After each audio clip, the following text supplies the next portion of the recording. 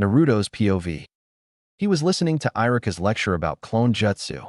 Despite popular belief, he did listen to his sensei. It was everyone treating him like a monster that made him act out. All he wanted was to have a family, or even just a single friend. His head came up when the bell rang, signaling the end of class. With a sigh, he stood up and left the classroom, ignoring all the other kids that were happy to be going home. How could he feel the same happiness as the others when he had no one waiting at home for him? He had given up on trusting adults. All it brought him was pain. Even Iruka-sensei. They all thought he was a monster, but he would prove them wrong by becoming Hokage one day. He made his way down the streets, trying his best to ignore the whispers that followed him. Stupid villagers, he would show them. One day, he made his way out of town, heading to the abandoned training grounds just outside of the village. No one was supposed to be there, but then again, no one went out to check either. He took a seat on the ground in a meditation state. He focused on his chakra, looking to find his chakra center. After a few moments, he found it, and just like every other day, he was overwhelmed by the sheer amount of chakra he had. It was obvious even to him that it wasn't normal for someone his age to have this amount of chakra. He wished he had less chakra because it was the reason he had problems doing certain jutsus, specifically clone jutsu. He spent his afternoons trying to learn chakra control, but had too little information on how. He needed a teacher, one that wouldn't judge him like everyone else. A rustling drew his attention away from trying to control the enormous amount of chakra he had. He jumped to his feet, drawing a kunai from his pocket, ready to defend himself. Instead of a fellow student that bullied him regularly was a man. This man was in a Jonin outfit with a sword on his back. Naruto relaxed slightly upon spying the hidden leaf headband. This man was a hidden leaf ninja. Upon seeing the blonde-haired boy, the Jonin blinked in surprise as if not expecting someone to be there. He muttered, coughing like he was sick. I did not expect someone else to be using my training grounds. Naruto blinked in surprise, then the words hit him. This wasn't an abandoned training ground, this man used them. Naruto stood and said, hoping he could get away without getting attacked. I'm sorry for disturbing you. I'll go now. Naruto went to leave only for the man to stop him. The man gave him a searching look as he asked, "Who are you? I don't mind that you have been using these training grounds." Naruto blinked in surprise, the whispered, knowing that as soon as the man heard his name, he would hate him too. Uzumaki, Naruto, sir. The man's eyes widened in surprise, and Naruto flinched away as the man came closer. The man stopped watching him with a strange look on his face. He stuck his hand out for Naruto to shake and said, "Hey, Gecko, you look on the skinny side, kid. Want to get something to eat?" Naruto's head came up at the mention of food. He only had a few coins and packages of instant ramen left with 2 weeks until he got more money. He hung his head in shame as he said, "I don't have enough money to buy anything else right now." Hayate's eyes widened with righteous anger that Naruto didn't understand. He took another step away from him in fear. Hayate's eyes then softened, his anger bleeding away. He said after a moment, "I'll pay for it. No child should ever go without a meal." Naruto's eyes filled with tears as he nodded. For the first time in his 12 years, someone actually cared for him. For the first time, someone saw him as more than just a demon. Iruka's POV. He sighed as he finished grading his class's papers. He had been surprised when he reached Uzumaki Naruto's paper. The young boy had not only done the work, but had done it correctly. If this was the first time, he would have thought the boy was cheating, but now it was the fourth. He could no longer hide behind the fact that Naruto was working hard to improve his grades. Maybe he should offer tutoring for his practical aspects that Naruto was still struggling in. With those thoughts, he left the school and went to head home for the evening. On his way home, he saw a sight that was almost impossible. Gecko was walking side by side with Naruto, who seemed happy and nervous about being near the older ninja. Naruto saw Iruka, and the happy look fell from his face as if he thought Iruka would take him away from Hate. As if sensing the change in the boy, Hate followed his gaze, his eyes narrowing when they landed on Iruka. He bent down and whispered something to the boy, and Naruto looked up, searching Hayate's face before running into the ramen shop. Hayate walked up to Iruka and grabbed him by the arm, forcing them into an alley. He asked angrily, "Iruka, how could you treat a child like that? One as innocent as Naruto." Iruka's POV. He stumbled into his apartment, the words of Hayate, Gecko ringing through his mind. The man had been gone from the village for almost 2 years on a mission for the Hokage. Now the man had returned, and he immediately started looking after the holder of the demon fox. He was angered at the way the villagers treated Naruto, and Iruka was no better. Hayate's words would likely haunt him for a long time. Flashback. Iruka gaped at the man. He had never seen the man angry like this. After a few moments, he realized that Hayate was right. He had no right to treat Naruto like he and everyone else did. Everyone but Hayate. The man realized that Naruto was just a child, one that didn't understand why everyone hated him. Iruka bowed his head and said, "I'm sorry. You're right." Hayate seemed to be taken aback by the sudden apology. His face quickly became a mask again as he said, "It's not me that you should be apologizing to." End of flashback. Tomorrow would be a new day. Tomorrow he was going to offer Naruto extra tutoring so that he could pass his practical examination for the Jonin exams. He would try to make up the injustice that he had done to the boy. The next morning, he arrived early to the school like normal and found to his surprise Naruto in the yard. He was focusing his chakra like he was going to use clone jutsu. The boy was focusing too much chakra for this jutsu. Naruto said, "Clone jutsu." Sure enough, Iruka was right. Too much chakra caused the jutsu to produce an unusable clone. The frustration was clear on Naruto's face, as was the sadness that he once again failed on a basic jutsu. Iruka stepped put so that Naruto could see him, and the boy started in surprise. Naruto looked for a way out, but Iruka blocked the only exit. Iruka said, moving so that Naruto could leave if he wanted to, "You're using too much chakra, Naruto. That is why you are unable to use clone jutsu. I can help you if you like." He could see the suspicion in Naruto's eyes. They were like a puppy who had been kicked while he was down one too many times. Naruto said, looking away in anger, "You just want me to trust you so that you will talk behind my back. Everyone in the village is the same." Naruto moved to go around him and leave only to be stopped when Iruka said, "Naruto, I'm sorry. You are right. I have treated you unfairly ever since you were moved into my class, and I was wrong." The blue eyes met his, and he could see the tears filling them. Naruto said, trying to sound stronger than he felt, I would like that, Iruka-sensei." Iruka said, smiling kindly, "Okay then, Naruto. Let's meet here every morning an hour before classes starting tomorrow." While there was still suspicion in Naruto's eyes, he could see the eagerness in them as well. Iruka said, "I noticed your written work is much better than it was before. I'm sorry for accusing you of cheating before." Naruto with a nod replied, "I understand, sensei. I never tried before, but if I want to be Hokage, I have to make good grades." Right. That surprised Iruka. He had heard Naruto proclaim that it was his goal to be Hokage, but he never thought the kid had a chance. Now he was realizing everything he thought he knew about the kid was wrong. He said, "Yes. Keep up the good work, Naruto. I'll see you in class." Naruto grinned and ran out of the small training ground, heading back to who knew where. He was looking forward to his classes more now. Naruto's POV. He couldn't believe it. Not only was he getting 3 meals a day thanks to the help from Hayate Sensei, but he was getting tutoring from Iruka Sensei. Maybe things would turn around for him. His more cynical side told him that he shouldn't put too much faith in these two ninjas. So for the moment, he would have to wait and watch to be sure they wouldn't turn on him. He passed by the park where there were a bunch of smaller children playing. He slowed his walk when he spied someone down by the river on the other side. It was only a few days ago that he had sat there feeling lonely. He moved over to sit down in the grass. He still felt lonely, but it didn't hurt near as much as it could have. He lay there for about an hour before he left to head to the school. Several of his classmates were playing together in the yard, and they all got disgusted looks when he passed. Just like their parents, they thought he was a demon. Why did everyone think that? He was just a kid. All he wanted was a friend. He was the first one to enter the classroom. He sat right in the front row and took out his notes for the class. Iruka Sensei was the next to enter the room with an armful of papers. He gave Naruto an approving nod, the first he ever received, and it made Naruto's chest tighten. After a few more moments, the rest of the class filed in. Hinata Hyuga took her usual seat on the opposite side of him and gave him a shy smile.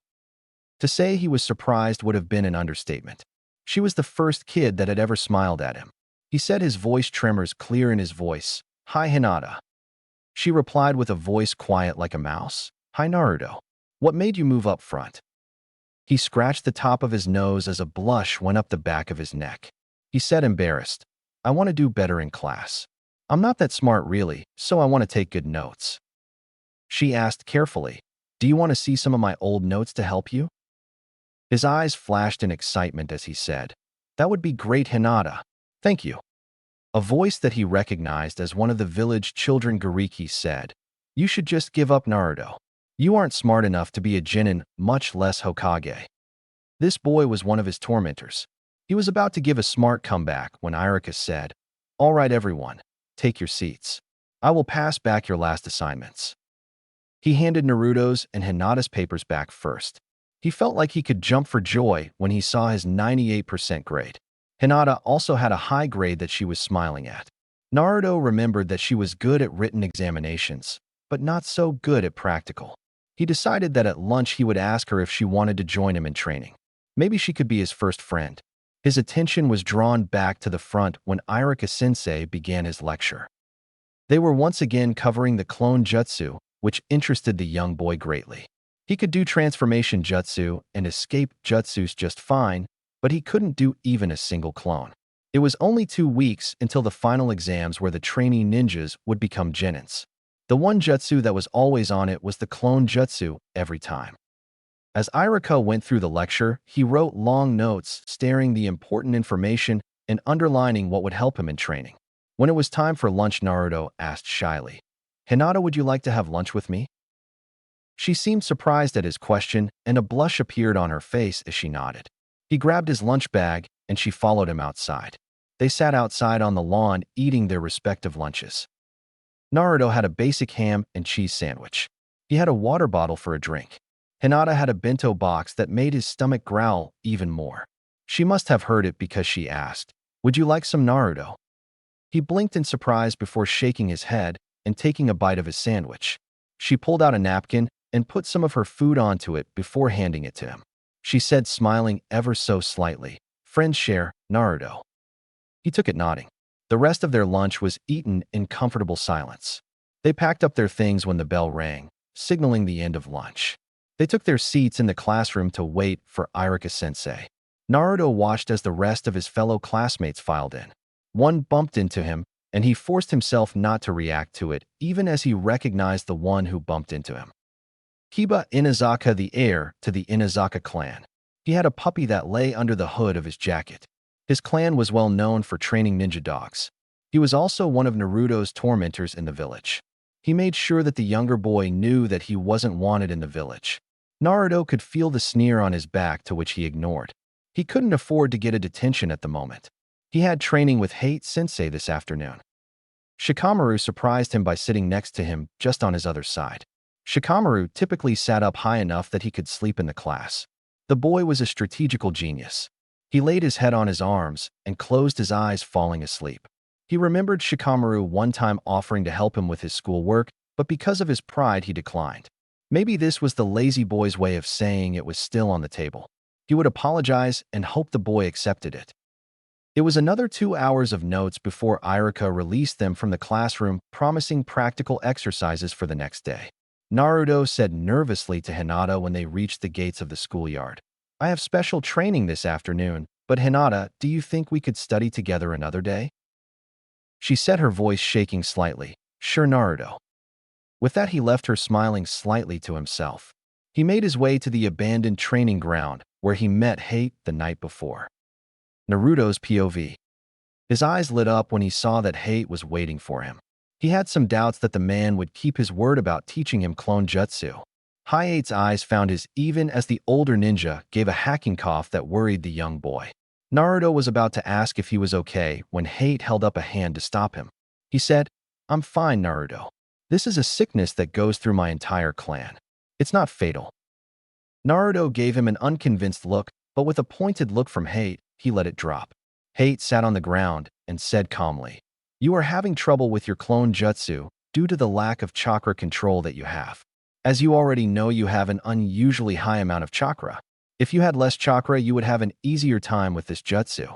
So I will teach you the first of 2 ways to learn chakra control. Tree climbing using only your feet is the first way. Naruto had seen some of the older ninjas do this in the village when they needed to climb something. Hayate said once he saw the recognition in the boy's eyes. You have to have even and equal and even amount of chakra to climb the trees. I want you to use a kunai to mark where you climb up to. When you get to the top, come find me." He nodded, then the last sentence hit him. Wait, what? Before he could argue with the man, he was gone. With a sad sigh, he stood and looked at the tree. He pulled a kunai from his pouch. He focused on evening the chakra in his feet and moved to walk up the side of the tree. He made it up about 2 steps before he fell back down on his back. He whimpered and rubbed his back where he had landed. This wasn't going to be easy. He tried again and was able to stay on the tree this time. To make it 3 steps, he fell and hit his back on the ground again after he sliced at the trunk of the tree. He growled angrily and sat up. What the hell was he doing wrong? A deep rumbling chuckle sent him scrambling to his feet, looking for whoever had intruded on his training ground.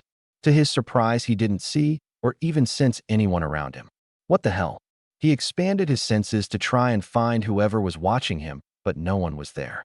He was alone. He decided he could continue this later. He didn't want whoever had been watching him to come back and catch him unawares. He made his way to the village. The village was teeming with people by this point. Many of the adults were going home and parents picking up their children. A flash of jealousy went through Naruto, but he pushed it down for the moment. It took him about 10 minutes to reach his apartment and then to fix himself a sandwich for dinner. He made his way out onto the ledge, taking a small bite of his sandwich. The sun was starting to set, and the light was fading. He could spy several villagers pointing up to his building and arguing about something. He wondered if they were going to argue with his building manager again. Every few months a villager would try to get him out of the building he was living in, and it wasn't until the Hokage stepped and did it slow. He wasn't close enough to hear what they were saying, but the angry movements were enough. He went back inside to finish eating. When he was finished eating, he started reading on chakra control. It wasn't long before he fell asleep reading the scrolls.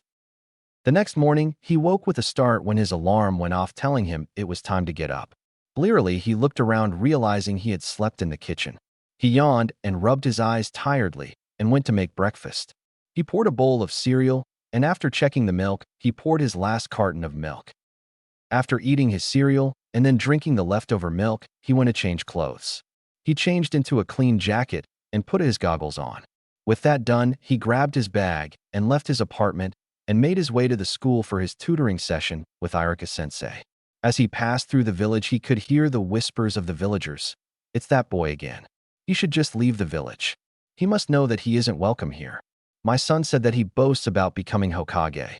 Can you believe that a thing like him? Hokage. An angry blush crept up his face as he bent his head down and increased his speed. He wasn't a thing. He was Naruto Uzumaki, a trainee ninja. Tears filled his eyes. All he wanted was to have a family or even a friend. In his anger and hurt, he almost ran right past the school. He stopped himself just in time, and he turned into the schoolyard only to find it empty. His heart hurt at that. Where was Iruka sensei? Did he forget that he promised to tutor Naruto? Or did he think that he was a monster just like everyone else? He put his bag on the ground by the tree and sat in the grass next to it to focus on his meditation. In the scroll he had been reading the night before, he read that meditation helped with chakra control. His breathing slowed as he slowly went deeper and deeper into the meditative state. He had an uneasy feeling as if something was wrong. He opened his eyes to find himself in a strange room. What the hell? A deep rumbling shook the room as he tried to stand. Once he gained his feet, he noticed a black smoke-like thing making its way to him. An unfamiliar voice said, and he could hear the amusement in its voice. So you finally reached the cage, Uzumaki Naruto. He searched for the source of the voice, but the only thing in the room was the black smoke-like being. He asked, carefully stoic, "What are you?" It laughed, and the force of it knocked him off of his feet. He quickly regained his feet. He glared at the black smoke. What the hell was this thing? Why did it feel so familiar?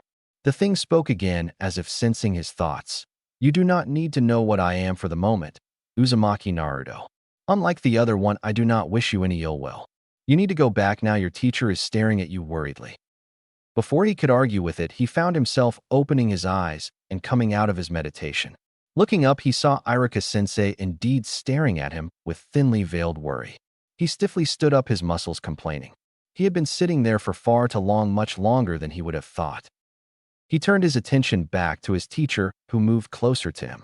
He folded his arms across his chest, his jaw working in anger as he said, "You promised to tutor me, and you weren't here. Iruka blinked in surprise, as if he wasn't expecting Naruto's anger. He said, Naruto, I did not forget. I was just running a few minutes behind. Why were you meditating? Naruto uncrossed his arms, relaxing slightly, but suspicion still darkening his blue eyes. Naruto said, rubbing the back of his head nervously. I read in a scroll that meditating will help with chakra control. Hayate Sensei said that is why I am unable to use clone jutsu. I have too much chakra and too little control. Recognition flared in Iruka's eyes as he understood what it meant. Iruka asked, what else have you been doing for chakra control? Naruto said, embarrassed. Tree climbing using only my feet and chakra. What? Iruka was shocked that he was doing tree climbing. Iruka said, Naruto, you don't usually learn that technique until after your first 6 months or so as a genin. It is very advanced for you. That sent his blood boiling. His teacher didn't believe he could do it just because it was an advanced technique. He had to learn it so that he could perform clone jutsu. Iruka was speaking again, and he only caught the last bit. So, I think you should be trying this technique without supervision. He growled angrily and shouted, I'll prove you wrong, sensei. I won't come back to class until after I master the tree climbing technique. Before his sensei could react, he ran off away from the school. He was going to spend the days out in his training grounds. It hurt to think that his teacher didn't believe in him, but he couldn't let it show. No one could know how much it hurt him. He would show them. He would prove that Hayate's faith in him wasn't misplaced. Hayate's POV. He gave a painful cough as he left the Hokage's office for the morning. The old man didn't really approve of him taking Naruto under his wing. When he reminded the old man that Naruto was ignored at best and hated at worst by the villagers, he consented.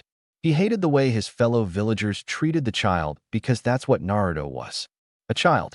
He was not a demon that everyone saw him as. He made his way to the school to make sure that Naruto was attending his classes as he should. What he found was that Naruto was not in class as he should be. Damn, if the boy wanted to be a ninja, he would have to go to class. He would find Naruto and return him to class. His first stop was Naruto's apartment, only to find it empty. He did a quick look around to find several scrolls on chakra control. He smiled faintly. Naruto was taking his studies seriously at least, but where was the wayward child? He decided to go to the training grounds, hoping Naruto had just lost track of time.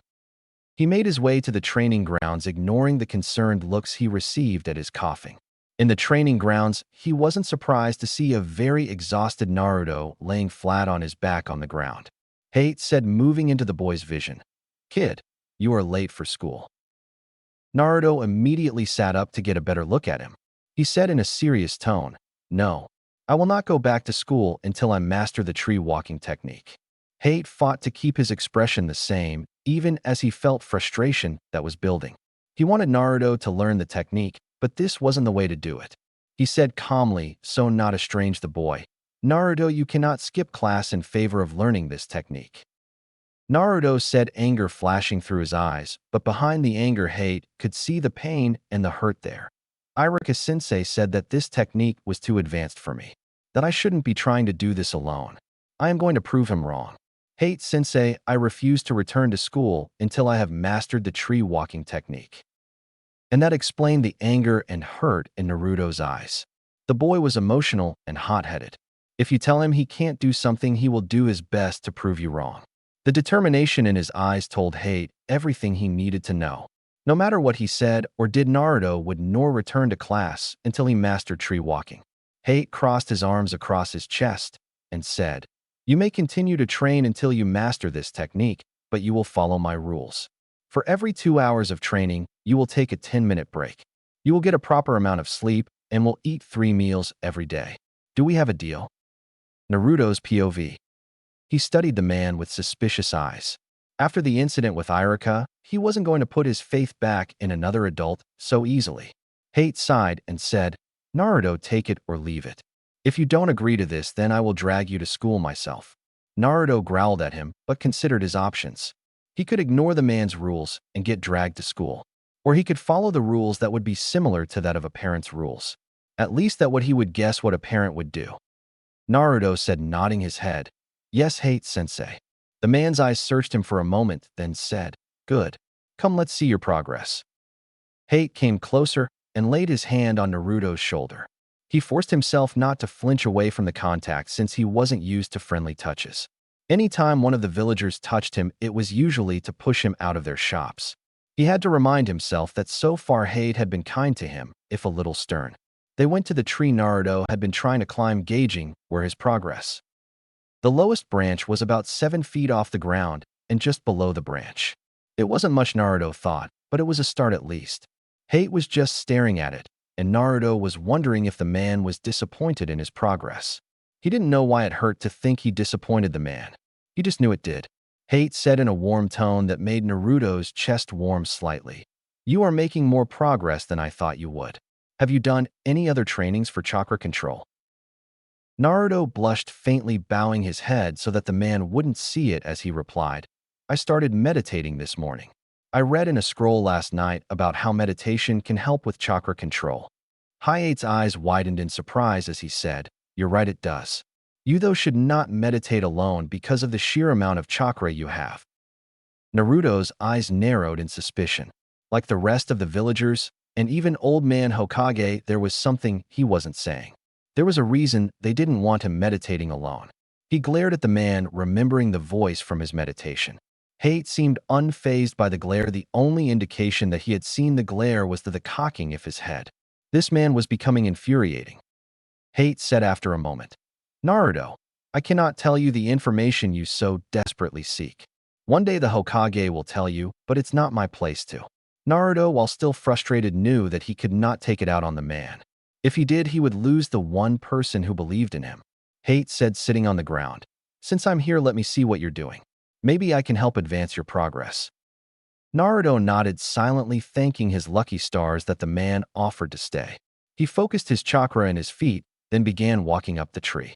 He struggled to keep an exact and equal amount of chakra in his feet as he passed his previous mark.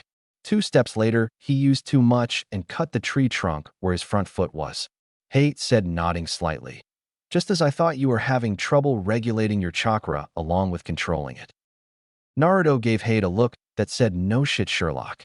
The glare he received in return caused him to flinch away. He looked away, ready for the yelling to start. Instead, a pair of shoes appeared in his vision, and a warm hand gently brought his chin up so that he was looking Hayate in the eyes. Naruto immediately averted his eyes. This man was so different from all other villagers.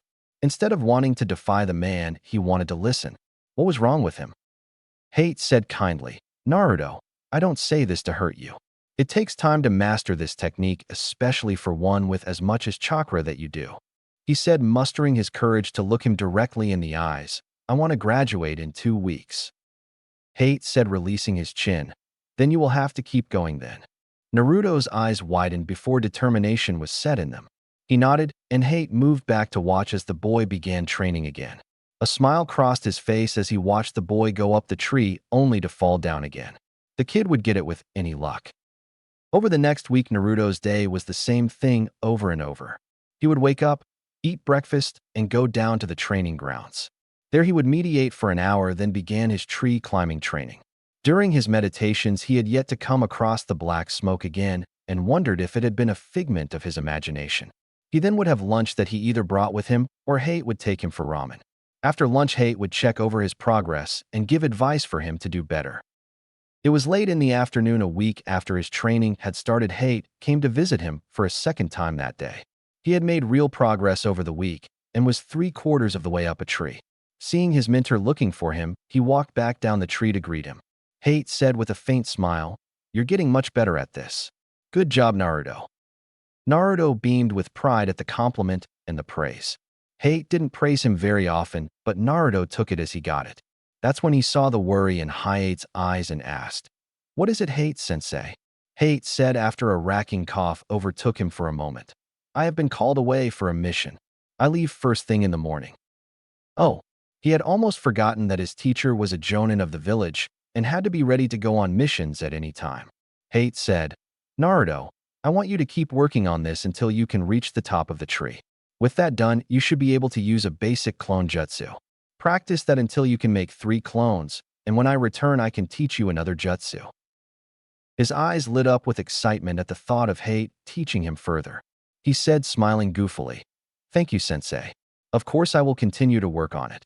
Hate nodded as he said, "Come on, kid. Let's go get some ramen one more time before I leave." Naruto excitedly followed Hate back to the village into the small ramen shop. The owner smiled when they walked in and said, "Good evening, Hate, Naruto." Naruto smiled and said, "Good evening, sir." Hate ordered their usual, and when they began eating, he pulled out a scroll. He said, handing it to Naruto, "When you are able to use clone jutsu, study this. Do not try to use this technique until I return. This jutsu, Naruto, is well beyond the Jonin level." Hayate's eyes held a very serious look. Naruto took the scroll and said, "I won't, sensei." He nodded, eating some of his ramen. Naruto watched him closely, sensing his mentor was lost in his own thoughts. He had to wonder if it was the mission he would be leaving on. Naruto, while curious, knew better than to ask. Hate wasn't one to reveal what kind of missions he had been on. When they finished their dinner, Hate said, walking him back to his apartment, "Be good, Naruto. When you finish your tree climbing training, do go back to school." Naruto grit his teeth at the thought of returning to the school. Hate said, noticing the way the boy redacted, "Naruto, you need to finish the last week of classes so that you can take your Jonin exams. If you want to be a Jonin, then you will need to return at least by Monday." At last, as they reached his door to his apartment, Naruto nodded. He would reluctantly return to his school on Monday. Hate said, "Naruto, I will see you in a few weeks. Be good." Naruto grinned and said, making the promise, "When you get back, I'll be a Jonin. I will pass my Jonin exams." Naruto's POV. Over the weekend, he spent more time at the training grounds than he had been in the previous week. Naruto was determined to master the tree walking technique before Monday. By early Sunday morning, he had passed out in the grass from overuse of chakra. When he awoke, he stood shakily as he moved to check his progress. He almost made it to the top of the tree and was only a few tries away from it. He wanted to keep training, but he knew he was at his limit, and if he continued to push it, he would pass out again. With a pained groan, he decided it would be best for him to go home for the time being. Naruto made his way through the village, ignoring the looks of disgust and fear he received as he went through. These people would never change until he proved himself. He would show that he wasn't just some kid that got in the way or just in trouble all the time. When he reached his apartment, he almost collapsed again from exhaustion. He leaned heavily on the wall as he unlocked the door. "Damn, I overdid it. I guess this was why Hate Sensei insisted I take regular breaks," he thought. Ignoring the kitchen, he went right for his bedroom and barely made it to the bed before he collapsed. The world slowly went dark as he lay on the bed. When he woke again, it was mid-afternoon, and he was extremely hungry. He stood carefully checking his balance to be sure that he wasn't about to collapse again. When he was sure he was strong enough to move about, he made his way to the kitchen. He made a late lunch of a grilled cheese and milk. He was halfway through his sandwich when a knock came at his door.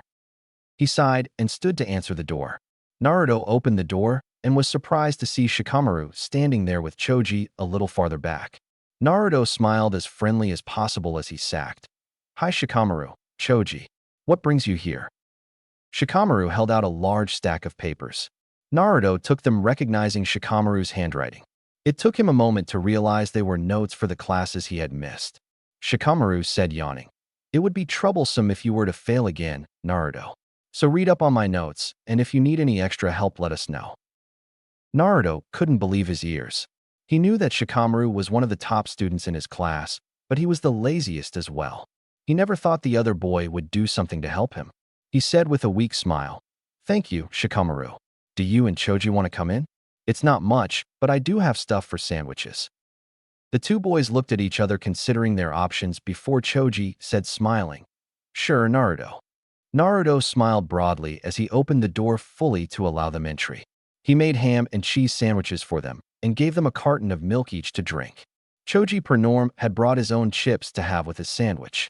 Shikamaru took time to look around his apartment while he finished off his sandwich.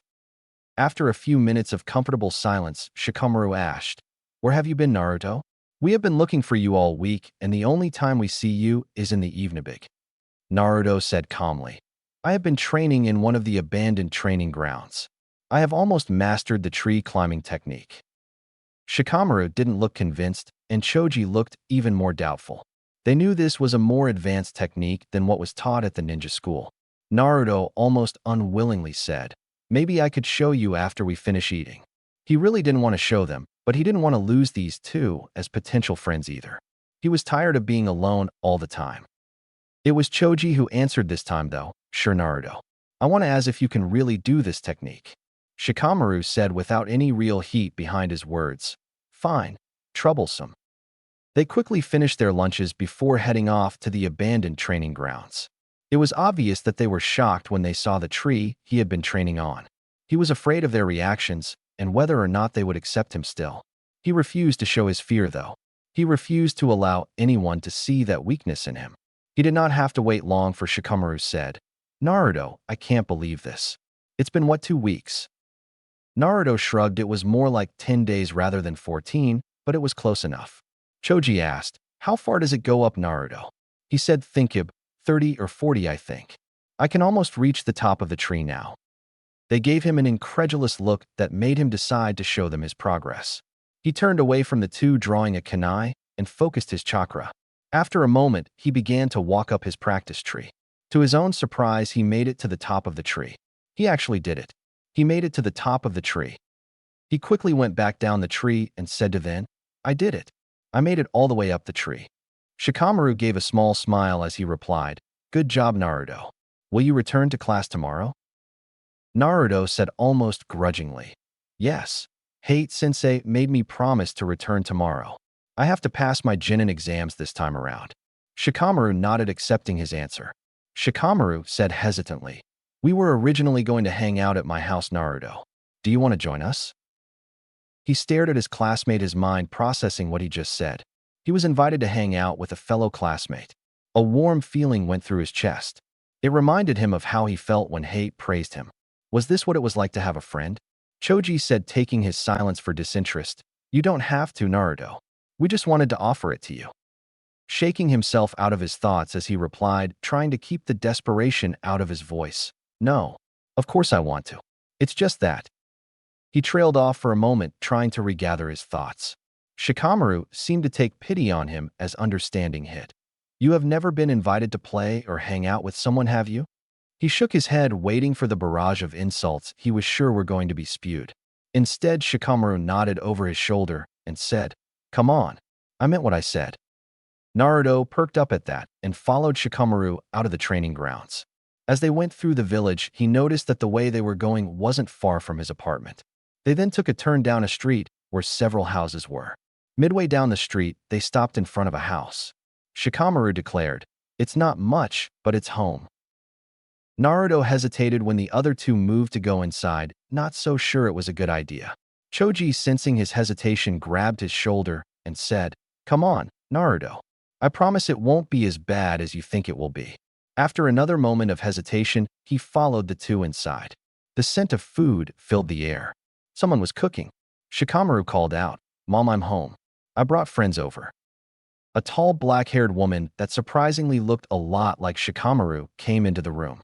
Her eyes found him nearly immediately, and they narrowed in suspicion. He gulped nervously, but Shikamaru came to his aid. Mom, this is Naruto, he's my friend. Naruto, this is my mom. Naruto said, giving her a friendly smile.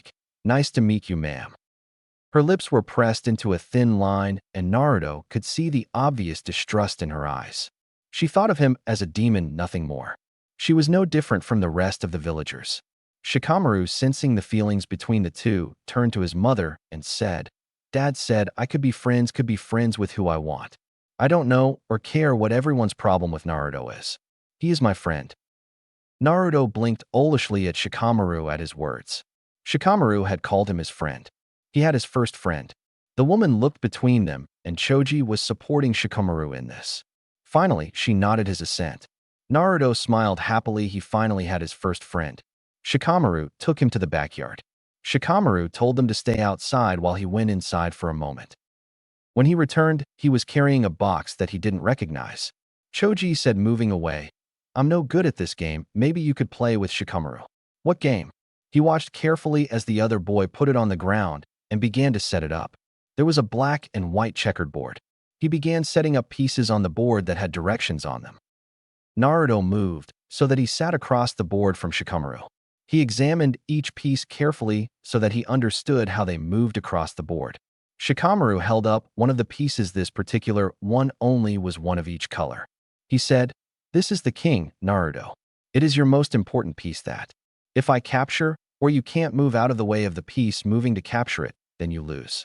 You have to watch for other pieces trying to get you in checkmate as well. The goal is to take out my king." He went into a long explanation that Naruto took notes over. He would do his best, but even he had heard of the Nara's prowess in tactics. They started a game, and at first Naruto thought he was doing well. He had taken a few of Shikamaru's pieces, but he could see the other boy was beginning to corner him. After about 10 minutes into the game, Shikamaru said calmly, "Check." He checked over the board and realized that not only was he in check, but he had no way out of it. He said seriously, "Mate." Shikamaru nodded and said, beginning to reset the board, "You did better than I thought you would. Want to play again?" Naruto nodded and asked in the same seriousness, "Yeah, but this time can you show me and explain the moves for me?" For the first time since they had met, Shikamaru's eyes seemed to light up with excitement. They continued to play game after game with Shikamaru telling him different strategies and counter-strategies. It didn't take long for Naruto to not only pick up on the game, but to formulate his own strategies. About 2 hours after he arrived, the door to the house opened. This time it was a man that looked even more like Shikamaru than his mother. His eyes narrowed when he saw Naruto looking between him and his son. Shikamaru stood up and said, "Dad, this is my friend Naruto." "Naruto, my dad." Naruto stood and stuck out his hand as he sawed. "Nice to meet you, sir." He didn't like speaking stiffly, but if he didn't, the older man might treat him like the others did. The man seemed to consider him for a moment before shaking his hand. The man said, "Well met, Uzumaki Naruto. Will you be staying for dinner?" "Oh, that's right, it wasn't long before most people are together." Naruto said, shaking his head. "No, sir. I wouldn't want to overstay my welcome." The man said, considering him again, "Maybe next time then." Naruto nodded, slightly disheartened that no one insisted he stay. He turned to his friend, but it was Shikamaru who said, "See you tomorrow, Naruto. You better be in class or Iruka sensei will send Kiba after you." Naruto snorted in amusement as he left to head back home. He could see once again the anger and disgust of the villagers. They all made a hole for him, but he could hear the whispers. His head came up when a familiar voice called out, "Naruto, wait up." He turned ever so slightly to see Iruka sensei making his way over to him. And the day had been going so well too. With a sigh, he slowed his pace so that the man could catch up. Iruka quickly caught up to him and matched his pace as he continued down the street.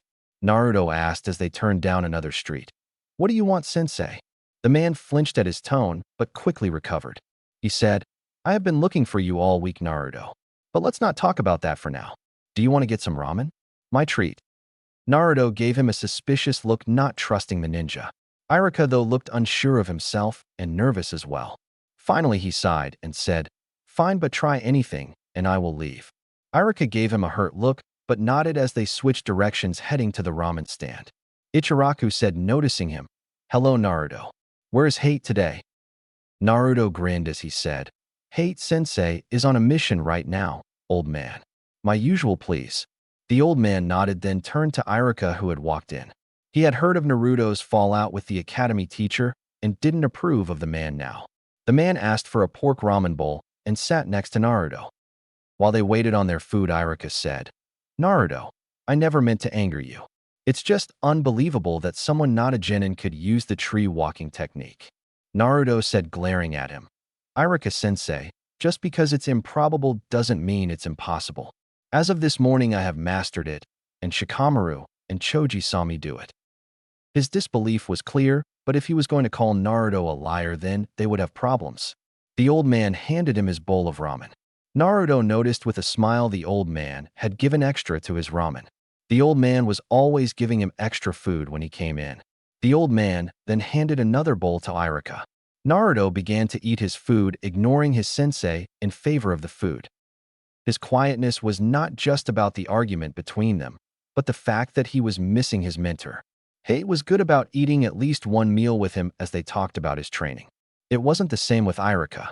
Iruka said after a bite of his ramen, "Naruto, you have to return to class tomorrow." Naruto looked up at the man coming out of his thoughts.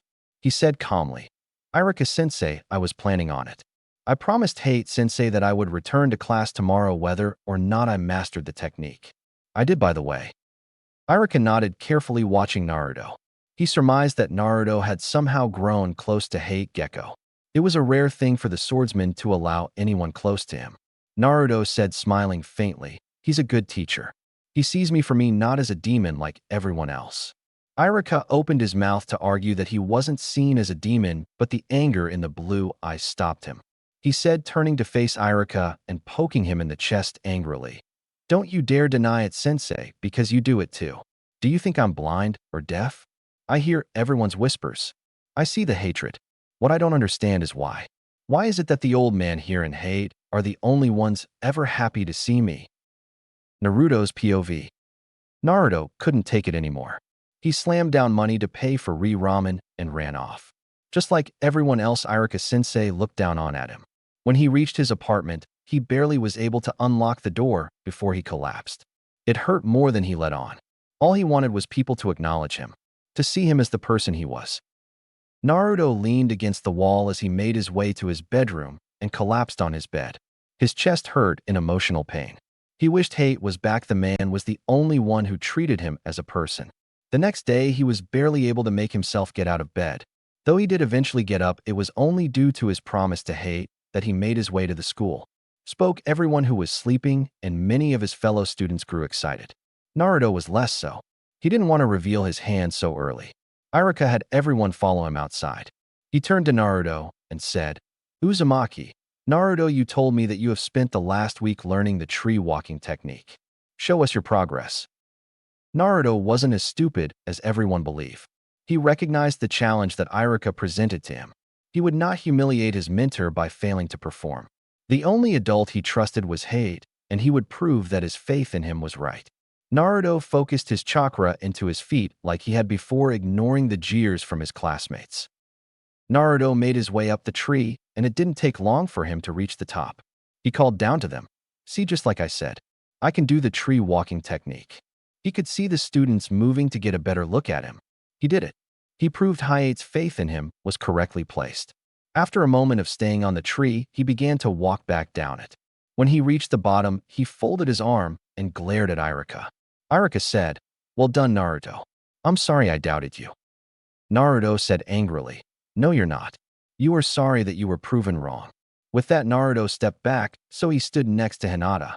Iruka looked angry for a moment, but then understanding lit up his eyes. Iruka turned his attention away from Naruto to the rest of the class. Iruka said in lecture mode, "Today we will be practicing the clone jutsu. Get in groups of 2s and 3s. Hinata, Shikamaru, and Naruto paired with each other." Naruto said, taking a deep breath, "I'll go first. This will be the first time in over a week that I will try this jutsu." The other two nodded, taking a couple of steps back to give him some space. Naruto focused his chakra, working more on control than on the amount of chakra. He said, hoping that for once this jutsu would work, "Clone jutsu." He looked next to him and was surprised to find a single clone standing there. It looked like an exact replica of him. If he used it in combat, it could have worked. It wasn't enough to pass the Jonin exam, though. Naruto needed to make 3 successful clones to pass his exam. This was a start, though, and it was much better than before he began the tree walking exercise. Iruka came over to examine his clone. Naruto waited for the man to finish and was surprised when he said, "Good job, Naruto. I see the control exercises are paying off."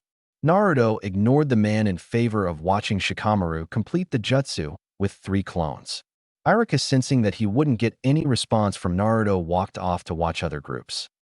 Hinata said after her turn, "Naruto, you are still using too much. Is a basic technique, you don't need to use a whole lot." Naruto cocked his head to the side, listening to Hinata as she gave him advice. Shikamaru gave a few pieces of advice as well offhandedly. After a few minutes, he tried again. This time, he was able to make 1 successful clone and 1 unsuccessful clone. Naruto growled in frustration before flopping down on the grass. He sat in a meditative stance, slowing his breathing. He could feel the chakra flow and how pure it felt. He delved deeper based on curiosity that he felt. He almost was knocked out of the meditation when he found himself in the strange room again.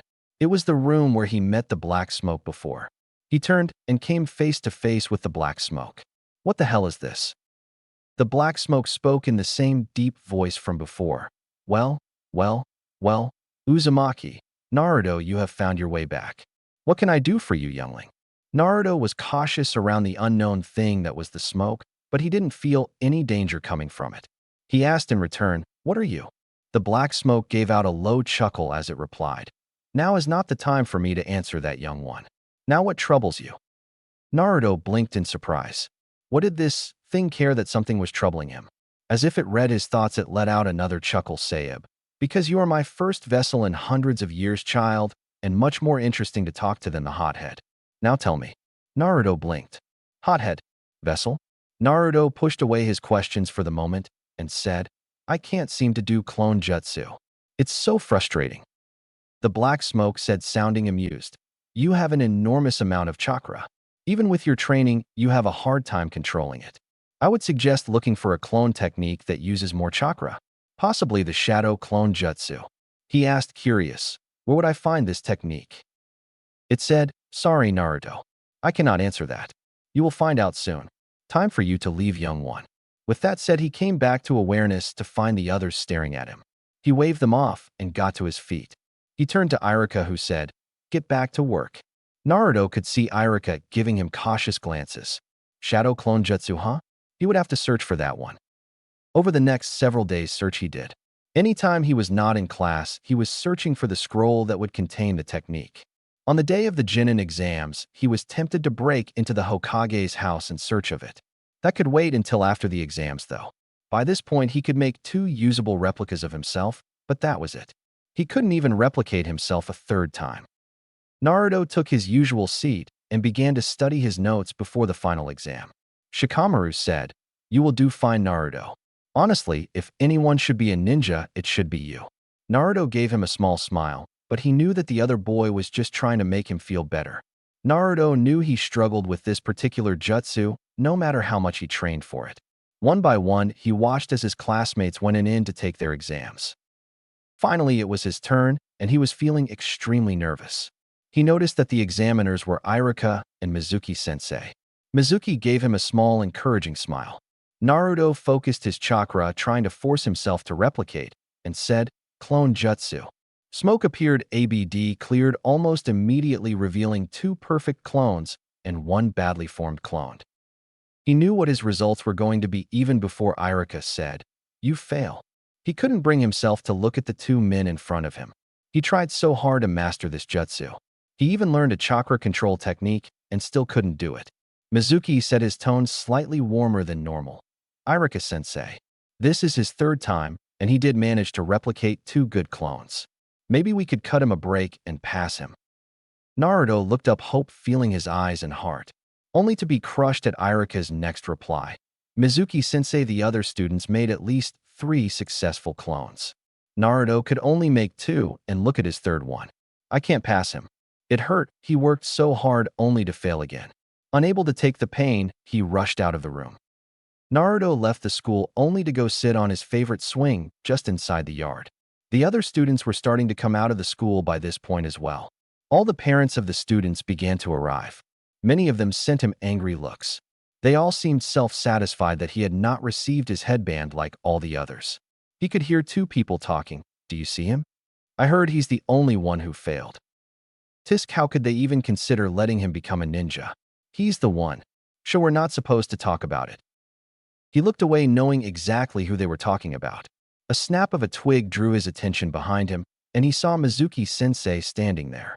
The man waved for Naruto to follow him. They went through the rain and up to one of the abandoned buildings. There they sat on the roof, watching as the sun began to set. Mizuki-sensei said knowingly, Iruka-sensei is tough, but he's not against you.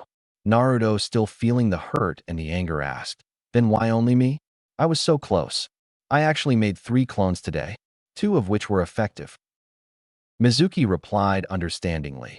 He wants you to be strong from the very bottom of his heart. But for you to be so, he can't go easy on you. Naruto said, his throat tightening. But this time I really wanted to graduate. The man chuckled as he said, then I guess I have to tell you. It's a secret, but I'll let you in on it. His eyes widened, and he turned to face the man. Mizuki said, Naruto, in Lord Hokage's house, there is a scroll. If you can master one technique on this scroll, they will let you graduate.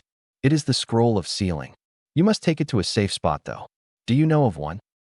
Naruto grinned as he said, Yes, I have one. The abandoned training grounds just outside of the village. I and one other ninja know about it. He is out on a mission, though. Mizuki said, nodding. Good go there. Hayate's POV. He limped his way into the village, only stopping for a moment to check in at the gates. The mission, while successful, had not been without scrifices. It was fairly late in the evening, and there were ninjas running around everywhere. What the hell is going on? Please tell me it's not the kid.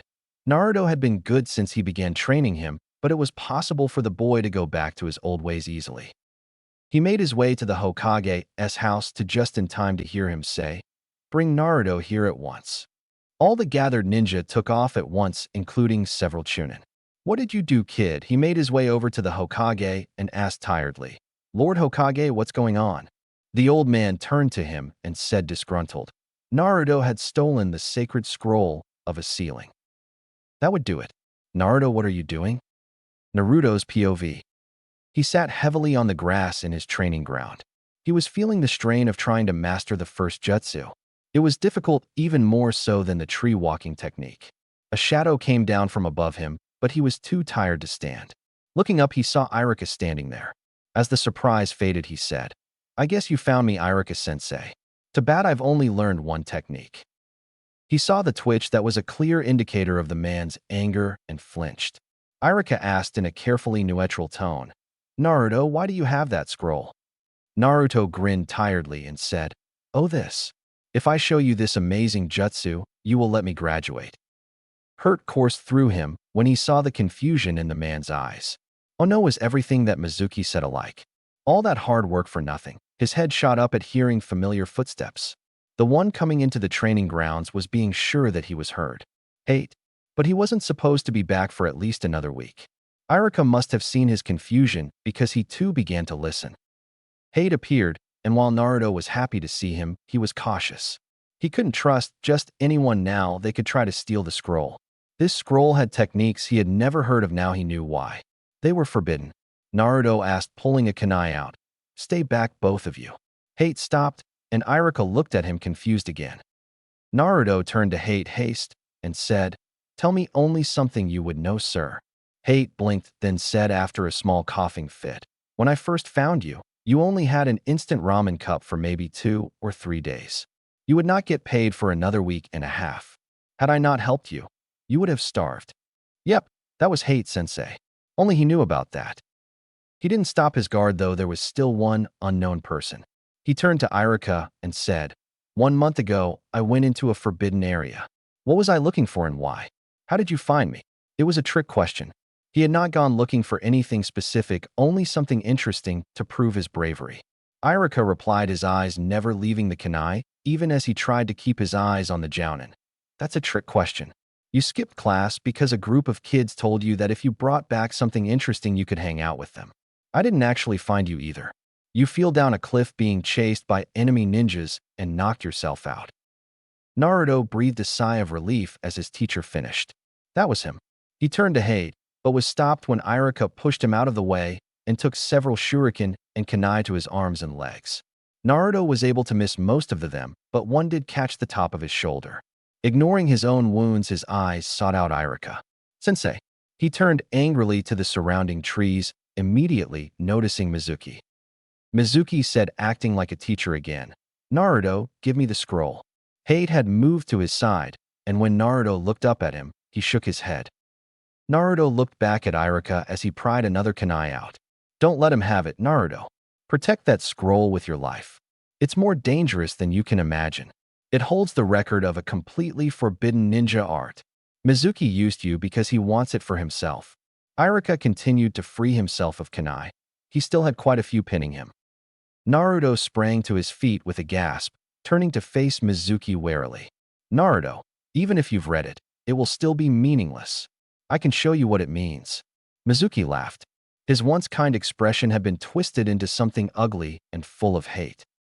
Screaming for Mizuki to shut up, Iruka continued freeing himself of kunai, hoping he would be fast enough for whatever Mizuki had planned.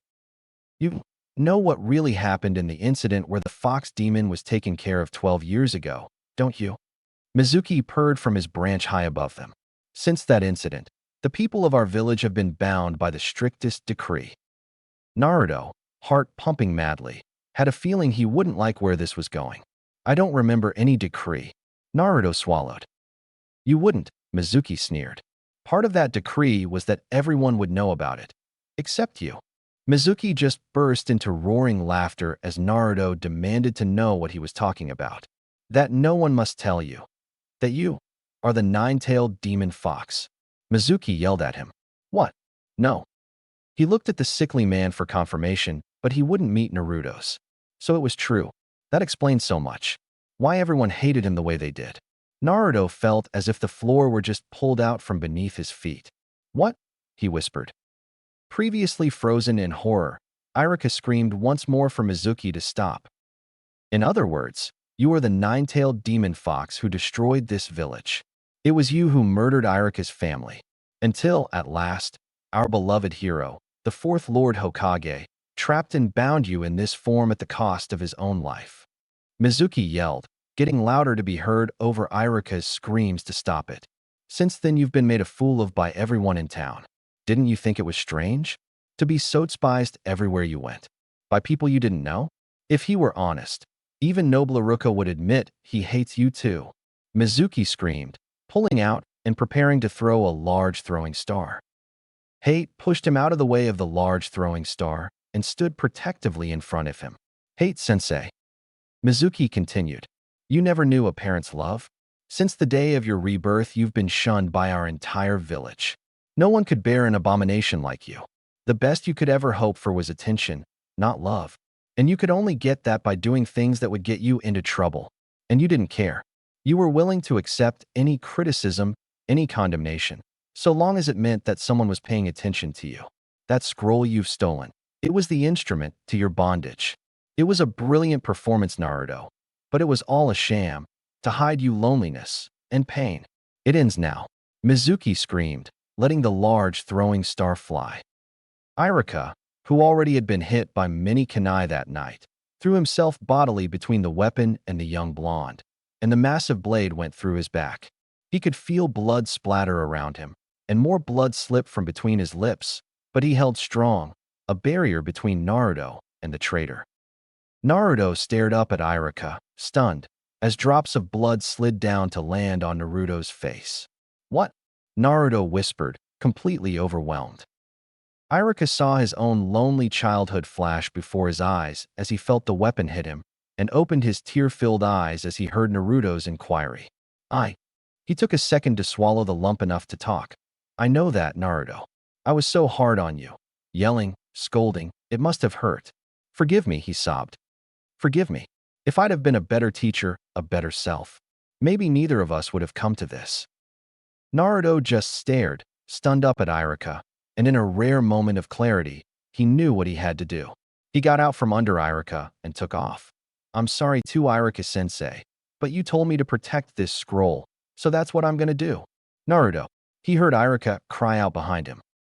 Naruto nodded ever so slightly to Hate, giving the man the information he needed. He was not betraying them by running away. He was going to protect the scroll like he was told. He ran off through the forest trying to find a place to hide. Half out of the forest, he is behind a tree after hearing rustling in the trees above him.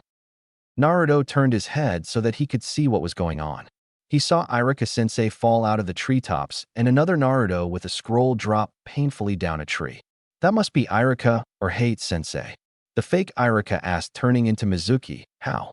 How did you know that I was not Iruka? The take Naruto returned to the original form as Iruka-sensei as he said, because I'm Iruka. Mizuki sneered at Iruka. I see. Mizuki began to laugh. So noble. Saving your parents' murderer. And for what? What happens if we let him live? Then maybe the scroll is safe from a complete scumbag, Iruka said. You're a fool. Naruto and I are two of a kind, Mizuki purred, and then smirked at Iruka's confused expression. I can use the scroll to achieve the same kind of limitless power. The demon within him hungers for that kind of strength. You were right to fear him. Despise him. Mizuki laughed. Naruto just looked down sadly, feeling his heart break again. So it's true. Iruka-sensei really holds me in contempt. Maybe I do hate the fox. Iruka proclaims proudly, catching Naruto's attention. But not Naruto. Not the boy. For him, I have nothing but respect. He's an excellent student. He works with all his might. But sometimes, even so, he's awkward, clumsy as screw-up. People have mocked and shunned him. And it's given him empathy. He knows what it is to be in pain. He gets back up no matter what's thrown at him. That boy is not your demon fox. Naruto had broken into silent sobs by this point. He is a citizen of Konohamaru village. Uzumaki Naruto. Naruto could feel the years flowing freely down his face. Someone finally acknowledged him. Someone finally cared for him. The next sentence, though, drove absolute fear through his heart. Well, Iruka, I had planned to save you till last. But sometimes things just don't turn out the way you plan, so? Pulling back on the second throwing star and aiming straight for the exhausted Iruka's chest, Mizuki prepared to let it fly. His aim was thrown way off kilter, however, because Naruto leapt out of the trees and kicked him hard in the chin just before he let the star go. The weapon embedded itself far up the tree and deep enough into not risk it coming down. Landing before Iruka, Naruto kept his attention focused firmly on Mizuki, not seeing the shocked look on Iruka's face as he stood between the Mizuki and his sensei. I will protect those precious to me. I have something to fight for beyond myself now. Mizuki staggered to his feet, still slightly stunned by the hit to his face. Naruto said, glaring at the man in a serious tone that he never used before. If you ever lay a hand on my sensei again, I'll kill you. Mizuki said angrily. Loud-mouthed brat. I'll kill you with one blow. Naruto said coldly. You can try, fool. Anything you do to me, I'll give back 1,000-fold. He brought his hands up in the hand seal that he needed. Time to show this fool what he could do. Mizuki, preparing to charge at him again, said, I would like to see you try Demon Fox. Using everything he had learned over the last 2 weeks, and that evening he said, Multi-Shadow Clone Jutsu. A moment later, both men stood there stunned at the sight of 1,000 Narutos standing there. Mizuki looked around himself wildly. What? How did he? What's the matter, tough guy? Come and get me. Numerous Narutos started in with the taunts, as Iruka stared at him, shocked. Mizuki whimpered pathetically before the herd of Narutos descended upon him. Amazing. He not only generated 1,000 bunshins, but made them solid, flesh and blood instead of shadowy illusion. That's the highest caliber shinobi art. I wouldn't be surprised if someday he really does turn out to be better than any Hokage who's come before. Lost in thought, Iruka conveniently missed Mizuki's screams of anguish as hundreds of pissed-off blonde genins beat the snot out of him. Hayate came in just at the end of the fight and stared dumbly at the shadow clones. Naruto smiled tiredly at the two senseis he respected and said, I got carried away just a little. Then he remembered that Iruka was injured and he rushed over to check the man. Most of wounds were superficial except the one on his back. Iruka said while Naruto began to try and patch up the wounds, Naruto, close your eyes. Huh. He gave the man a questioning look, but when he saw the serious look he did as he was told. After a few moments he asked impatiently, Iruka-sensei, can I look now? Iruka said finally, all right now. When Naruto opened his eyes, the first thing he noticed was that Iruka no longer had his headband on. Iruka also had his goggles in one hand. Iruka said, smiling widely, congratulations, you graduate. Naruto felt tears filling his eyes again, but this time they were in happiness. He could hear Iruka saying something else, but he wasn't listening. Naruto flung himself at the man and hugged him tightly. A hand on his shoulder made him look up to see a proud look on Hayate's face as well. He was no longer alone. He had two people that were precious to him. Naruto's POV. 2 days later, he awoke to a knock on his door. It was only 6 in the morning, so it made him cautious to find out who had come for a visit. He checked the peephole to find Hayate on the other side. He opened the door, smiling at the man. Hayate asked, coughing slightly, May I come in, Naruto?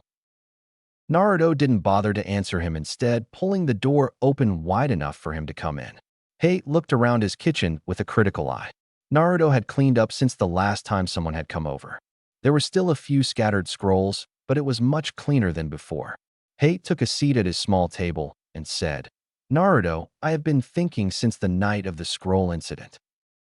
Naruto felt the blood drain from his face at the mention of that night. The night that he found out that he had the nine-tailed did inside him. Hate was going to tell him that he wanted nothing to do with him anymore. Naruto sat in the chair across from Hate, preparing for heartache. Hate sighed tiredly as he said, "Naruto, I'm not abandoning you. I came to see if you wanted me to continue to train you." He gave a harsh cough that worried Naruto, but the sickly man waved him off. That's when the words hit him, and Naruto asked in disbelief, "You want to train me, sensei?" Hate nodded and said, "Yes, cough. I can see your potential, but only if you want me to teach you." Naruto said with a giant smile, "Yes, sensei. I would be honored if you continued to teach me." Hate said, nodding, "Good. Naruto, if I am going to teach you to, it must be a secret. The Hokage doesn't exactly approve of my interest in you." He figured the man would say something like that.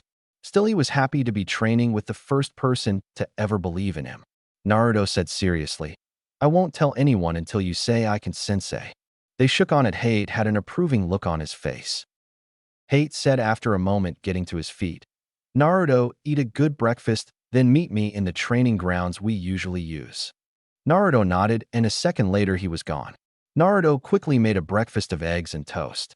He poured a glass of milk before quickly downing his food. With his food finished, and left his apartment.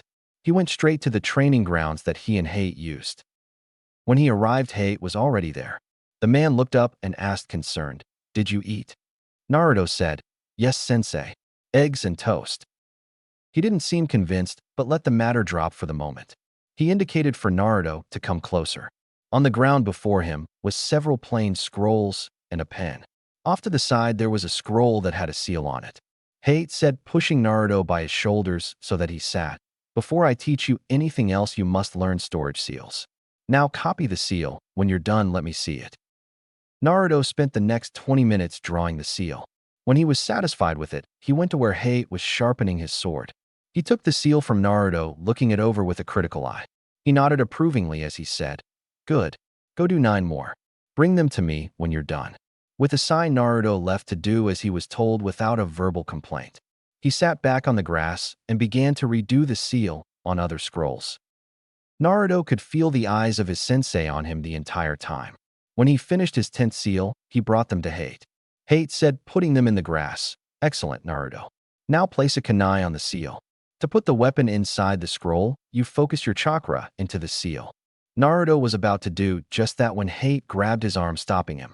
He said seriously, "Only a small amount, or it will explode."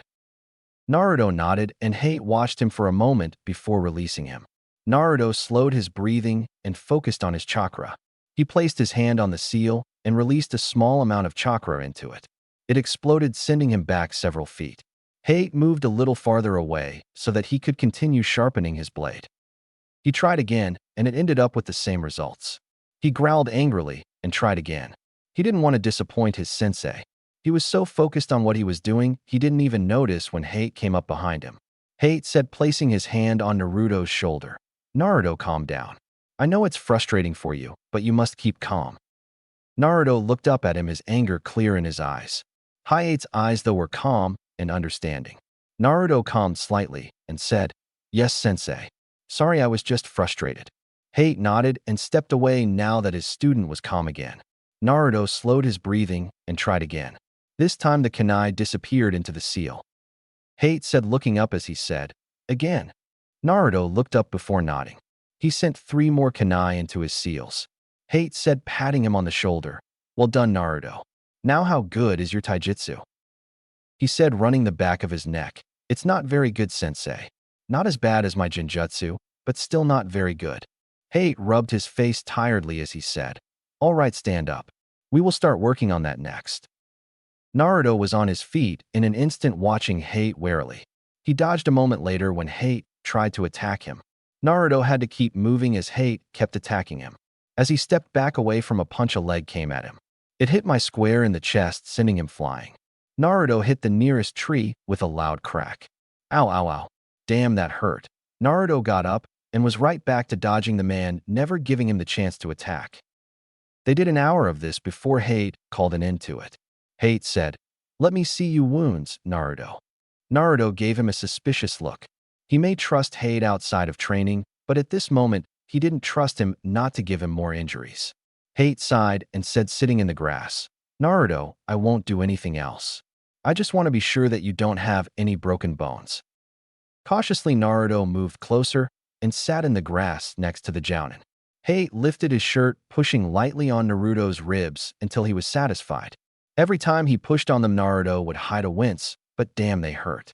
After a moment, Hayate said, "Good, they are not broken, just bruised." Once Hayate was sure he didn't have any broken bones, he went to one of the trees. He pulled out something from behind it.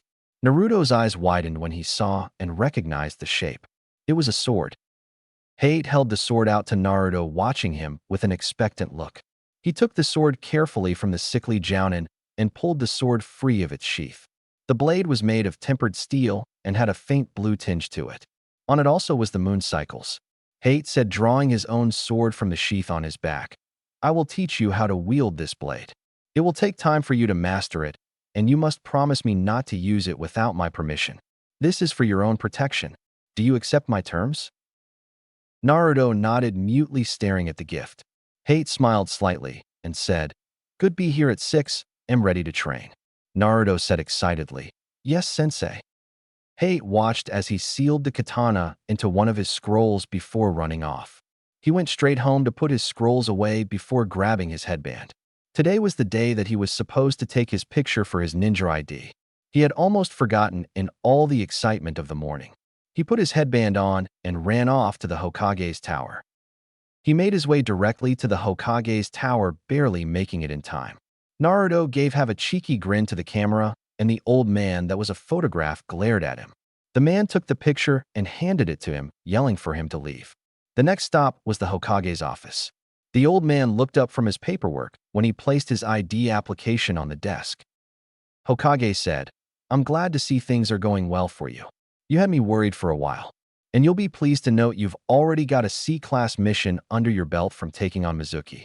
As he was a Chunin, he should have been far above a Genin's capabilities, even with another Chunin backing you up.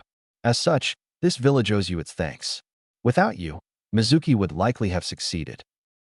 Naruto just grinned, but looked to the door in confusion as the it creaked open slowly. A moment later, a young boy leapt in, screaming, "On guard, old man." Right? Only to ruin his entrance a moment later by tripping over his own feet. Following the boy was a man in the black jumpsuit of a Chunin, his hitai worn like a bandana over his black hair, and small, round, black sunglasses, rather similar to one of Naruto's classmates. As the kid hit the ground with a cry of "OWWW," Naruto looked from the embarrassed Hokage to the interrupting duo in the doorway. "I get it. It's a trap, right?" the boy cried, sitting up and holding his head. Shoving his sunglasses up his nose with his middle finger, the man in black swiftly asked, "Hey, are you all right, honored grandson? And for the record, there are no traps here." Naruto sported a disbelieving expression on his face as he looked from the man to the kid. "What's going on? Who's the kid? And who's the geek?" Naruto asked. "Kid," the kid yelped. The man whipped around to stare in surprise and then disgust at Naruto. The Hokage just watched the scene with a growing sense of dread. "Uh-huh, so you tripped me. It was you, right?" the kid cried, just before Naruto grabbed him by the front of his shirt. "You fell over your own feet." Naruto yelled back. "Unhand him, demon. That boy happens to be Konohamaru, the grandson of our revered third Lord Hokage," the man cried, joining the yelling and pointing at the Hokage, who looked like he'd love to be anywhere but in the room at the moment. Turning to look back down at the kid, Naruto almost laughed as the kid challenged, "So, take your best shot. I dare you. Like I care, stupid." Naruto yelled right back, dropping him to the ground to soundly smack him over the head. The kid was an idiot, Naruto thought with a faint sense of disgust. He turned to the old man and asked, "Hey, old man, if there is nothing else, I have more training to do." The old man waved him off and Naruto left. He was going to the library so that he could look up basic sword techniques. He rubbed his left side, wincing as his hand touched one of the many bruises he received. Hayate sure as hell wasn't going easy on him earlier. Naruto noticed immediately that someone was following him. Whoever it was, wasn't very good. That eliminated any ninja in the village that would follow him for whatever reason. He turned to face the person and they tried to hide themselves on the fence. His eye twitched in anger and he had to force himself to take a calming breath. He confronted the person. That is a horrible disguise. You had better not be an actual ninja. The sheet hiding the person dropped and revealed the brat from the Hokage's office.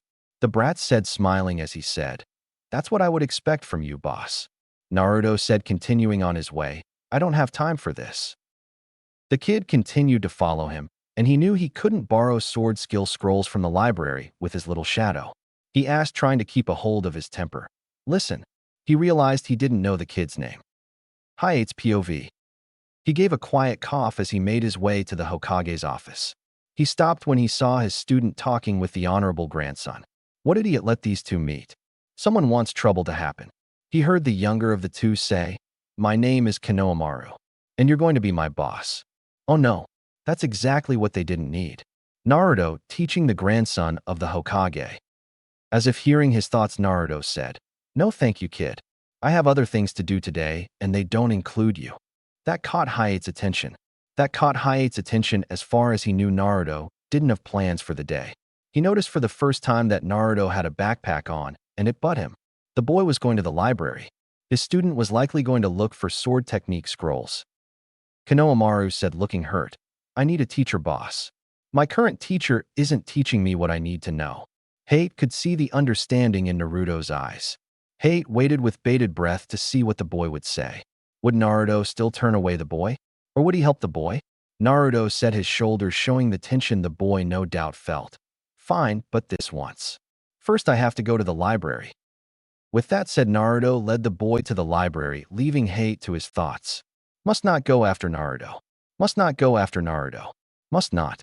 Oh, who am I kidding? He followed the two young boys as they went into the library. He hid his presence completely before following them in. Naruto went right up to the librarian and asked about basic sword technique scrolls. Hayate watched over his student, making such he got the proper techniques that would help him. He felt proud of the boy for going to look for techniques on his own instead of waiting. Naruto was going to become a great ninja one day. He just needed a push in the right direction. Once Naruto had all the needed scrolls, he left, and Hayate followed them out. He was stopped by Yugawa, a fellow swordman. She was the last of her clan, just like him.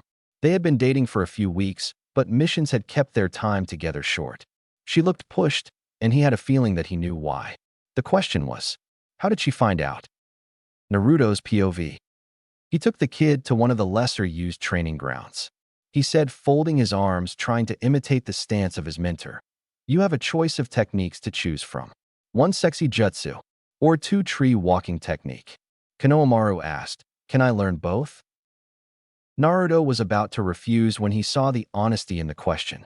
The kid truly wanted to learn them. It was the same honest expression he had when he wanted to graduate. He sighed and said, "I can get you started on both techniques. You won't master both though. Not today at least." He gave Konohamaru the basics of the sexy jutsu, then supervised him as he practiced tree climbing.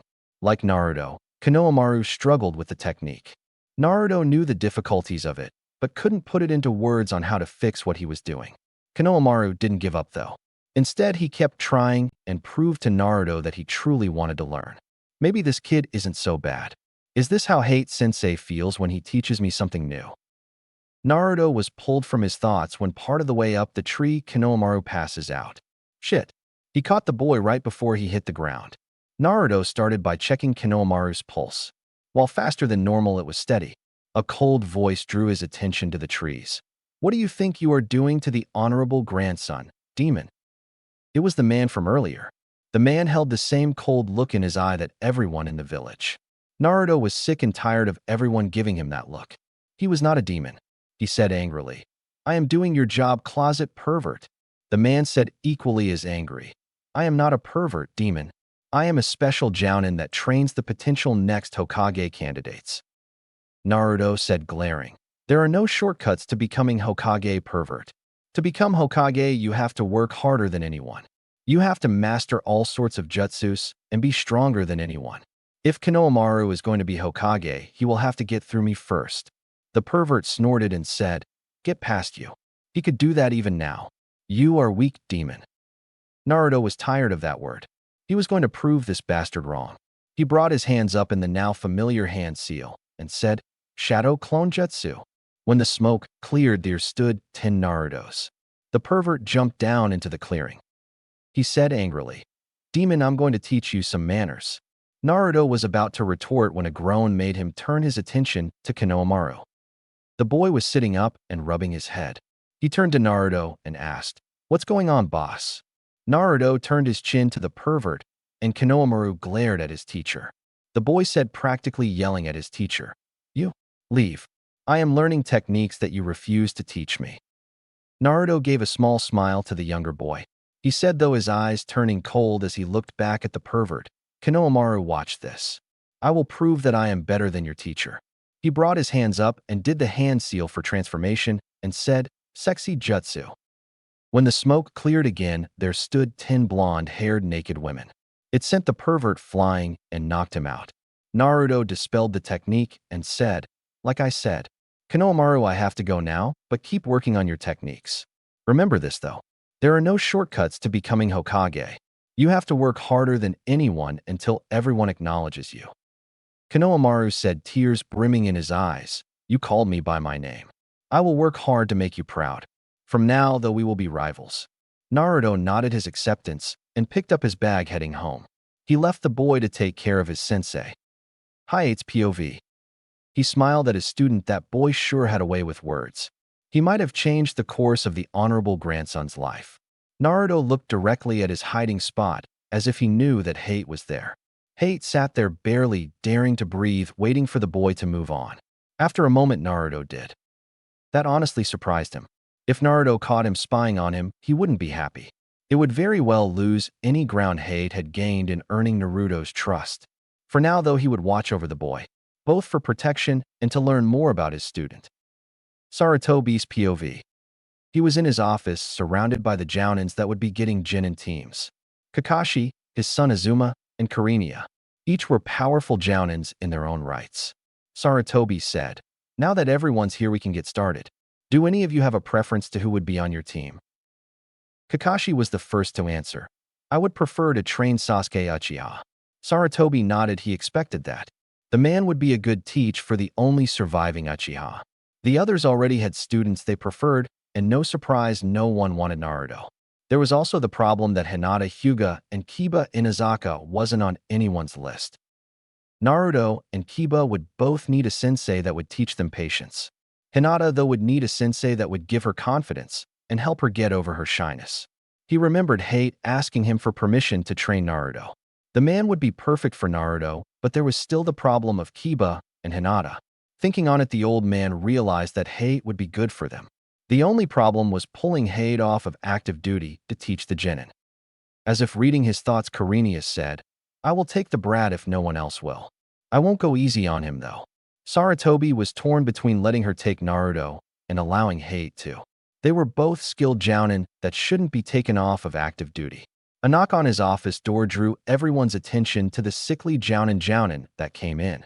If the other Jounins were surprised by the man's entrance, they didn't show it. He took his place before the desk and said, "You asked for me, Lord Hokage." The old man rubbed his face tiredly and said, "You mentioned before that you wished to take Uzumaki, Naruto, as your student. Would you be willing to take a full Jonin team that includes young Uzumaki?" Hayate's POV. The Hokage wanted him to be a Jounin sensei. He folded his arms and asked, "What's the catch, Lord Hokage?" The old man seemed surprised at the sudden suspicion on him. The Hokage said, "Naruto is not to learn the art of the sword. He needs patience, not a new weapon." Hayate said, controlling his anger, "Lord Hokage, I have always respected your wishes. This is one that I cannot abide by. Naruto would do great learning the art of the sword. It would teach him patience better than anything." He would not allow the Hokage to interfere with his beliefs. The man thought he knew what was best for Naruto. The truth was he knew nothing. Because of some of his decisions, Naruto didn't understand why everyone hated him.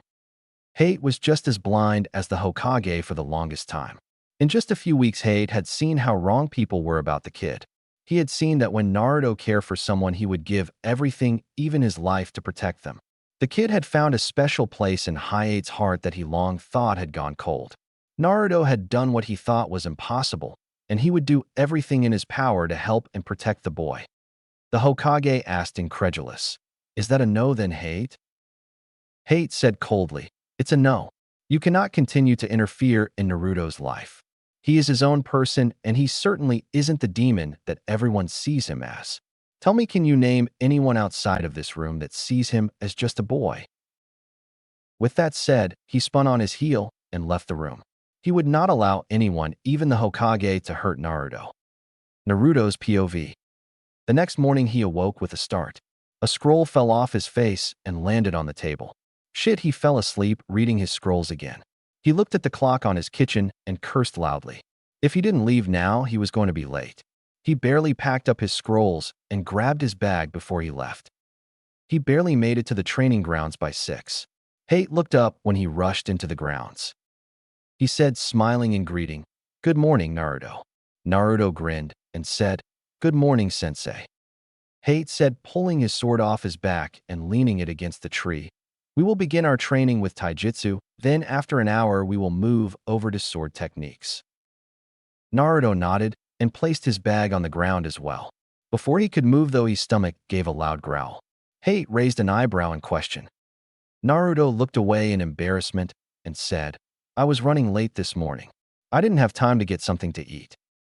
Hate sighed and went over to where his bag lay. Naruto watched him cautiously, and when Hate returned, he was carrying ration bars. Hate threw 2 at Naruto and said, "Eat those. Then we can start." Naruto unwrapped his ration bar, taking a bite of it. It wasn't the most tasty food he had, but it was still food. Naruto finished his second ration bar, then stood. Hate stood as well. Hate attacked him without warning, causing Naruto to step back, dodging it. Naruto continued to dodge as Hate came at him, not allowing him a chance counter. As Naruto went to dodge another attack, Hate kicked him. He was able to bring his hands up in a defensive position in time to prevent himself from flying into the nearest tree. Wait, that was the same combination from yesterday. He turned to watch Hate warily. He's using the same combinations. That's when he realized that Hate was teaching him through experienced defense stances.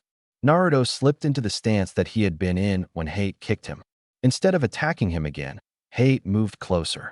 He kicked Naruto's front leg a little further forward. He said, sounding satisfied, "Basic defensive stance. I want you to start in this stance every time we work on Taijutsu." Hate then walked him through basic throwing techniques, making him do them step by step. Naruto slowly grabbed his sensei's arm and placed his other hand on his shoulder. He kicked his foot back to knock Hate off balance, then pulled him forward. He slammed the man into the ground, then stepped back. Hate nodded in approval before he said, "Again." Naruto nodded his acceptance of the order and continued with the over-the-shoulder throw. He understood why Hate was teaching him this. Because of his small stature, he didn't have the power that the larger ninjas did. He needed every basic technique he could get if he wanted to become stronger. Finally, the alarm bell rang, signaling the end of the hour. Naruto sat on the ground, trying to catch his breath. They may have been doing it slowly, but it still him out. Hate, to his surprise, threw him another ration bar. Hate said, as if sensing Naruto's coming confusion, "You used a lot of energy practicing your throws. These are packed with energy that you will need for training." He knew better than to question Hate, so instead, he took a bite out of the ration bar. When he was finished, he pulled out the scroll with his sword in it. He used a little chakra to bring forth the sword out of the scroll. Hate motioned for Naruto to stand in front of him. Hate said, drawing his sword, "Stand beside me and copy my movements. If I step away, you are to freeze and not move, because I'm coming to correct you." Naruto blinked, then said, drawing his sword, "Yes, sensei." Hate brought his sword up into a basic kata. Naruto copied him only to freeze when the man stepped forward to correct his stance. He pulled Naruto's hands forward that pushed his elbows closer together, then stepped back to study his stance. Nodding once, he returned to his own stance. He acted as if he was sheathing his blade, and Naruto followed him. Hate then acted as if drawing his sword. Naruto followed the movement and went back into the first stance. Hate glanced at him, nodding, then swung his sword in a slow downward arc to the left. Hate said calmly, "Kata number 1 is what we are doing now." Naruto said, following his movement exactly, "Yes, sensei." They continued through the first kata for an hour before Hate called an end. Naruto's arms hurt from holding the blade up for so long. The first kata was just basic swings and returning to the original start position. When that was done, Hayate taught him how to care for the blade. The blade had to hone after each fight and sharpened at least once every 2 weeks. Finally, after 2 hours, Hayate said, "Okay, Naruto, seal the blade within one of your scrolls and you can go home.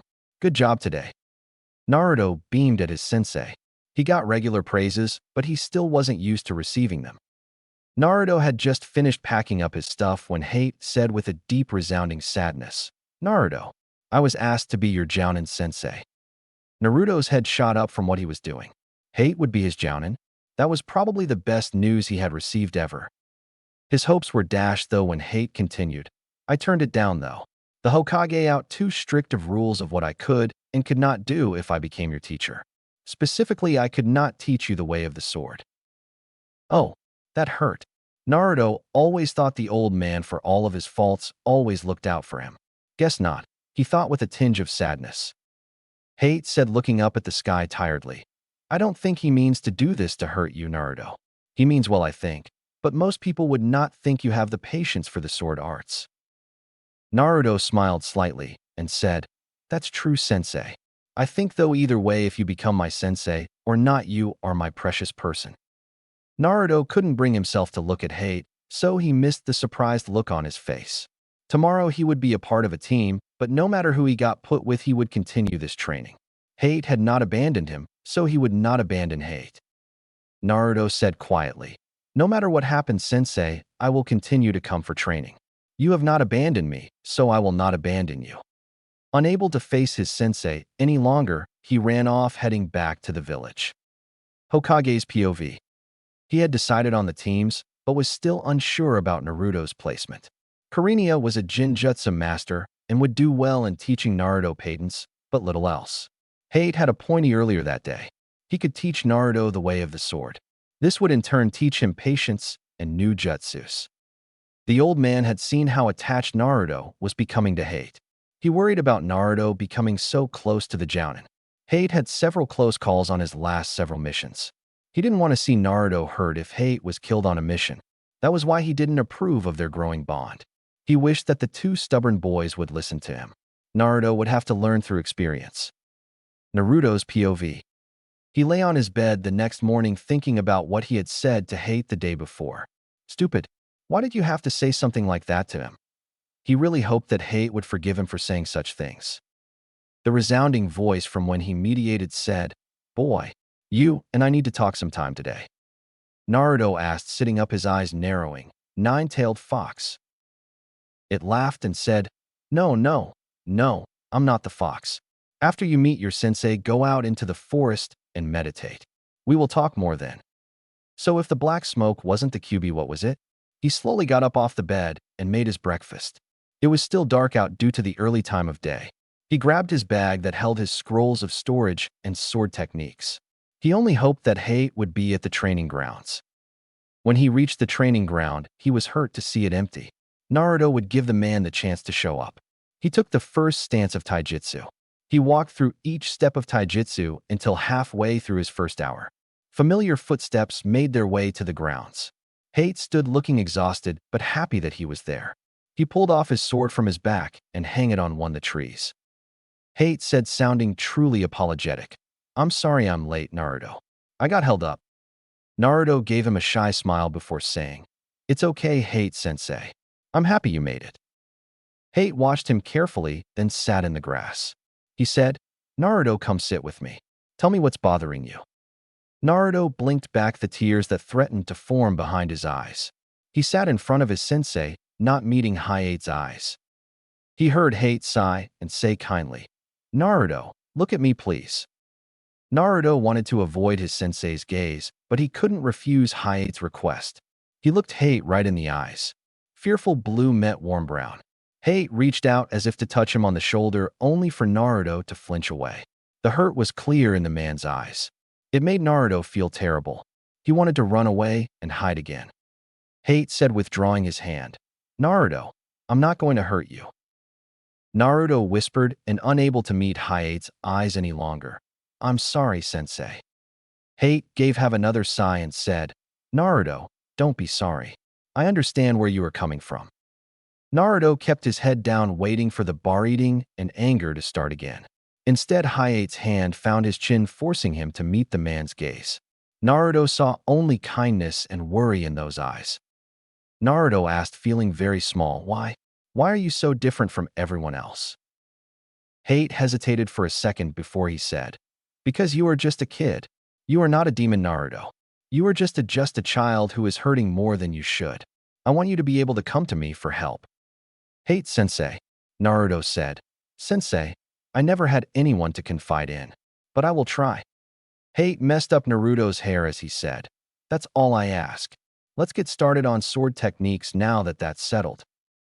Hayate stood and Naruto was right behind him. He grabbed his scroll that held the sword and activated it. His sword appeared, and he drew it just as Hayate had taught him the day, examined his stance with a critical eye. He walked around Naruto, examining every aspect of his stance. Hayate said, kicking Naruto's back foot back just a few inches, Your foot should be there. Now again. Naruto acted as if sheathing his sword, then drew it again, trying to put his foot in the exact spot that Hayate had put it in. He waited for Hayate to correct his stance or give him an order. Hayate said commandingly, Kata number 1. Naruto did the downward swing, and it only reached his hip when Hayate corrected him again. He pushed Naruto's right elbow in so that it protected his ribs. Hayate motioned for him to do it again. This time when he swung his sword down, he was sure to keep his elbow in. Hayate gave a nod of approval. He said, Naruto, now output it together. Naruto just blinked for a moment before he did as he was told. Over the next hour, he did those 3 simple movements. When Hayate finally called an in, Naruto felt like his arms were on fire. He sealed his blade back in the scroll. He felt like he should say something to Hayate, but the words eluded him. Hayate said, looking at him over his shoulder as he put his sword over his shoulder, I know. You want to thank me, but you don't know how. Naruto let out a surprised breath and nodded. That was exactly how he felt. Hayate said, hiding a smile, Naruto, if you want to thank me, I want a real smile, not the one you show to everyone, but one that comes from the bottom of your heart. Naruto tried to give the man an honest smile, but failed miserably. Hayate gave him a pat on the head before leaving. Naruto left pondering his words. Hayate had seen through his mask. But how? The man was a mystery to him, but maybe, just maybe, that wasn't a bad thing. He made his way to the village and to the academy. At the academy, he was the first to arrive. Since there was still time, he practiced drawing storage seals. He was running low on them anyways. He had 3 done when Iruka-sensei walked in. Iruka glanced at him, then at the scroll. Naruto could see the surprise in the man's eyes. He didn't say anything, but Naruto could feel his curiosity. When he had 10 storage seals, he put away the materials and pulled out scrolls of basic sword techniques. He found the one he had started was a basic leaf sword technique. It was not used in any one clan. Naruto sighed. Of course, Hayate would start him out with the absolute basics. He read through the next kata, and it was just a basic reverse swing. It was a kata that followed directly from the first. He nearly jumped out of his skin when he heard, Naruto, you can't be here. Only graduates can be. He looked up to see Shikamaru, and when his head lifted, he saw the surprise in the other boy's eyes. He said, See this, Shikamaru, I am a full-fledged ninja too. I earned my headband just as you did. Shikamaru nodded and took his usual seat at Naruto's side, giving a glance at the scroll. He asked, Naruto, are you taking up a sword? Naruto lied. I don't know yet. I'm just reviewing basic techniques to see which would work best for me. He could tell that Shikamaru didn't believe him, but he made a promise to Hayate, one he planned to keep. He had to put the scroll away as the rest of the class came in. Hinata took her usual seat next to him. He could see the exhaustion in her eyes. He wondered what happened to her. His attention was drawn to Iruka when he began calling out teams. He was severely disappointed when Iruka said, Team 7. Sakura Haruno, Shino Aburame, Sasuke Uchiha. He wanted to be on the same team as Sakura. His head shot up when he heard, Team 8 Naruto Uzumaki, Hinata Hyuga, Kiba Inazaka. He smiled at Hinata, but didn't know how he felt about Kiba. Kiba hadn't been one of the students that made fun of him, but he hadn't been friendly either. Shikamaru muttered troublesome when he heard who was on his team. Iruka then dismissed them for the time being and told them to be back after lunch. Naruto asked Hinata. Would you like to have lunch together? A blush crept up her face as she said quietly, Yes, please Naruto. Kiba was already making his way to their table. Naruto asked, forcing down his nervousness. Kiba, would you like to have lunch with us? The other boy looked at him appraisingly and nodded. Naruto noticed the boy's ninja hound. It was all white and small. It was cute for a ninja hound, but Naruto knew it would grow into a full-grown deadly hound. He held out his hand to allow the ninja hound to sniff his hand. It sniffed his hand before giving it a small lick. Naruto smiled ever so slightly. Kiba gave him a surprised look but smiled slightly. They went outside to sit under a tree. Naruto had made a basic ham and cheese sandwich for lunch. Hinata hints and Kiba both had homemade bentos. Naruto felt a pang of jealousy that he pushed down. He had Hate and Iruka now. It wasn't a family life, but it was as close as he would get. Kiba asked, noting that he was only eating a sandwich. Do you want some, Naruto? Naruto's eyes lit up and tore off some of his sandwich. They switched food, Kiba giving him more food than he received. Hinata also gave him some of hers, but refused some of his sandwich. Kiba asked when they were all finished, What jutsus do you both know, besides the basic academy ones? Naruto said proudly, I can do shadow clone jutsu. It's a more advanced form of clone jutsu. Instead of illusions, they are solid clones. His teammates looked at him in shock, and Kiba said, Show us. Naruto rolled his eyes and stood bringing his hands up. He said, Shadow clone jutsu. When the smoke cleared, there were several clones standing around them. Kiba stood and began to examine them with an incredulous look. He poked at the clones, and they yelled at him angrily. Naruto dispelled the technique with a mischievous grin. Kiba said, sitting back in the grass, Wow, I never thought you would be the one to learn such a jutsu. So what about you, Hinata? Hinata whispered so quiet they almost missed it. Just my family's jutsus. Kiba nodded and said, It's the same with me. Most of my jutsus were taught to me by my family. I heard from my sister that there is one final exam. This test only passes a few of the new Jonin teams a year. She said the test is different for every Jonin, so we should be prepared for anything. That would make sense. They would have to test the groups and their ability to work together. He would have no problems working with his teammates. Now he suddenly felt the sense of relief. He wasn't on the same team as Sasuke and Sakura. He knew he would be unable to work with Sasuke.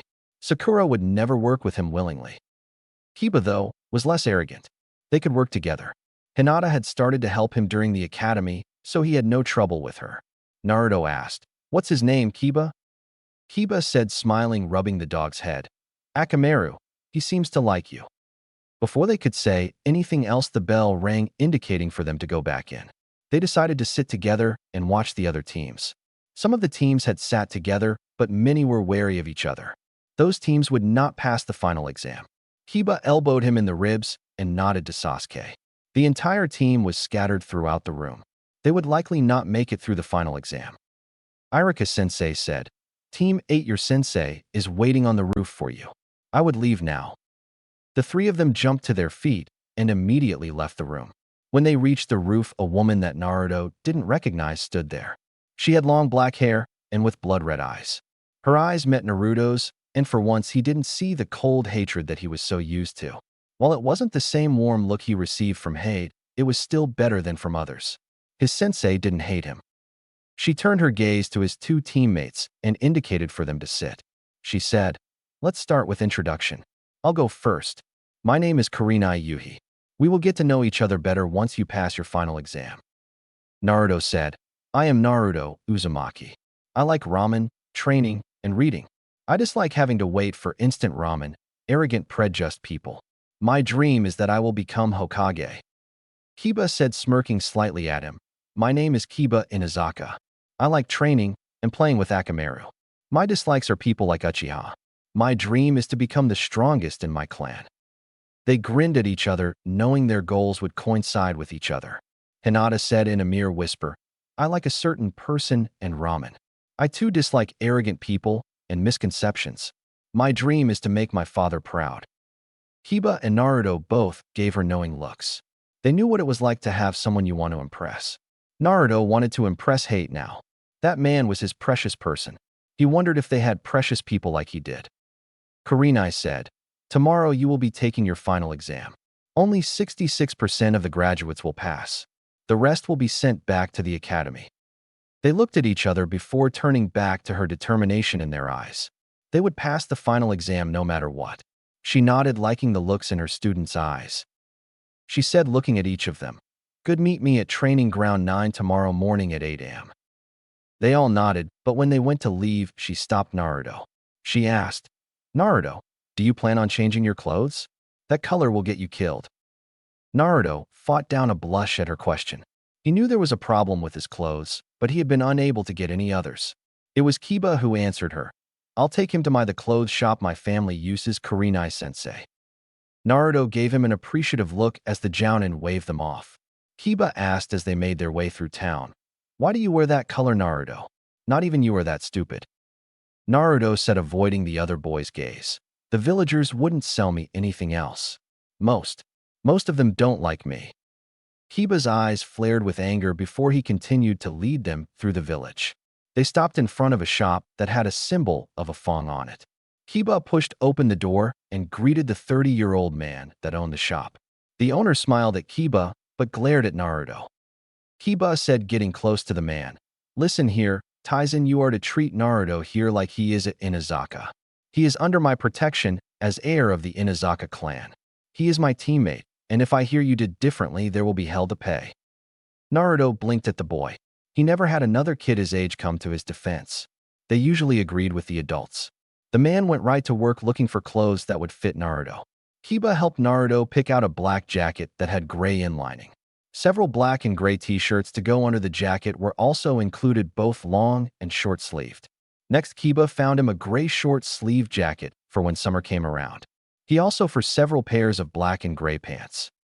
Once Naruto paid for his purchases, Kiba asked, "Naruto, would you like to come meet my family? Typically it's done after the Jonin tradition, but I thought I would introduce you and Hinata separately. It's up to you though." Naruto asked shyly, "You sure they won't mind?" Kiba said with a wide smile, "No. Whatever animosity that they would have for you before would leave when you became my pack brother. Now we protect each other to the end." He blinked. No one, not even Hayate, had ever said something like that to him. Kiba could only nod and follow the boy to his home. They reached a large, almost manor-like house. It had a large yard out front, likely for the dogs to run around. Kiba walked through the gates happily, but Naruto hesitated, unsure. Kiba came back out and gripped his arm and pulled him through. Kiba called out as they entered, "Mom, I'm home. I brought one of my teammates with me." A tall, brown-haired woman walked into the hallway to greet them. When she saw Naruto, though, she froze. He waited for the anger and the rejection he would no doubtedly face. She turned to Kiba, who stepped protectively in front of Naruto. She sighed and said, "If you are sure about him, Kiba, I will accept him." A sigh of relief and disbelief escaped Naruto. It still felt surreal that someone would accept him. Someone like Kiba's mother. Kiba placed his hand on Naruto's shoulder, guiding him to the sitting area. Naruto sat in the spot Kiba indicated for him to sit across from the other boy.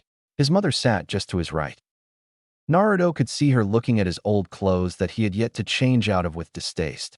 Kiba seemed to remember that he had yet to change, and said, "Naruto, there is a bathroom down the hall, first door on the right if you want to change."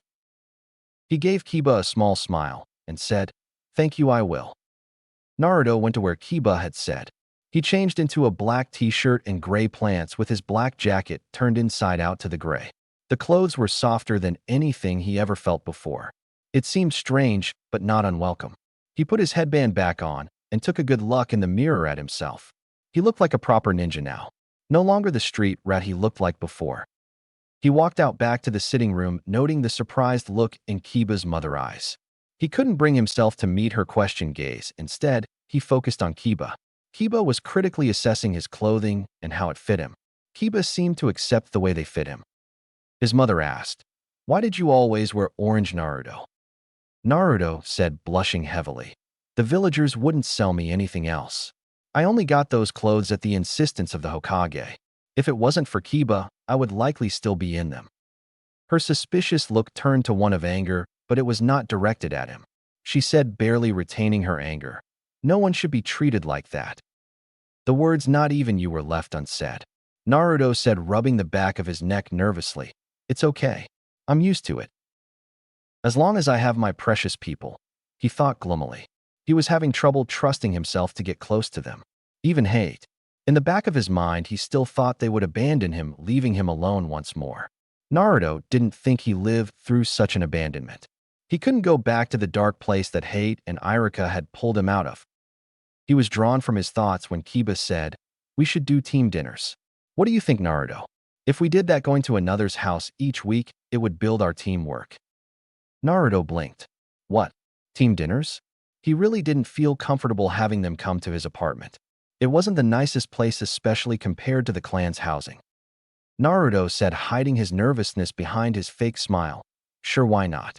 It would be great team bonding. Kiba flashed him a happy smile, and they began discussing different ideas. Neither boy noticed the woman leaving the room with a slight smile on her face. Naruto's POV. The next morning, he was awake before his alarm again. He decided to make breakfast and hit the training grounds before Hate got there. He made pancakes, burning a few of them before he got it down. When he finished with them, he went straight to the training grounds.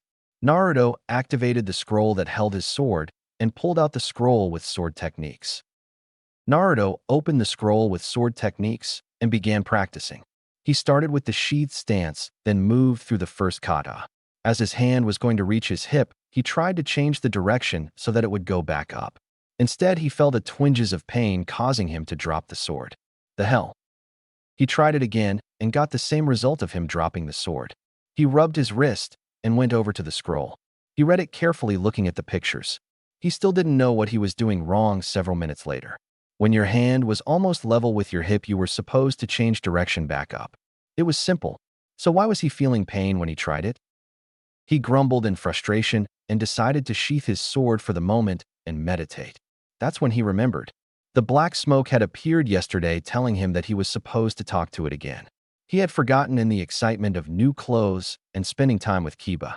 There was plenty of time before Hate was supposed to show, so he entered a meditative state. He soon found himself in the strange room again. The black smoke had also appeared. He could feel an annoyed emotion coming off it. Naruto could understand it, though. He had forgotten the promise that he had made because of his teammate. The black smoke let out an amused sound before it said, "It's fine. I'm glad you remembered before you sensei arrived." Naruto asked, "What are you?" "You said you aren't the nine-tailed fox, but that doesn't make me feel any better. I don't want to be the vessel of anything else." The smoke made a sound that was almost a sigh. It said, its form shaping and becoming solid. "Don't freak out, child. This is my true form as the guardian of the forest." Guardian, he thought. What was it talking about? Naruto didn't have long to wait as the smoke solidified. It was a large black wolf with dark blue eyes. Oddly, Naruto didn't feel threatened by the creature. Instead, he felt protected. The wolf sat him and said, cocking its head to the side, "My name is Seen, and I am one of the 5 guardians that belong in these lands. You are my vessel and contractor, the first one I have had since your first great war." The guardian was likely as old as the nine-tailed fox. That meant that he was a vessel to 2 strange creatures. Naruto wasn't sure why the creature had chosen him as its vessel. He wasn't even all that special besides having the demon fox. Hayate's POV. He had just finished packing up his stuff to go meet with Naruto for training when a knock came at his door. He opened it to find Yugawa standing there. She looked no less angry than when he saw her a few days before. He sighed, saddened that she still disapproved of him training the boy. He stepped aside to allow her inside, though. This was not a conversation to be held outside. When she came in, she asked angrily, "Are you still training the demon child, Hate? You should be focusing your efforts on a proper student." Hate could feel his frustrations rising with each word. He should be focusing on a proper student. He found one in Naruto. Hate and Yugawa had been dating for the last few months. He felt love for the first time since the nine-tailed fox attacked the village. Unlike her, though, Hate didn't hate Naruto. Hate saw the boy for what he was. Just a scared, lonely child that wanted someone to love and acknowledge him. He said, folding his arms across his chest, "Yugawa, I have always respected your opinion and advice, but not this time. I have chosen a student to take under my wing, and he is Naruto Uzumaki. Do not make me choose between you and Naruto. You will not like the choice I make." The hurt in her eyes was clear, but so was his anger. This was not something he could back down on. Naruto was counting on him. Yugawa said, "You can't be serious, Hate. You can't really choose the demon over me. We have been friends since we were children." Hate growled only to start coughing harshly. Yugawa moved to help Hate only to be stopped by his glare. Hate said once his coughing had died down, "Until you can accept that Naruto is my student, you should not come around here. I will not allow you to insult my student." His eyes held hers, not willing to back down on this issue. He only partially backed down to the Hokage. That wouldn't happen this time. He honestly hoped that she would give Naruto a chance, but those were quickly dashed. Yugawa gave him one final look as she left his apartment. He felt guilty, but he wouldn't call her back, for that would mean abandoning his ideals. Someone who couldn't stick by what they believed in didn't deserve to call themselves shinobi. After a few moments, he left his apartment to go meet with Naruto. Just before he reached the training ground, he felt an oppressive chakra presence. It was different from any he ever felt before. That included the nine-tailed fox. What was this presence? Hate hid his presence and made his into the training ground. Naruto sat on the grass with the oppressive presence coming off of him. "Naruto, please tell me you're not messing with the seal. You know how dangerous that is," he thought. But that wasn't the nine tails. Was it? No, it definitely wasn't. The question now was, what was it? Naruto began to away slightly, and suddenly the oppressive presence disappeared. Hate barely caught him before he hit the ground. Naruto looked up at him weakly and said, "Hate sensei." He tried to sit up, but Hate kept him still out of worry. Hate was checking the boy's chakra. While there was nothing wrong with it, it felt different. He looked worriedly down at his student, only to find the boy wouldn't meet his gaze. Naruto was hiding something from him. That hurt him, but he wouldn't let it show. He would let Naruto come to him and allow their trust to grow. Naruto said after Hate allowed him up, "Sorry I worried you, sensei. I'm ready to start practice." Hate allowed the boy to stand watching him for any signs of weakness. While he found none, he noticed that his student had become distant. Did one of the villagers say something?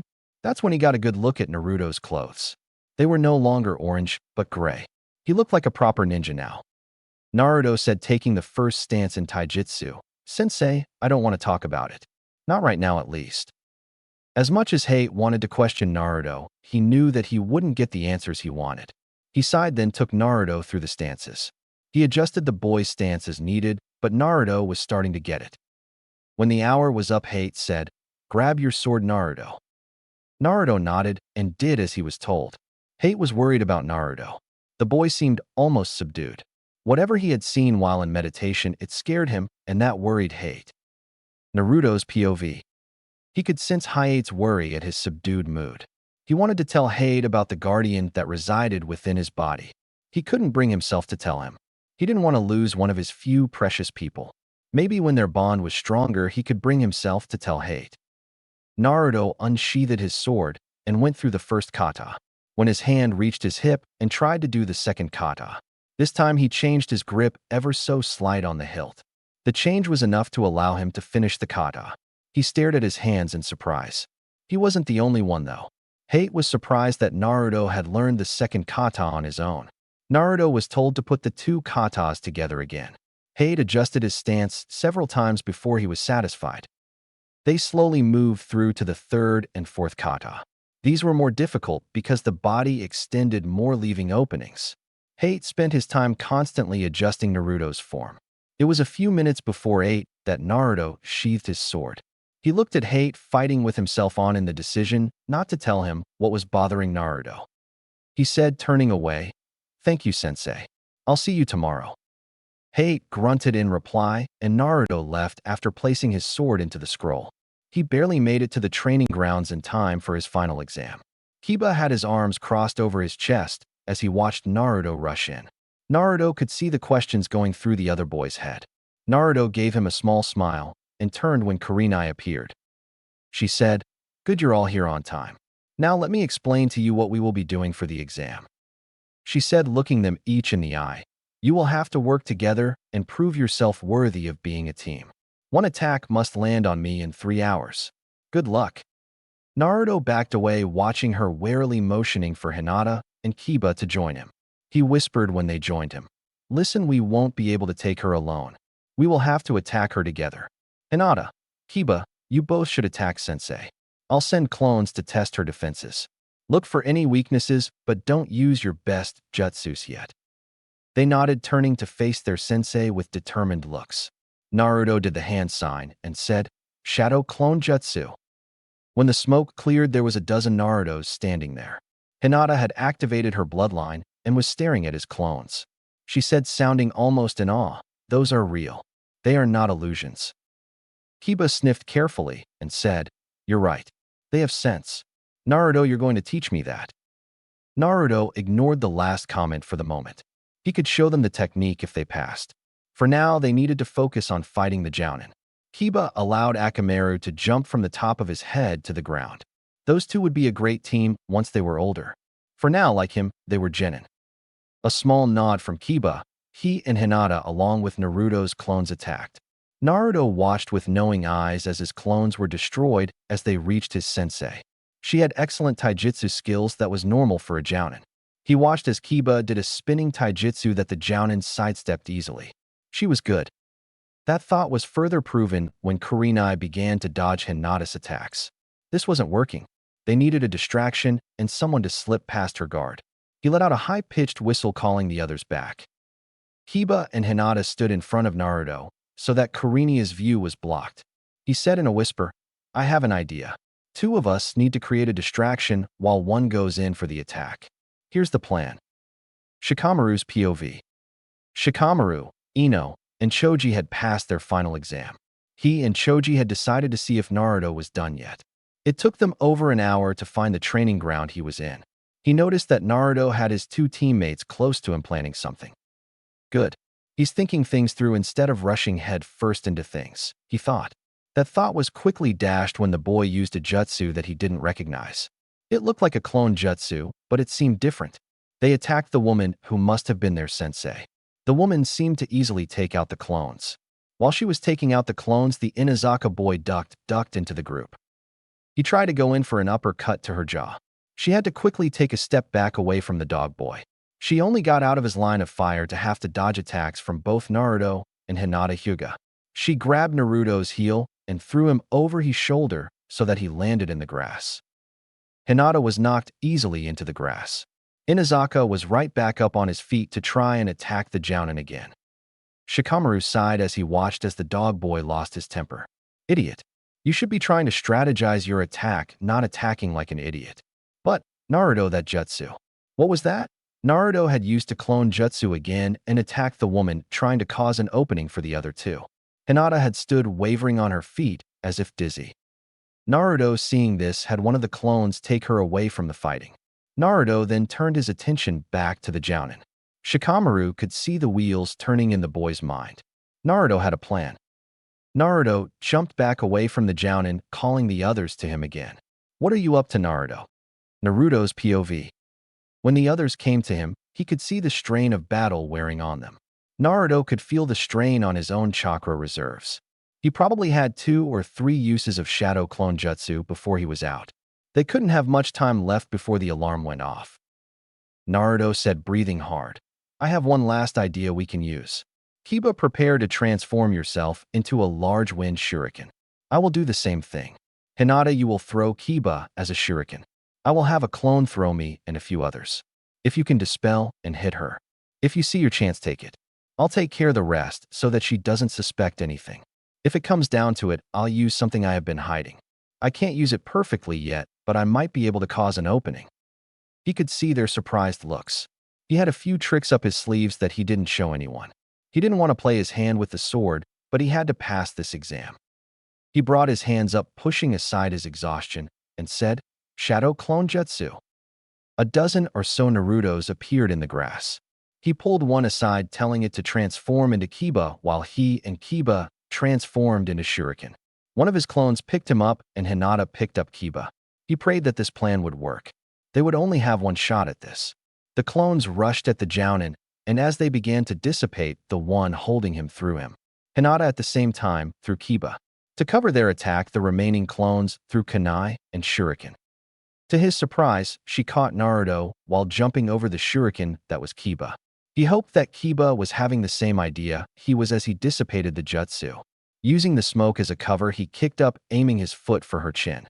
She had Naruto by the wrist, so it made it awkward to try and kick her. Kurenai was barely able to dodge the kick as she was caught by surprise. Naruto looked over her shoulder, his eyes widening.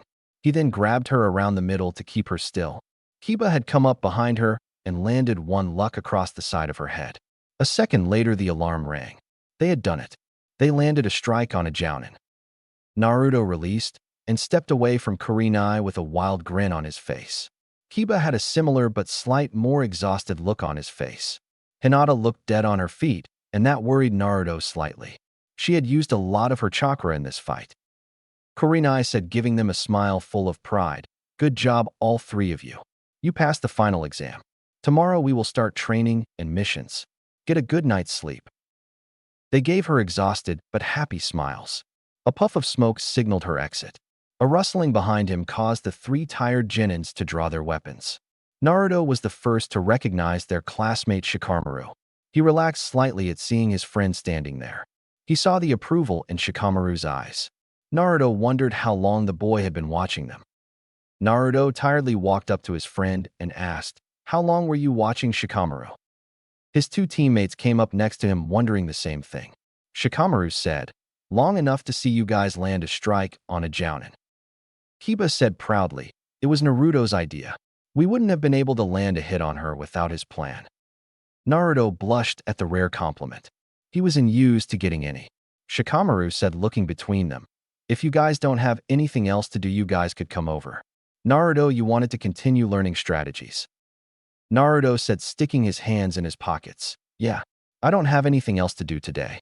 Kiba. He looked over at the older boy curiously. Kiba said with a shake of his head, "Sorry, not today for me. I have training with my sister." Naruto, while disappointed, gave a solemn nod. He wanted to have his friends and his teammates together, but it wouldn't happen overnight. Hinata said, "I'm sorry, Naruto. I can't either. I have training at my compound as well." Disappointed, but trying not to let it show, Naruto said, "It's okay, guys. Maybe next time." The other two smiled before taking their leave to go home. Shikamaru said as they began walking to his house, "Your strategies are getting better, Naruto. To think you could outthink a Jonin." Naruto said, smiling slightly, "It was thanks to you, Shikamaru. If I had not played chess with you, we probably would have failed." Naruto saw the surprised look in his face. The boy didn't want to take credit for his win. Naruto knew, though, his team would never have been able to pull that off if Shikamaru had not taught him strategy. They spent the rest of the day working on strategies through chess. Naruto was getting better to where he could hold his own against Shikamaru for 10 minutes. Choji had joined them, fascinated by Naruto's hidden talent. By the time dinner came around, they began to pack up the game. Shikamaru's father walked out to where they were. He said in a tone that booked no arguments, "Boys' dinner. Naruto, that means you too." Naruto looked at his friend, who just shrugged. If they were offering him a free meal, who was he to decline? Still, he didn't feel quite right about staying.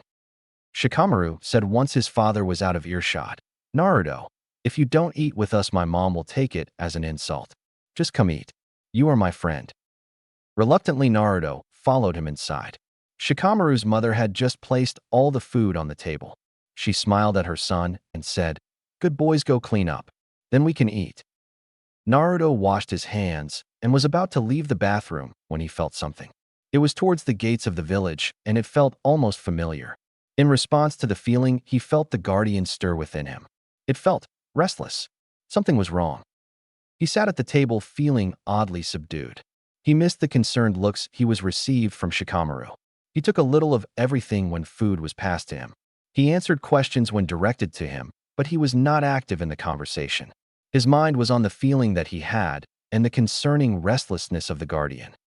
Shikamaru seemed to have enough when he asked harshly, "Naruto, what has your attention so much that you don't eat?" That drew Naruto out of his inner musings. Naruto blinked as he realized the boy was right. He had not eaten any of the food that smelled so good. He said, bowing his head in apology, "I'm sorry. I felt something at the edge of the village, and it's making me feel restless. I just don't know what it is that makes me feel like this." Naruto saw the adults exchange looks of alarm. They were likely thinking it was the Nine Tails that was restless. He wondered how many people knew about the Guardians. Likely by their reactions, not many. He couldn't describe the feeling that he was getting from the guardian. Shikamaru said, turning back to his food, "Eat. You shouldn't be so troublesome, Naruto." Naruto reluctantly ate, deciding that when he got home, he would meditate. When dinner was over, Naruto helped clean the dishes in thanks for the meal. Once everything was cleaned up, he took his leave of the Naras. He was immensely grateful for their acceptance of him. He would have liked to stay later, but he needed to know what was making him restless. When he made it home, he took off his jacket and laid it on the couch. He then sat on the ground in a light meditation stance. He slowed his breathing and slowly entered his mindscape. Scene was laying on the ground and gave him a surprised look. Naruto folded his arms across and asked, "What has you so restless, Scene? What was it that I felt earlier?" The giant wolf lifted its head to gaze at him seriously. It said, "Another guardian's vessel has entered the village." Naruto's POV. He could feel the blood draining from his face. Another guardian's vessel in the village? Could they feel him too? Would they attack him? Scene said with a sigh, "Boy, he's not one you should worry about. Just don't use my chakra." He knows only about the 9 tails, though he can sense another vessel nearby. He relaxed a fraction, but he was still wary about the new information. He wondered if he would accidentally run into the other guardian and what would happen. Scene said, "Boy, go back to your body, you have had a long day." And just like that, he was in his apartment instead of his mindscape. Naruto thought angrily, "Damn you, Scene." Naruto was tired though. He knew that if he wanted to make it in time for training tomorrow, he needed to sleep. The next morning came all too fast for Naruto's liking as he dragged himself out of bed. For reasons he couldn't explain, he still felt restless and in turn tired from lack of good sleep. He made a quick bowl of cereal for breakfast. He checked his milk cartons to find them expiring within a few days. He would have to buy more milk later. He made it to the training grounds just before Hayate did. The Jonin gave him a surprised look that he wasn't ready, but didn't comment. He did look like he was trying to make a decision on something. Naruto knew that look well by now, though. He sat on the ground waiting for Hayate's lecture. Hayate said, noticing his awaiting student, "An old friend of mine returned to the village yesterday. He is a skilled hand-to-hand fighter. He has agreed to teach you if you want it. I am a Kenjutsu user. My Taijutsu are adequate, but his are on par with Guy." Naruto sensed a presence behind him and pulled out a kunai ready to defend his teacher, only for Hayate to stop him.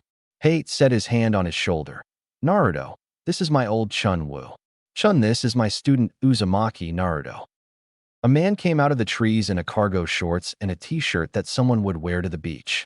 Naruto looked at his sensei, his eyes asking, "Are you serious?" Only to dodge an attack from the man. He didn't even see the guy move. What the hell?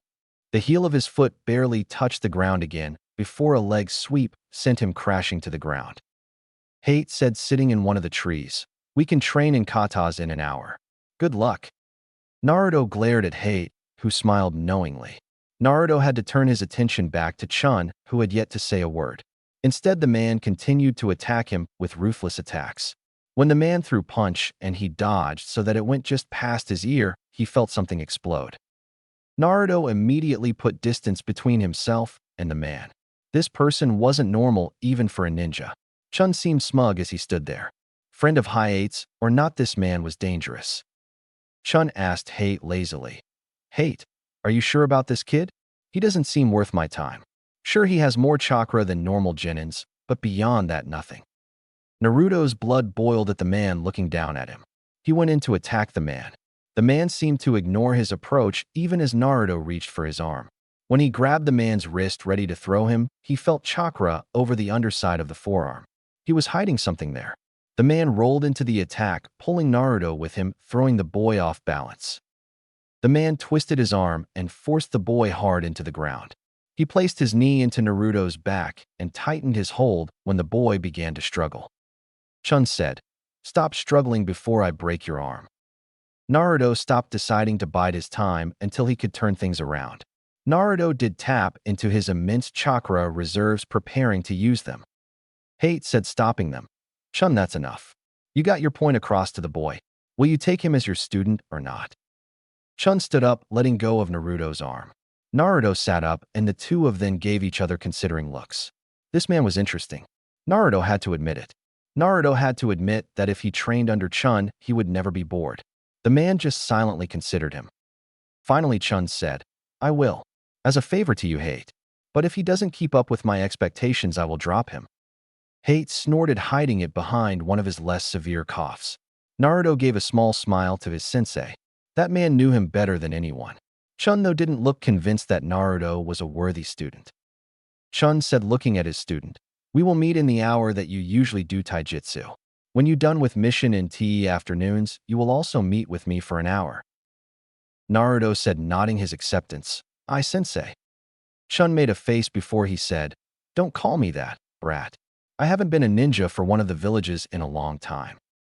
Naruto shot a look full of questions at Hate, who shook his head. This man wasn't a missing nin. Not that his teacher would be friends with one. Hate was too noble for that. As if sensing his thoughts, Hate glared at him. Naruto smiled happily at his sensei. The man clearly did not think himself noble. Chun asked, as if he heard their silent conversation, "How do you put up with this cheeky brat? I likely would have strangled him." Hate said, sounding dead serious, "Don't you dare kill my student. I don't plan on taking another." Chun asked, curious, "You never took one before him?" Hate only shook his head. Naruto blinked at the man. Naruto was his first and last student? He didn't know that. He looked at Hate, who avoided his gaze. "Sensei," Chun said, interrupting his thoughts. "Kid, I'll meet you here when you're done with your training for the day." Naruto nodded, and the man left Hate and Naruto alone. Hate cocked his head to the side and said, "Something is bothering you. Naruto, to be a swordsman, you can't let anything distract you." Naruto looked away, feeling a flush of embarrassment go up his neck. Hate had a way of seeing right through him. Naruto said, "I'm not ready to talk about it, sensei. It won't interfere with our training, though." Hate watched him for a moment before nodding. Naruto had a feeling they were going to have a talk about what was on his mind, and soon. For now, though, the man seemed content to let him try and work it out. Hate began to work him through his katas that they had gone through.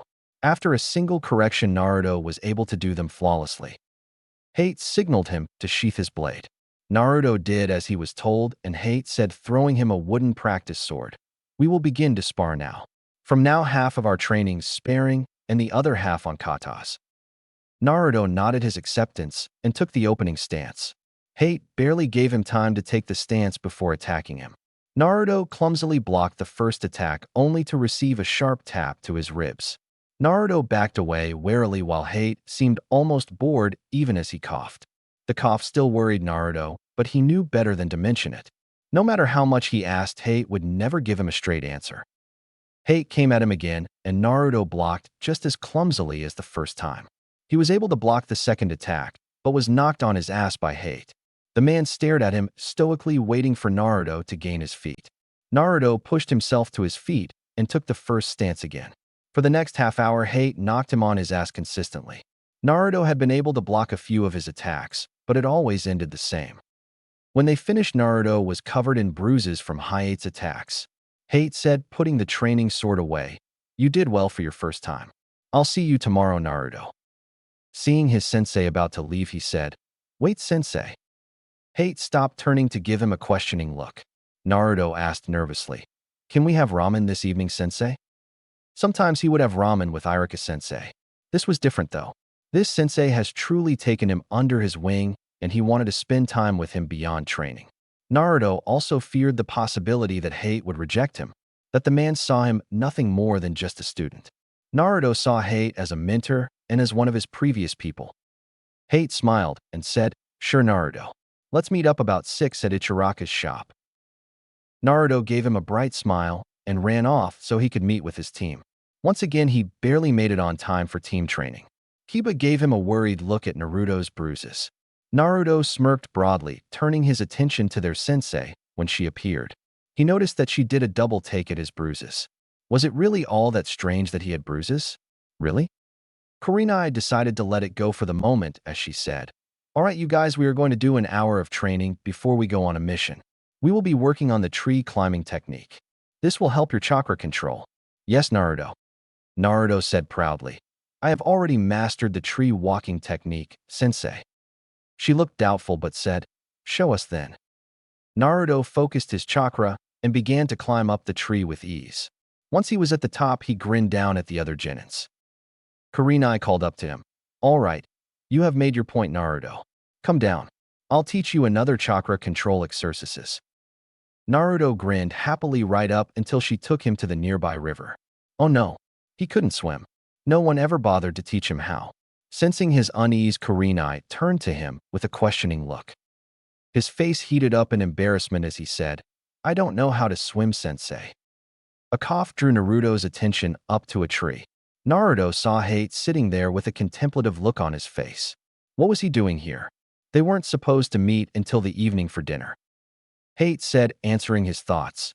Your sensei asked me to. She heard I had taught you to climb trees. This way she can catch the other two up, and you can work on water walking. Naruto smiled faintly at his teacher. It made sense that's what she would do. Kurenai said, Hayate, thank you for your help. Naruto listened to him. He said, straightening, Yes, sensei. They waited until Kurenai was out of before Hayate turned back to him. Hayate said, pulling off his Jonin jacket, Strip to your boxers, Naruto. I'll teach you how to swim. Why did you never learn how to before? Naruto looked away ashamed as he said, I never had anyone to teach me, sensei. If I asked someone to, they would probably let me drown rather than help me when I need it.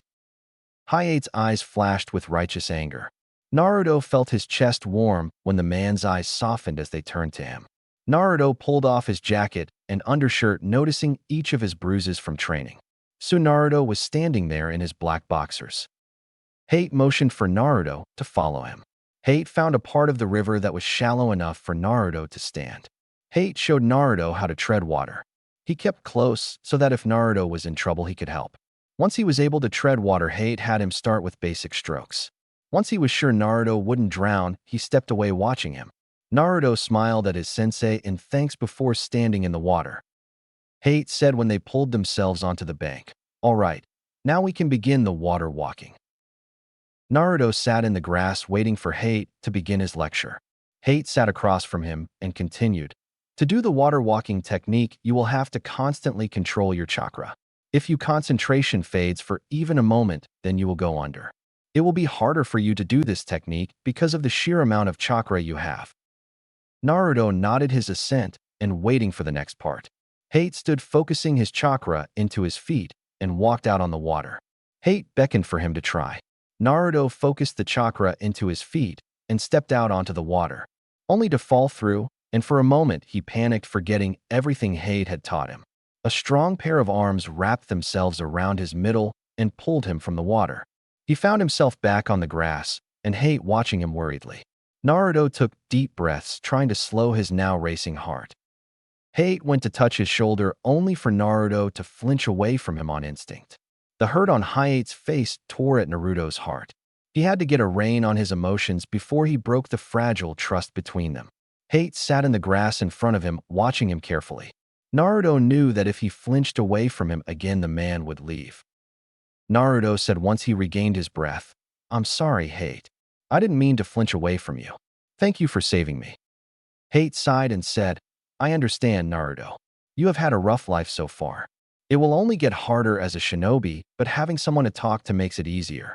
If you ever need someone to talk to, you can come to me or Iruka. Naruto found himself taking the words at face value for the first time in years. This man truly cared for him. Naruto gave him a small smile and nodded. Naruto found that he cared for Hayate too. He cared about what happened to the man. Naruto said meat in his sensei's eyes. Thank you, sensei. Hayate nodded and got back to his feet, walking back out on the water. Naruto stood as well, warily looking at the water. His eyes went back to Hayate, who nodded encouragingly. Naruto took a deep breath and focused his chakra back into his feet. He took a step onto the water, and when it held, he took another. That second step sent him crashing into the water. This time, though, he remembered what he had learned. He was able to keep his head above the water. Hayate walked over to him, but he was already pulling himself out of the water. Damn it, that's harder than it looks. Hayate gave him an amused look before stepping back to allow him room to try again. Naruto focused his chakra into his feet and stepped back out. Instead of trying to walk out on the water, he stood still. The water held him, and he grinned at Hayate. Hayate was about to say something when his control gave, and he went under. He quickly began to make his way back to the shore. When he was back on shore, Hayate asked, Do you know what you are doing wrong, Naruto? Naruto nodded and said, Yes, sensei. I am having trouble with keeping my chakra even and constant. Hayate nodded, waiting for his young student to try again. Naruto focused and tried to step out, only to end up in the water.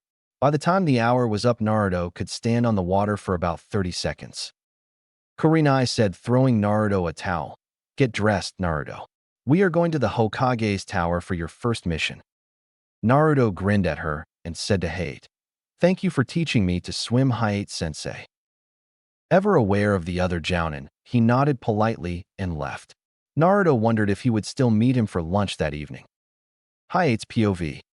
He sat on the roof to his apartment after that afternoon's mission. The Hokage had been keeping him close to home. Considering his rank and the fact he didn't have a genin team, it was unusual. He wondered if the old man suspected that he was training Naruto. Probably. His head shot up when Chun Wu landed behind him. Chun said coldly, "You know that kid is something else. Hayate, what are you not telling me about him?" That didn't take long. Hayate thought ruefully. The man had the uncanny ability to sense when there was something wrong. Hayate had known the man ever since they were boys. Once upon a time, they were rivals, both looking to become the user of dance of the crescent moon technique. A year before the exam that would decide who received the technique, he disappeared. It wasn't until 3 years ago that he heard from Chun again. Flashback. He was pulling off his gear after another successful mission as a Jounin. He had just received the rank 3 weeks prior. It was still hard to believe that he had done it. Years of hard work led him to that point. Now he was working harder than ever. He froze when he felt someone come up behind him. His hand was going for his kunai hidden under his shirt. A voice said with a deep chuckle that even years later he recognized, "Don't do it, Hayate. You wouldn't kill an old friend now, would you?" It couldn't be. That was impossible. He turned around to see Chun Wu, his oldest friend, one he had not seen in almost 2 years. While he was happy to see the man, he was still cautious. It could be a trap. Chun said in an overconfident manner, "Hayate, a year before we were to take the exam to learn the dance of the crescent moon, I disappeared. We were best friends since the age of 5. That was definitely his old friend. Only Chun knew that. He noticed now how much different his friend looked. He was wearing what appeared to be a beach shirt and cargo shorts. The next thing he noticed was the tattoo on Chun's right arm. It was that of a dragon. What the hell? Is that what I think it is? End of flashback.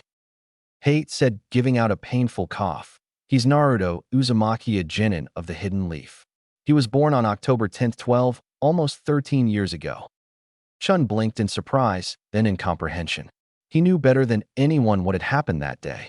Chun asked, folding his arms across his chest, "Is he the vessel? That's the only way to bring down a Biju."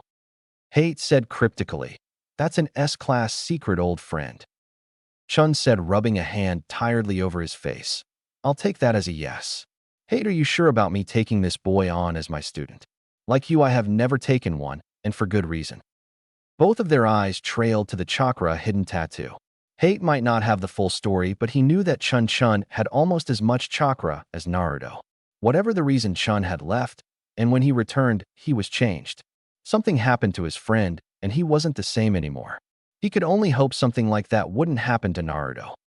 Chun said, leaning against the wall, "Hayate, something is happening. Whatever it is, this village is at its center." Oh joy, something is always happening. Though it was worrying that it would bring Chun out of hiding. Chun cared little for their world, and it showed. Naruto's POV. Naruto watched his teammates leave the Hokage's office. He was asked to stay behind. Kurenai sensei also stayed behind, and he wondered if it had to do with training that morning. The old man Hokage asked, watching him carefully, "Naruto, your sensei has expressed concerns over the bruises you arrived with." Yep, he figured. Crazy old man, you never cared before. Why try and care now?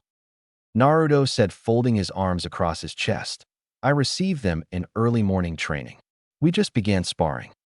The old man didn't look convinced, but Naruto couldn't bring himself to care. Hayate was his teacher, and Naruto trusted him more than anyone else. The old man said, looking at Kurenai, "We are worried about you, Naruto. Are you sure you're okay?" Naruto fought back an eye roll as he said, "I'm fine, old man. Is that all?" He almost smiled when he saw Kurenai twitch. He had no issues with the female Jounin, but he didn't trust her either. For the moment, she was just a teacher. The old man seemed to be trying to see through his mask. He wouldn't let it happen. Trust was earned, and neither of them had earned his. The Hokage said, "Dismissed, Naruto." Naruto gave him a curt nod before leaving the room. He made his way quickly to the training grounds to meet with Chun. The man stared at him when he walked up. After a tense moment, he said, "You're late." Naruto said with a growl, "The Hokage held me up. He was questioning the bruises I received." The man gave an amused snort and said, "If you could block properly, then you wouldn't have so many bruises." Naruto had a feeling this man couldn't care less. Chun did not seem to be a person that cared for others. Chun indicated for Naruto to sit in front of him. Naruto sat in the grass preparing for a lecture similar to ones he received from Hayate. Chun seemed nervous as if he never did something like this before. He said, sounding frustrated, "What I'm going to teach you requires large amount of chakra and control. From what I've heard from Hayate, you have Jonin level reserves." Naruto nodded, happy that his mentor had not given away his secret. Still, this man seemed to have his own secrets. There was something he was hiding under a layer of powerful chakra. The only question was what? Chun drew his attention back to him as he said, continuing his lecture. Chakra control is important because if you can't control your chakra, then you could lose a hand. I am not overreacting or lying. If you do not feel ready for this, you can walk away now. Naruto considered it for a moment. His chakra control wasn't very good at the moment. Then again, this would be the perfect opportunity for him to learn it. He also needed to get stronger in case the other vessel to a guardian was unfriendly. Chun said, quartered himself off. This the basic stance. The key to this basic technique is matching the movement of chakra to the movement of your attack. Remember when you dodged that attack earlier? When you felt an explosive force by your ear? That's the end result. So he had to match the movement of his arm to the movement of his chakra. That should be easy, right? As if sensing his thoughts, Chun indicated he should try. Naruto brought his hand up to the top of his chest and focused on his chakra. He focused the flow into his arm, and as he shot his hand out, he tried to match the flow. Chun shook his head, indicating that he had not success. Naruto spent the next hour trying to match the timing of his punch.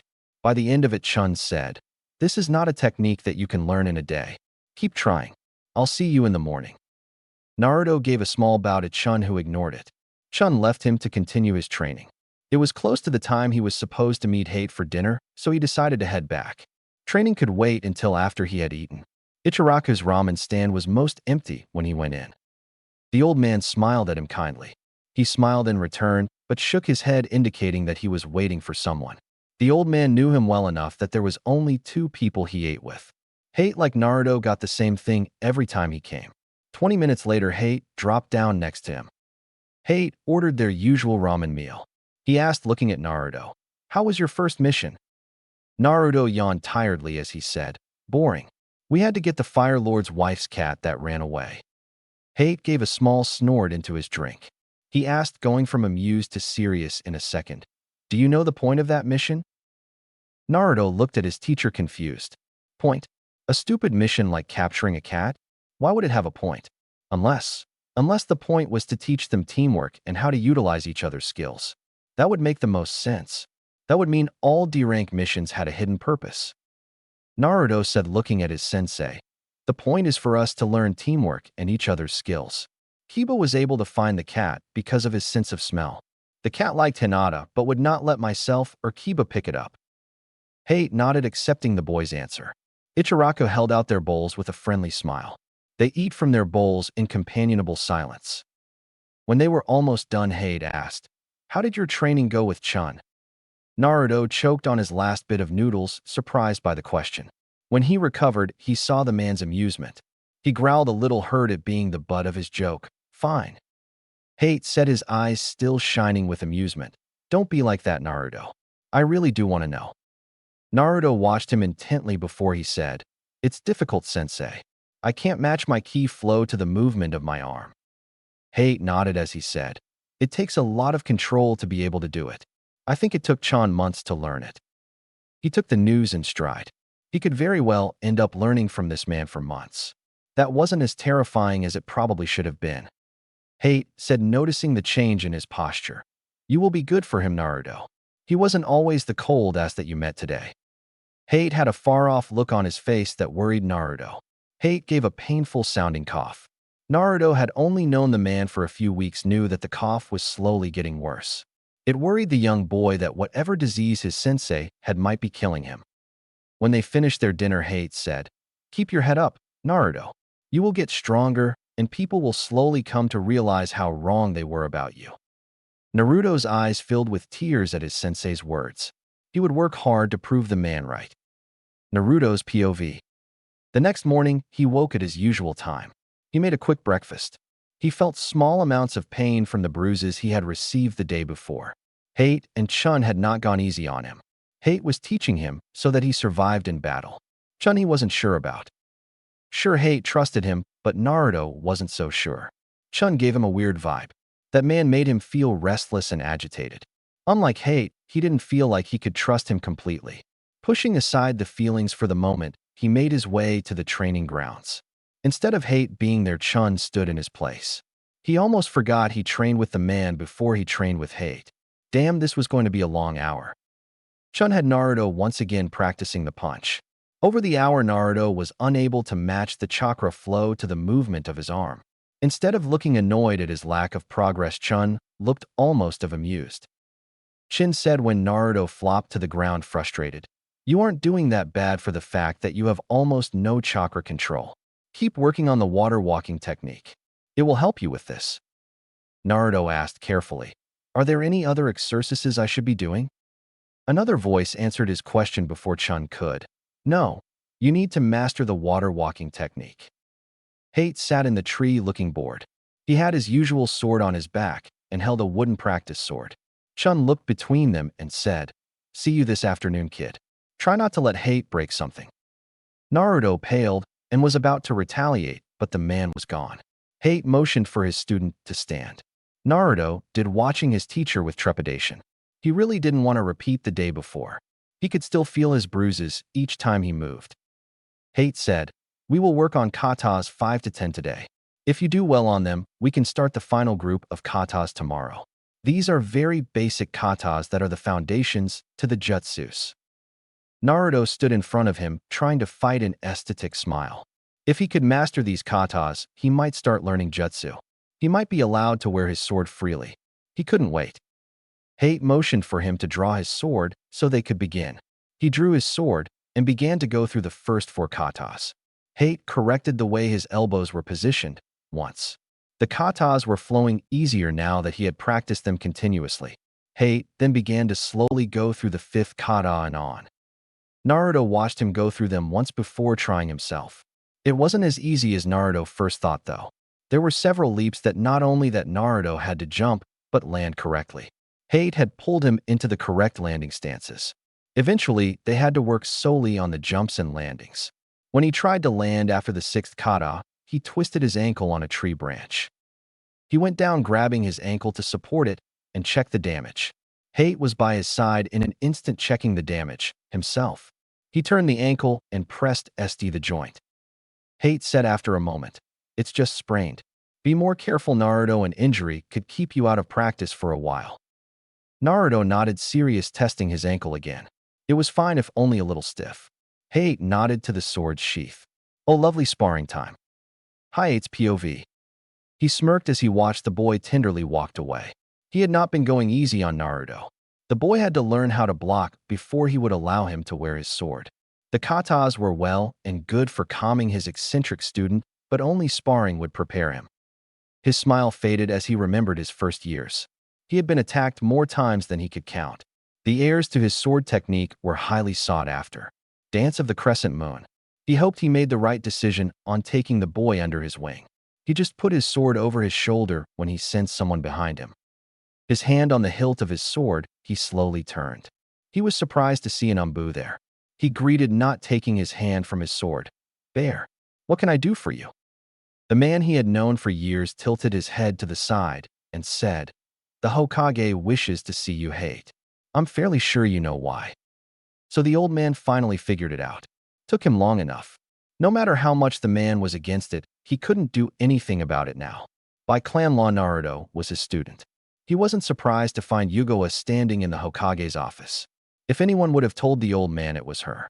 She thought she was looking out for him, but she was only making things worse. The Hokage said, giving him a slightly disappointed look. Hate, I have heard some troubling rumors that I wish to either confirm or deny them. Hate asked, lifting his chin ever so slightly. What rumors, Lord Hokage? He said, his eyes narrowing. That you are training Uzumaki Naruto. Hate said, unconcerned about the rising tension in the room. I am. By clan law, you cannot interfere with a last clan member choosing a student. I have chosen Naruto as mine, and as I am the last of the Gecko clan, you cannot interfere. Naruto has made great strides in such a small amount of time. I have a feeling he will be ready for the dance of the crescent moon before his first Chunin exam. They all blinked at him, but his attention was drawn to the painful tightness in his chest. He had a massive coughing fit that almost sent the Umbu calling for a medic. He was slowly dying, and he knew it. Hell, all of the older ninja knew it. Yet he could not bring himself to tell Naruto. He knew it would only worry the boy unnecessarily. He didn't want the kid to go on a wild goose chase like Chun had. The disease could only be healed by one that was a vessel of two. Whatever that meant. He had gone over the scrolls 1,000 times and could not make heads or tails of it. Yugawa said angrily. Hate, he is the demon fox, Hate. You shouldn't be near him in good health, much less as sick as you are. Hate turned his gaze to her, and the look in his eyes made her flinch back. When she didn't try to say anything else, he turned back to the Hokage and said, I will train the boy. He is not a demon as Yugawa says, and honestly, I enjoy his company. The Hokage cocked his head to the side, considering Hate. The man seemed to be considering the truthfulness of his words. Finally, he said, I'll allow you to continue training Naruto. You may want to tell his sensei that the bruises are from your training. She is worried about him limping to training this morning. Hate had to bite back a smile. So the female Jonin did care about her student? That was good to know. Naruto needed as many people in his corner as possible. There were too many that hated him for something out of his control. Hate said, covering his mouth when he coughed. Well, Naruto will be allowed to wear his sword then. He pulled his hand away from his mouth and was surprised to find blood on it. That wasn't good. The old man gave him a worried look, but Hate shook his head. There was nothing he or anyone could do anymore. Even Lady Tsunade, who sent him medicine on a regular basis, couldn't get rid of it. He only hoped that Naruto would understand when he passed on. The Hokage said after a moment, dismissed, Hate. I hope you know what you're doing, though. Naruto doesn't trust easily. When he does, though, he puts everything on the line. Hate said calmly over his shoulder as he left, I do. Lord Hokage, if you continue to try and protect him the way you are doing, he will abandon you. He doesn't understand what's going on, and it's because no one will tell him. Make no mistake, as long as I will look after him. With that said, he was gone. He needed to find Naruto and give him the good news. It took him half an hour to find the boy. He was half a mile down the river from the spot the day before. He hid himself for a moment watching Naruto. The boy was focusing on his chakra, and he stepped out onto the water. He was surprised to find the boy standing on the water with a huge grin on his face. That didn't take long. He only showed him the technique the day before. He could sense his student's chakra control faltering. 3, 2, 1. Naruto fell through into the water. He jumped down and made his way to where Naruto was trying to pull himself out of the water. With a smile, he held out his hand to the boy. Naruto looked up at him surprised, but a grin spread across his face as he took Hayate's hand. Hate pulled the boy from the water and helped steady him. Naruto said happily, Thank you, sensei. I can walk on water one. Did you see me? Hate said smirking, I did. Naruto, remember, you have to concentrate. If you let it falter for a moment, you will be swimming again. Naruto's smile faded as he took in the rebuke stoically. Hate sighed and said, placing his hand on the boy's shoulder, Come, I want to talk to you and your sensei. Naruto followed without question to where the other members of his team were training. Hinata had made her way almost all the way up the tree. Kiba, on the other hand, was barely up to the first branch. Kiba's eyes met Naruto's, and a silent conversation went between them. Kiba nodded, and Hate wondered what they had said. Kurenai walked up and said, her voice laced with suspicion towards Hate. Naruto, Hate. What brings you here, Hate? Hate said, forcing himself not to roll his eyes, I'm here to talk to you and Naruto. The Hokage sent me to explain the kid's bruises. Kurenai folded her arms across her chest, but she took a seat in the grass. Following her lead, Naruto sat on the grass, tugging Hate down with him. With a sigh, he said, Naruto, show Kurenai what I gave you. Naruto asked nervously. Are you sure, sensei? Hayate gave him an encouraging nod and Naruto grabbed his bag that lay with several others. He pulled out one of the storage scrolls. Pushing a little chakra into it, his katana appeared. Kurena's eyes widened with surprise, recognizing the blade. She turned to him and asked, incredulous, You are teaching him to be a swordsman? How long has this been going on? Naruto answered for Hayate. Yes, he has. It's only been a few weeks since he took me under his wing. 3 days since we started swordsmanship. Kurenai looked between them. Hayate was feeling protective of the boy, but he saw the same in her eyes. Maybe Naruto wouldn't be entirely alone when he died. That thought was oddly sad, even in his own mind. He didn't want to die. Shaking himself from his sad thoughts, he said, Naruto, I have some good news. You may now wear your sword. The Hokage knows, so there's no reason to hide it. Naruto's eyes shone brightly with excitement. Kurenai asked, Are you sure, Hayate? Hayate nodded, then turned to Naruto, who asked, Sensei, where should I wear it? Most swordsmen wear it on their hip, but you wear it across your back. Hayate blinked, surprised at the practical question. He said, considering the boy, I would say for the moment at your hip. Possibly move it to your back later. He would have to get the boy a belt for the sheath either way. He thought about it for a moment, wondering if he had one in his pack. He pulled his pack to him and began to rummage through it. He ignored the suspicious look that Kurenai was giving him. He had a feeling that she didn't trust him. At the moment, the feeling was mutual. They could agree on missions, but on the kid, probably not. He pulled out his old belt when he was younger. He eyes it, and then the kid. It might just work. He held it out to Naruto. Naruto eyed it before putting it on and put his sword on it. It for well enough until they could get Naruto fit for one. Naruto said, smiling, Thank you, sensei. Hayate nodded, getting to his feet, and said, I'll see you later. Naruto, don't forget your training later. Naruto stiffened and gave him a curt nod. Hayate smiled as he turned away. He knew that Naruto didn't like Chun. Few did. The man was a bastard until he got to know you. Even then, he had a dry, snarky sense of humor. He coughed painfully and hard as he made his way out of the training area. Damn, I will need to see if Lady Tsunade can send me more medicine. Even if she could, though. Even if she sent him medicine, it would only slow the disease's progression. A voice stopped him. Oi, Hayate. He turned to see a man in a Jonin outfit and a sunbon in his mouth. It was his friend Genma Shiranui. He had thought the man was on a mission. It must have ended early. Hayate said, smiling at his friend. Genma, I thought you weren't supposed to be back for another week or so. Genma said with a grin. We finished early. What about you, Hayate? You were gone forever. Hayate said, I had a long-term mission. I don't think I will be going on one like that again for a while. He saw the disbelief on his friend's face and laughed. He had to cut it short with a bad cough. Genma looked worried again at his hacking cough. Hayate said, This is part of it.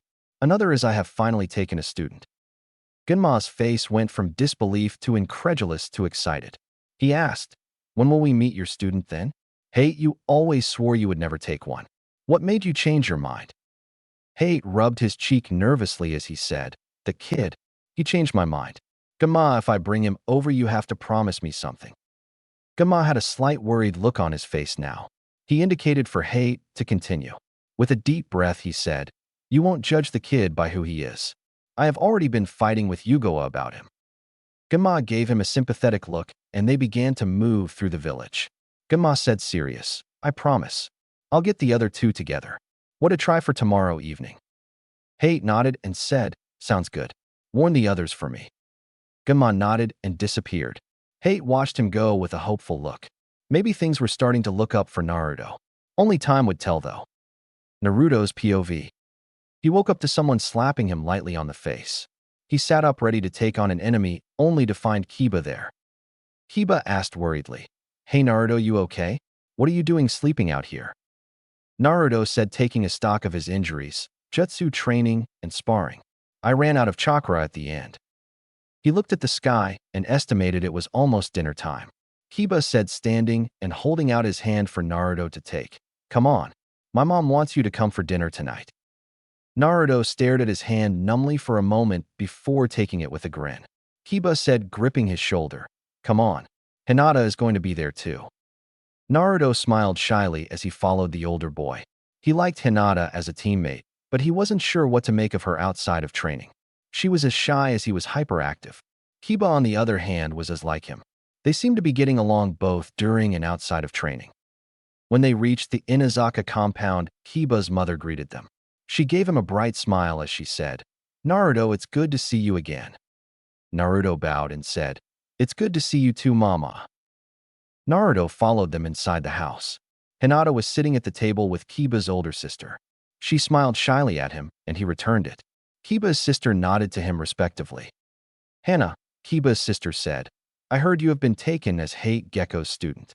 You must be an excellent ninja to catch his eye." Naruto blushed furiously, and Kiba said with a barking laugh, "Not really, sis. He was dead last in our class." Naruto glared at Kiba, causing the older boy to laugh even harder. Hana said, smiling, "You must be special, though. The Hokage has been trying to get Hate to take a student for years. The man has always refused until you." Naruto smiled, but his thoughts were racing. Hate had refused other students? But why? Why choose him over others? The only way he would get answers would be to ask Hate. He would ask his sensei the next day. Kiba's mother came in carrying plates of food. She laid them out onto the table.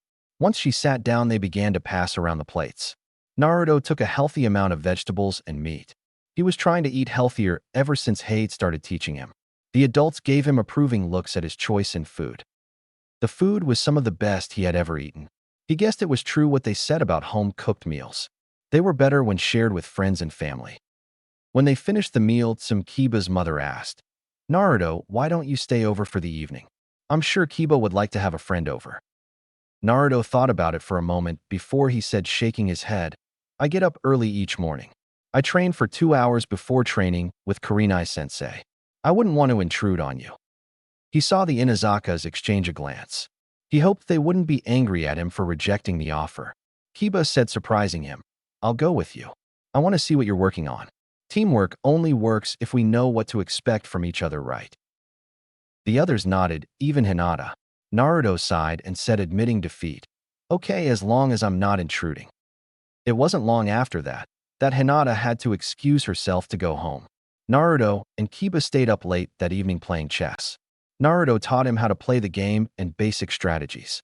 Kiba was a fast learner, and soon they were in a competitive game of chess. Naruto only had a few days more experience, and they were evenly matched. It was late into the evening when Some came to check on them. It was Naruto's turn, and he was studying the board intently. She watched the two boys with a smile on her face. It wasn't every day she saw her heir playing a game that required patience. Like Naruto, Kiba was known for his eccentric behavior. It seemed to her that Naruto was slowly changing for the better. On top of that, he was changing those around him. She said, drawing their attention to her, "Boys, it's late. Time for bed. You can continue this another time." Both of the boys looked disappointed to have to end their game. Kiba helped Naruto lay out a bedroll and loaned him a pillow. He also had to loan the embarrassed boy some pajamas. Soon they lay down in Kiba's room, Naruto on the bedroll and Kiba in his bed. Naruto listened as Kiba's breathing evened out. Naruto lay there for several minutes before sleep claimed him that evening. The next morning came all too early. He woke up at his usual time contemplating waking Kiba, but decided against it.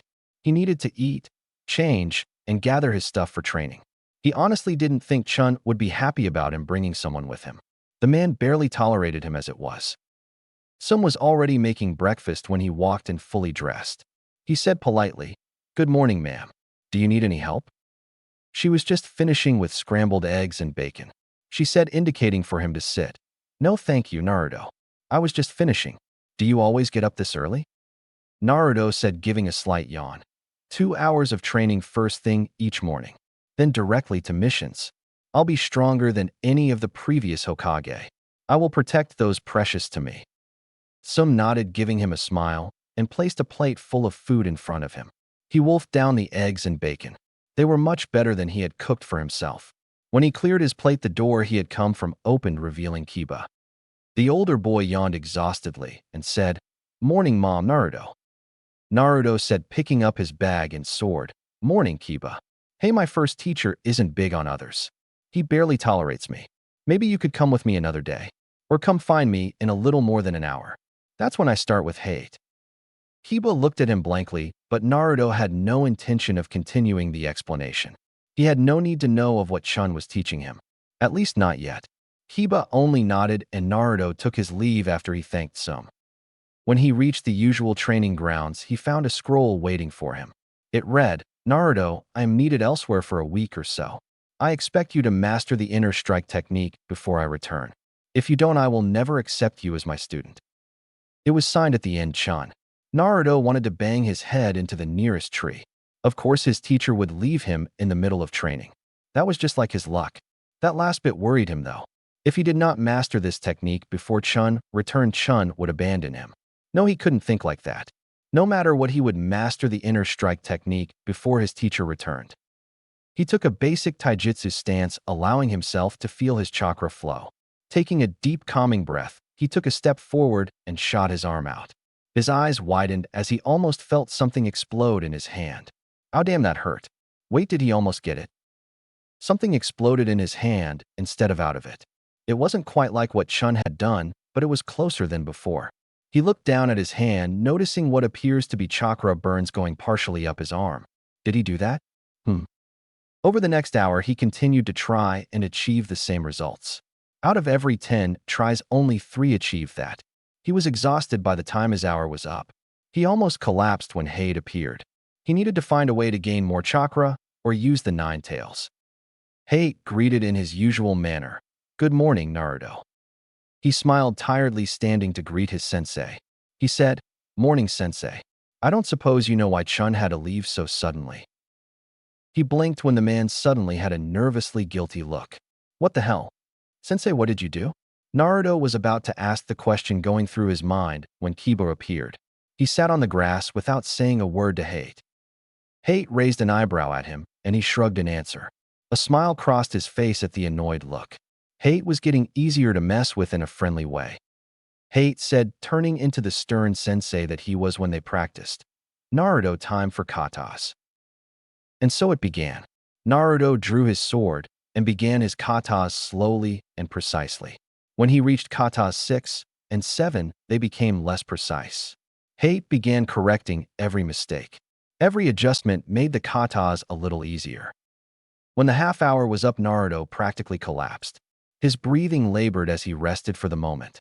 Hayate was watching him with an unconcerned look. The man knew his exhaustion came from overuse of his chakra from earlier.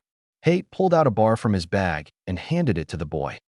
Naruto stared at it, recognizing the energy bar, then smiled gratefully. They might not taste very good, but they did help battle exhaustion. Naruto unwrapped the bar and took a bite, ignoring the taste. After eating on it for a moment, he started feeling better. He stood, taking the wooden sword from his teacher, and took a ready stance. Hayate took a more open stance that made Naruto instantly wary. In an instant, his suspicion was proven correct as Hayate lunged at him. Reacting on instinct, he sidestepped the attack and moved into the first kata attack. Right before it landed on the man's shoulder, he blocked it. Naruto jumped back to put distance between them. He took the first stance again, waiting for a sign that the man would attack again. He watched and saw a twitch in the man's shoulder as he came at Naruto again. Naruto blocked an attack meant to take his head from his shoulder. Naruto slid from the block and went to thrust his sword into Hayate's stomach. Again, the man sidestepped it. He growled in frustration and missed the proud look in Hayate's eyes. Hayate continued to attack him using different katas, and Naruto continued to block. It was becoming almost like a dance. Naruto had been unable to land a single blow on his sensei. He was able to block most of the basic attacks. While they wouldn't help him in a real battle, it was the foundation for proper attacks and blocks. The last half hour was up, and Naruto was sad to be done. It had been the first time that he had done more than block awkwardly. He was slowly learning the way of the sword from a master. Hayate asked as they began to pack up their stuff. "Naruto, I was wondering if you would like to come have dinner with a few of my friends? They would like to meet my student." Naruto felt the blood drain from his face at the question. Meet Hayate's friends? All the adults in the village knew about the fox, though. Most of them hated him for something he couldn't control. Hayate's POV. He watched in concern as Naruto's face drained of all blood. He was confused at why the boy would be so afraid, but it didn't last. He remembered the way the villagers treated Naruto. He was afraid that they would treat him the same as the villagers did. Hate bent to eye level with his student and said, Naruto, no matter what, I will not let them hurt you. They have agreed to not make a snap judgment against you until they meet you. Naruto didn't look convinced, and honestly Hate couldn't blame him. He had seen how the boy was treated even by his girlfriend. Now ex-girlfriend. He could never be with anyone who would treat a child such a way. He said softly, give them a chance, Naruto. They may just surprise you. While still wary, the young boy said, I'll try, sensei. Hate clapped him on the shoulder and said, that's all I can ask. Naruto's POV. He just stepped out of the shower when he caught a glance of himself in the mirror. He noticed that there was a slight change in his appearance. He was gaining more muscle, and the baby fat was burning off. He was slowly changing into a future Hokage. He dried off his hair and changed into a gray t-shirt and pants. He belted his sword off his left hip and his headband on his forehead. He tilted his head to the side, considering his appearance. He gave that fake smile he showed the others when he was really dying on the inside. The smile that fooled everyone, including the Hokage. Sometimes he wished someone would see through it. That someone would care for him like a parent. His thoughts drifted to Hate, who had been the only person to ever come close. Naruto was slowly letting the man in. He still hid things from Hate, though. He struggled with the decision on whether or not to tell him about the Guardian. He was afraid of the man's rejection. Not even Hate had been able to see through his mask, though. He shook himself from the depressing thoughts as he left his apartment. His head shot up when he felt a familiar presence fall in next to him. Hate. He turned his head to the side, acknowledging his presence. Hate said, come, we are meeting at my friend's house. Naruto hesitated for a moment before following him. He followed Hate to a house towards the village gates. Outside the house stood a man in Jonin here and Senbon in his mouth. Naruto had come across the man a few times in the village. While the man had never gone out of his way to help him, he did give good advice. When he saw Naruto, his eyes widened in surprise, but not anger. Slowly a grin appeared on his face as he said, now I understand why you were so insistent that we not discriminate against him, Hate. Well, Naruto, my name is Gunma Shiranui. Nice to meet you. Naruto hesitated for half a second before replying. Nice to meet you, as well, Gunma. Hate chuckled at the cautious attitude Naruto was giving off. Hate said, placing his hand on Naruto's shoulder, come, Naruto. Naruto tilted his head to the side in acknowledgement. They walked in, and Naruto noticed two men. One was cooking, and the other was lounging at the table. Both men turned to face Naruto, and he had to force himself not to step back. He watched as their eyes widened and turned to Hate. After a moment, the one cooking said, now I understand. Hate, I'm not like Yugoa. I have no problems with the demon's vessel. Nice to meet you. Naruto, I'm Kanetsu Hagane. Like you, I'm a prankster. I hope we can be friends. Naruto gave him a fake smile and nod. The one sitting at the table, though, was still quiet. The man didn't have angry, cold eyes, but they weren't expressive like Kanetsu's. They were honest and kind, though, but Naruto didn't trust it just yet. He had been hurt one too many times. They would have to earn his trust. Hate said, breaking the silence between them. Naruto, this is Kanetsu's partner, Izumo Kamizuki. He's the more serious of the two, but he is still a good man. Izumo held out his hand for Naruto to shake. Without hesitating, Naruto took it firmly, and they shook hands silently. Naruto took a seat in between Hate and Izumo as Kanetsu finished dinner. Kanetsu asked, Naruto, can you give me a hand for a second? Jumping to his feet, Naruto went straight over to help the man. Kanetsu gave him 5 plates and silverware. Naruto went to put them on the table for Kanetsu. Once the plates and silverware were placed, the food was next. They all sat at the table and began to pass around food. Naruto took healthy portions of everything that Kanetsu had cooked. Part of the way through the meal, Izumo asked, how long have you been training with Hate, Uzumaki? Naruto swallowed a bite of food before he replied, 2.5 weeks. He started with teaching me tree climbing, then slowly moved up to more advanced techniques. We only recently started salesmanship. He purposely left out the part about his training with Chun. He didn't know how much these men knew about the strange man. Chun wouldn't want him to tell people about his presence within the village known. That much was clear to the blonde.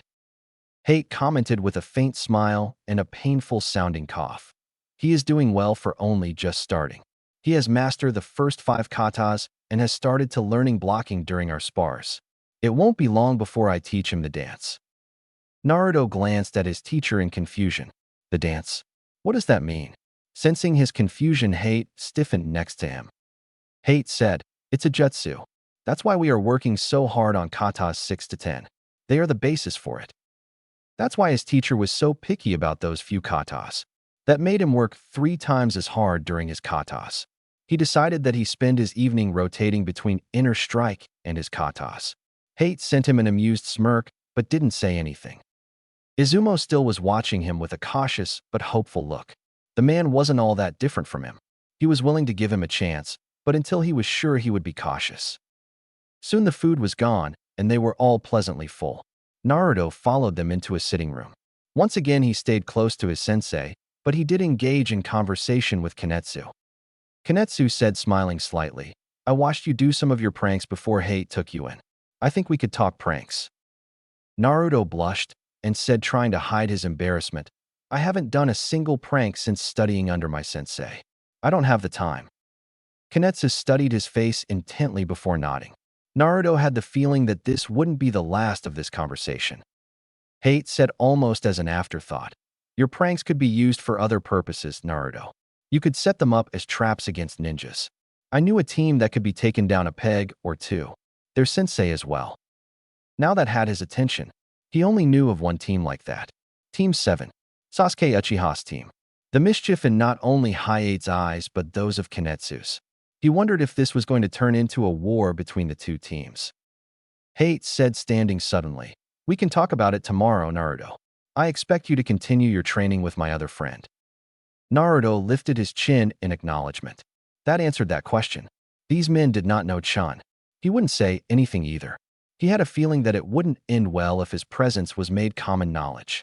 Naruto sighed as he thanked the men for the meal.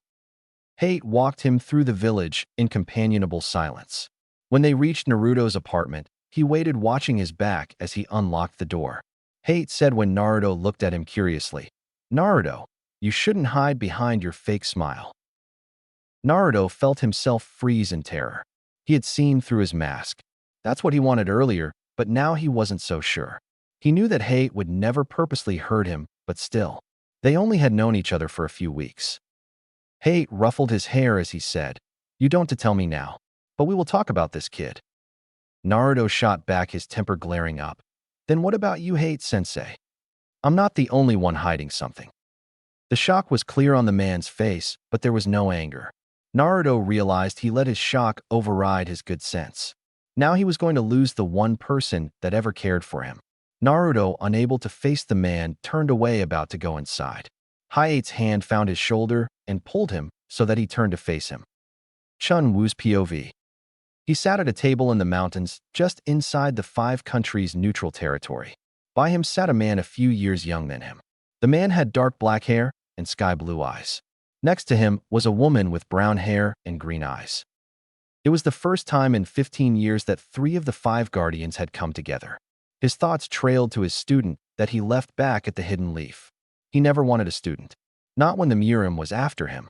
He gave the child an ultimatum that should be impossible. There was no way the boy could learn inner strike technique after only a little more than a week. It was impossible. Still, a nagging feeling told him that he was wrong. He wasn't the only one they were after either. He turned slightly to the other man. He never learned his name, but there was no doubt he was a guardian. Specifically the guardian of the mountains. The lightning tiger. There were few things that scared him, but one of which was this man. Even with that technique, he wasn't sure if he would win in a fight. A man walked in, drawing everyone's attention to him. Earth Beast. The reason why they were there. Now 4 of the 5 guardians had come together. Earth Beast said, "Welcome, guardians. I'm sorry to call you in such short notice, but I have heard disturbing rumors. The guardian of the forest lives." What? The guardian of the forest? The clans that were thought to hold the guardian was thought to have died out. Could one have really survived? Lady Liquid Shark asked, "Where did you get such information? I thought we destroyed the last living remnants of the clans with the potential to be vessel. How could we have missed one?" It was the tiger that answered in his usual cold voice. It could have been a previously unknown clan. We all know how many people leave their clan and the Miram for a chance at a normal life. He could be a descendant of one of those. They all remembered the war that had ensued due to the actions of one vessel. The question was why now? It had been several generations since one had appeared. Unwillingly, his thoughts trailed to Naruto Uzumaki. That boy had an unnatural amount of chakra, even for a vessel of a demon. He couldn't be? No, that's impossible, right? His attention was drawn back to the others. Tiger said, leaning back and crossing his arms. I think we should all watch the Hidden Leaf Village. They are known for having that guardian come out of their group. Earth Beast nodded his assent and said, the one that finds him before he fully awakens his powers. So far, no one in Urim has reported an activation, so we still have time. That caused several sighs of relief from the others. Chun, though, frowned. To kill someone because of what the previous vessel's wrongdoings. That wasn't right. He could see the grim determination on each of their faces. He pitted whoever was the Forest Guardian's vessel. Naruto's POV. It had been 4 days since Chun had left. He spent almost every waking moment training. He had new lessons on top of his training with Hayate. Kurenai had them practicing trap making and stealth. Naruto was naturally gifted at trap making and stealth due to his pranking days. The next day, they had an agreement for a friendly face-off with Team 7. The look of disbelief on Kakashi's and the Hokage's face was hilarious. The Hokage has agreed to the match as long as it was supervised and no kill techniques were used. Naruto felt he was as ready as he was going to get. He had practiced his katas, mastering the 6, 7, 8 katas. Hayate had him running around the training fields to build up both stamina and speed. Hayate mentioned that he would need a lot of speed for the technique. The inner strike technique, he was still having trouble with it though. He could almost match the movement to the release. He hoped that he would prefect it soon. He wanted to stay Chun's student. As off-odd as the man was, he was teaching a good technique. That evening, he tenderly made his way back to his apartment. He had spent all day learning how to make paper bombs. Learning how to make and use them was hard with his chakra control. Many of them had exploded while he was trying to focus. The jacket was going to be thrown away. It had more holes than could be fixed. When he came to a stop outside, his door had the feeling that he was being watched. His hand came to rest on the sword, ready to defend himself. A calm voice caused him to relax his hold on his sword. Naruto, are you okay? He gave an exhausted smile over his shoulder. Hayate stood there looking even more exhausted than before. His worry for the man increased daily, but it seemed there was little he could do. Naruto said with his fake smile to hide his exhaustion, I'm fine, sensei. You look tired. Do you want to come in? Hayate cocked his head to the side, his eyes narrowing. After a moment, he nodded. So there was something his teacher wanted to talk about. He opened the door and allowed Hayate to enter first. They ended up on Naruto's living room. It was once again a mess of scroll from his training. Hayate had a faintly amused look before he turned serious again. Hayate moved a few of his scrolls to make room. He asked once Naruto sat across from him, Is your team ready for tomorrow, Naruto? Naruto leaned back as he said, As ready as we can be. Do you really think we have a chance, sensei? He seemed surprised at the question. He said, meeting the boy's eyes, Yes. There is no doubt in my mind that you can win. There is something you should know, though. Word got around to some of the clan elders. They will be watching tomorrow, and they will judge you. So do your best and show them the strength of teammate. Naruto felt a rush of warmth go through his chest. Hayate honestly believed his squad had a chance. Even if they didn't win the next day, he was going to show everyone that he deserved to be Hayate's student. He smiled at the man, a real smile at the man. Hayate was the one person he trusted above all others. He was concerned about the man's insistent coughing. As much as he tried to hide it, Naruto could tell it was getting worse. He was worried about him. He wondered if his decision earlier that day had been a smart one. Flashback. Naruto stood in the Hokage's office, just coming from morning training. He had requested a meeting with the old man before he went for training. The old man finally looked up from his paperwork and asked, Naruto, what can I do for you? Naruto said, folding his arms across his chest, I want to ask you something. I want you to tell me the truth. The surprise was clear on his face and indicated for him to continue. Naruto asked, What is wrong with Hayate? His cough is getting worse, and it looks like he's slowly dying. Hokage leaned back, seeming unsurprised by the sudden question. He said, That is a question that you should ask Hayate yourself. Naruto said dejectedly, I've tried. He won't tell me anything about it. Understanding filled the man's eyes. He said, putting his chin on his crossed fingers, I hear that your team plans to do a practice battle with Team 7. I know of someone that can help relieve his pain. If you can beat them, then I will send you to find her. If you lose them, you must wait for him to tell you." Naruto said determined, "Deal, but with something more. You will also tell me how to help heal hate if we win." The agreement was made. He wondered if the old man thought his chances were that low. Low enough that he had made an incredible agreement. End of flashback. Naruto glanced guilty at Hate. He hoped the man wouldn't be angry at him for going behind his back. Hate helped him so many times, now it was his turn. He would protect his teacher as he had protected him. It wasn't long before Hate excused himself to go home for the evening. After he left, Naruto turned in for the night. He was exhausted from everything that had happened. He would need his rest for upcoming day if he wanted to win. The next morning came all too soon for his liking. He felt restless with a strange sense of excitement. He felt like today would be the day that he wasn't the person everyone saw him as. He changed into a gray t-shirt and pants with his black jacket over the shirt. His sword was belted off his left hip and had packed up his paper bombs and other traps. One last go over with his weapons, he left his apartment. He had not had his usual early morning training due to the match that morning. He made his way to the agreed-upon training grounds. When he arrived, his team was already there. Kiba was wearing similar clothes and seemed to be considering the grounds carefully. Something they had learned over the week was that all the training grounds were different. Each had their own uses. The key was to know how to utilize each one. This particular training ground had a large open field with the monument of the fallen ninjas in the middle. Surrounding the open field was a large group of trees. They would be good for hiding, but he had to take into account of the other team's members. The two biggest threats would be Shino and Sasuke. Shino would make hiding nearly impossible. His bugs would likely tag each of them as soon as he arrived. Like Kiba, he would be best as a tracker. To win in this fight would mean taking Shino down first. Then Naruto would take on Sasuke to keep him occupied while Hinata and Kiba would take out Sakura. Divide and conquer. Shikamaru would be proud of his plan. Naruto decided that he would not draw his sword unless absolutely necessary. He did want to try the inner strike technique. He would hold off, though, until he had little choice. Like with his sword, he didn't want to reveal his hand too early. Hinata looked slightly nervous, but a small smile from Naruto eased it slightly. Kiba looked as confident as ever. Between the three of them, Naruto was confident they could win. His attention was drawn to the way he had arrived. For other people were coming into the training grounds. It was Team 7. They looked way too overconfident. Kanetsu, Hate, Gunma, and Izumo were right. These guys needed to be taken down a peg. It didn't help they were trained by Kakashi, though. He was one of the best Jonins in the village. It was said that he has mastered over 1,000 jutsus. Kakashi ignored them in favor of greeting Kurenai. He said, "Kurenai, it has been a while. Was this your idea? My team is the best of their year, you know." Kurenai answered in a sure voice. "I think my team might just surprise you, Kakashi. They have come a long way in just a week. Especially Naruto." Naruto had to fight with himself to keep from blushing. He still wasn't used to people complimenting him.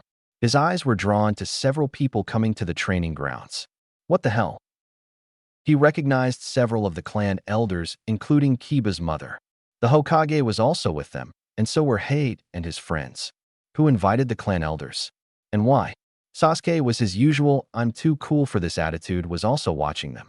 It was obvious that. The Hokage said, looking between the two groups, Team 7 and Team 8, you both have requested that you take a more advanced mission. I have a very special mission for the winner of today's match. The rules are as follows. 1. No killing. 2. If you are knocked out, you stay out of the fight. Once all 3 members of a team are unable to fight, the match is over. Anything else is fair game. Both teams nodded solemnly.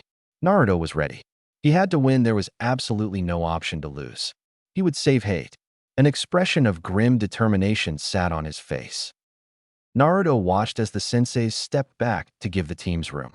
The Jonin and clan elders hid their presence as they then disappeared. That was the signal for them to being. Naruto gave a nod to the others, and they Kiba started their plan. Kiba and Hinata took the positions as frontal defenders. Naruto discreetly made a clone and had it go set traps. To give the clone time, Naruto pulled a kunai from its holder. That was the signal for the attack. Sasuke's team had already began moving forward. He noticed that Shino was kept back. Sakura was acting as a sort of protector. He knew that while her physical strength was good, her other skills were lacking though. She was the weak link in terms of skills. While he used to have feelings for her, he was now seeing the error in that. He and Kiba went straight for Shino while Hinata went toe-to-toe with Sakura. Naruto had absolute faith in his teammate that she could best the pink-haired girl. Kiba was the first to reach Shino and began putting the boy through his paces in Taijutsu. Naruto was about to jump in to fight alongside Kiba, only to be stopped by Sasuke. Naruto snapped his head back as Sasuke's fist went through the air where his chin had just been. He shifted into the first stance for Taijutsu as faced the other boy. He knew what Sasuke was thinking. He thought Naruto was the weak link in his team. That was a big mistake. He may not have a Kekai Genkai like Hinata or strong sense of smell like Kiba, but he had other qualities that make up for them. Sasuke smirked at him as he said, "You should just give up, idiot. Your team doesn't stand a chance against mine." Naruto said coldly, "There is too much at stake for me to lose here. I have a real reason for winning this battle today. It is not just to prove that I'm worthy of wearing this headband." The other boy snorted in disbelief, but he didn't care. Naruto had to win. He had to save his sensei. Naruto brought his hands up in a very familiar hand sign and said coldly, "Shadow Clone Jutsu." Over 100 of Naruto appeared, and now the boy looked confused. He had never seen Naruto use regular clone jutsu, much less this advanced technique before. That's how Naruto preferred it. If they underestimate you, then you have the upper hand. Such was the case here. Hayate's POV. He bit back a groan at the sight of what appeared to be 150 Narutos. That boy overdid it again. He was showing off. Hayate sighed as he watched the group converge on the Uchiha boy. The real one was hanging back though. Even though Naruto was good about regulating his chakra, between his clone Hayate still was able to tell. He had a feeling that it had to do with how much time he spent with the boy. Another clone came up behind him and whispered something in the boy's ear. A wicked frown played across his face that spelled trouble. Hayate took several large steps backwards to be safe. Kurenai followed him to a safer spot, also sensing the danger. Kakashi, on the other hand, was giving them a strange look. They watched in the amusement as the wind began to pick up. Naruto might not know it yet, but Hayate suspected the boy was a wind chakra type. Kakashi smirked at them as Sasuke began familiar hand signs. So, the Uchiha could use fire style. That didn't surprise Hayate in the least. Most of the clan could use it. The jutsu took out about half of Naruto's clones. The other half and the real Naruto were able to dodge. The look of considering was on his face. Hayate realized that the boy was testing the other's skills. Smart kid. Very smart, he thought. Sasuke went right into Taijutsu's skills, but Naruto didn't take the bait. He blocked the attack, throwing basic punches, but nothing big. Hayate knew Naruto had been practicing Chun's prize technique. The inner strike technique was dangerous both to the user and the opponent. It uses even more chakra than the shadow clone jutsu that Naruto was so good at. It could destroy the user's chakra points if used improperly. The damage to an enemy could be fatal though. He could only watch and hope Naruto wouldn't use the technique. He watched as Naruto's team joined the fight. He had wondered where the other two had gone. The Hokage said loud enough to be heard by the contestants. Team 7 has lost Sakura Haruno and Shino Aburame. Team 8 has all 3 members of its squad. Hayate heard Naruto say, "Stay back for now." It was rare for his student to do that. He liked using their teamwork against their opponents. He must feel like he must have something to prove. He had the feeling that it had to do with the clan elders that were watching the fight with interest. No matter the outcome of the fight, Hayate's opinion of his student would not change. Naruto's POV.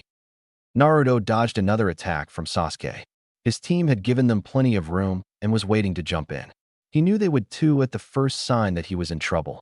He continued to dodge the attacks. The boy had a very predictable attack style. It would have been easy to counter the attacks. He didn't want to play his hand too early. This was getting tiresome though. Maybe it was time to end the fight. He ducked under a punch meant for his jaw. He brought his right hand back, focusing on his chakra, and matched the flow to the movement. Naruto's fist was about to hit him in the abdomen when something stopped the attack. He felt the chakra rush past him as the technique released. Naruto looked up to see the irate eyes of Chun. When the hell did he get back? Why does he look angry? Naruto's POV. He stepped back, dropping out of the attack stance he had been in. He was brave, but not stupid. He knew that he had no chance against Chun, even with his team there. The man seemed increasingly angry at Naruto. He met the man's eyes without fear. Chun said, turning to the other boy, "Count yourself lucky, boy. If I had not arrived, you would likely be dead." Dead? Naruto could feel the blood drain from his face at the words. He never meant to kill the Uchiha, just to incapacitate him for a small amount of time. The Hokage stepped forward, drawing their attention to him. The old man said, "With those words, I declare this match over. Chun, when you're done talking with Naruto, we need to have a talk. As for the match, I declare Team 7 as the winners." Naruto kept his joy of the results in check. He knew that Chun was extremely angry with him. It would not be good for him to celebrate early. He had to find out what the punishment for him using that technique was. On top of that, he, Kiba, and Hinata would need to debrief with each other. This would allow them to pass on what they learned about their opponents. The Hokage continued seemingly disturbed by his lack of reaction and the lack of reaction from his teammates. "Come to my office in 2 hours, Team 8, for your mission." Naruto said in acknowledgement, "We will be there, Lord Hokage." Chun's hand found Naruto's shoulder as he tilted his head to the side, indicating for Naruto to follow him. Naruto said seriously to the others, "I'll catch up with you guys. Chun and I need to talk." Kiba looked like he wanted to argue, but Hinata touched his shoulder. She shook her head and gave Naruto a knowing looking. He had a feeling that she at least suspected what was going on. He gave her his fake, overconfident smile, but inside he was unsure. He never had Chun angry at him before. When they left, Chun pushed him towards the forest. They walked for about 5 minutes before they came to a clearing. Naruto sat in the grass Indian style. Chun paced angrily in front before he turned and asked, practically yelling, "What were you thinking, boy? Using the inner strike technique on another person is not only dangerous to them, but to you as well. Do you know what would have happened if I hadn't stepped in?" Naruto shook his head mutely. He honestly had no idea what would have happened. He thought it would have knocked Sasuke out, maybe broken a few bones. Nothing serious, though. The look on Chun's face said he thought wrong. Chin said with an exhausted sigh, "The best-case scenario, that boy's chakra center would have been destroyed. He would never have been able to continue his life as a ninja. Once a center is broken, it can never be fixed. That's even if he survived the breaking of his center. Worst-case scenario would be his death. That's what happens in most cases." Naruto packed as he thought over what Chun had said. If he had landed that strike on Sasuke, the best he could hope for would be exile from the village. Many of the clan leaders had been watching. They would have asked for his death at worst. Not even hate, and the Hokage could protect him from that. Naruto bowed his head apologetically as he said, "I'm sorry, Chun. You're right. I didn't know how much damage that technique. I should have never used it without your okay." Chun said, sitting in front of him, his eyes gazing far off, like to a distant memory. "That's not even counting what it would have done to you. If you had been lucky, it would have only broken all the bones in that hand. If you used as much chakra as I suspect you did, then everything past your wrist would have been destroyed. You never would have been able to do hand signs again. So much could have gone wrong with the technique. Why did Chun use it so freely if it had such dire consequences?" As if reading his thoughts, Chun said, running his nose tiredly, "I have a special technique that I have learned in chakra control. I had no intention of teaching you this technique." Oh, that was disappointing. He had thought that maybe, just maybe, Chun would teach him more. He sighed sadly. He got his hopes up only for them to be dashed again. He should have learned by now that he trusts people. It would only end in heartbreak. Chin said, tilting his head to the sky, "That's what I thought. I never even considered the possibility that you would be able to master the inner strike technique. Even under the best teacher, it takes months to learn. You learned it in less than 2 weeks. So Chun expected him to fail at his assignment. That honestly didn't surprise him. Chun seemed to be a snarky avatars, and it was exactly something he would do. He would always have handicaps with people due to the damn fox. All he wanted was to live a normal life. Chun said so softly that Naruto almost didn't hear it. "I guess I saw the same thing in you that my master saw in me. If you will still like to learn, I'm willing to teach you and take you as my disciple." Naruto's head shot up to look at the man. His disciple? That meant he would train specifically with the man. Few masters of an art took more than one student or disciple. Only the best were chosen. Chun, though, was avoiding his gaze like Naruto would turn him to stone. Or turn him down. He realized. Like Naruto, he was afraid of rejection. Naruto said, standing moved closer to the man. I would be honored if you took me as your disciple, sensei. Naruto half expected the man to chastise him for calling him sensei again. Instead, the man gave him a soft smile and said, pushing his hair out of his eyes, then we continue to train at the same time in the mornings. In the afternoon, we will train for 3 hours instead of 1. Naruto said excitedly, I'll be there. It will have to wait until I get back, though. Chun raised an eyebrow and asked, back? The excitement drained from Naruto, leaving a serious-looking boy. He said, I'm going to save Hayate sensei. His cough is getting worse. The Hokage promised to allow me to if we won the match earlier. Comprehension dawned on the man. The man nodded solemnly as he said, I can't help him. I've tried. What he is goes back a long way in his clan's bloodline. The story goes that it can only be healed by a vessel of 2. We aren't sure what that means. They might not know what it meant, but Naruto did. Only he could save his sensei. He was the vessel of 2. With both the demon fox and the guardian of the forest, he was the vessel of 2. Well, that settled that. Now he needed the best healer that could channel both chakras. Chun looked at the sun as if deciding the time, then said, I have to go speak with your Hokage. Send word when you get back. I'll let Hayate know you will be gone for a while for you when I see him. Naruto grinned as he said, Yes, sensei. I'll see you as soon as I can. With that, they went their separate ways. Naruto to his team, and Chun to meet with the Hokage. Hayate's POV. He, along with the rookie team Jonin's and the clan elders, stood in the Hokage's office. They all had been surprised by the sudden appearance of Chun. Many of them were old enough to remember the young boy that Hayate had trained with years before. It was hard to forget the when Chun and Hayate had caused trouble. Anytime they weren't training, they did pranks on the villagers. While not as crazy as Naruto's, it still caused trouble. The two boys had been like brothers until their sensei had decided he would have to choose between them. Chun had made the choice for the man. Instead of staying, he left the village to make his own path. It hasn't been until 6 months prior that Chun had gotten back in touch with him. He had made several trips to the Hidden Leaf, and in turn Hayate had made trips to the desert. Hayate wasn't so stupid not to realize what secrets the man had hidden. He knew that his old friend was the vessel for the guardian of the desert. It explained the tattoo and why Chun tried so hard to hide it. The guardians were feared just as much as the demons and their vessels. Many clans were suspected of having the guardians, but until they activated, there was no way to prove it. Sometimes there wouldn't be an activation for generations. It made it increasingly difficult to pinpoint which clans were able to hold the guardians. His head then swung around when the office door opened. In walked Chun, as nonchalant as ever. Hayate could see just a small amount of happiness that wasn't there before. He wondered what had been said between Chun and Naruto. He hoped that Chun wasn't taking the boy from him. Naruto had been a rare light in his dark world. At first, their relationship had been nothing beyond student-sensei. If he was in better health, he would ask the Hokage and Naruto for permission to adopt him. It wouldn't be fair to the boy now. He was too ill and would likely not live past the new year. He swore that he would teach Naruto everything he could and leave him the Gecko Library. This would give his student his family's sacred techniques. With Hayate being the last of his clan, there was no one else for it to go to. His thoughts were interrupted when Kakashi asked, his eyes narrowing at the new arrival. Who are you? You stopped an unknown jutsu like it was nothing.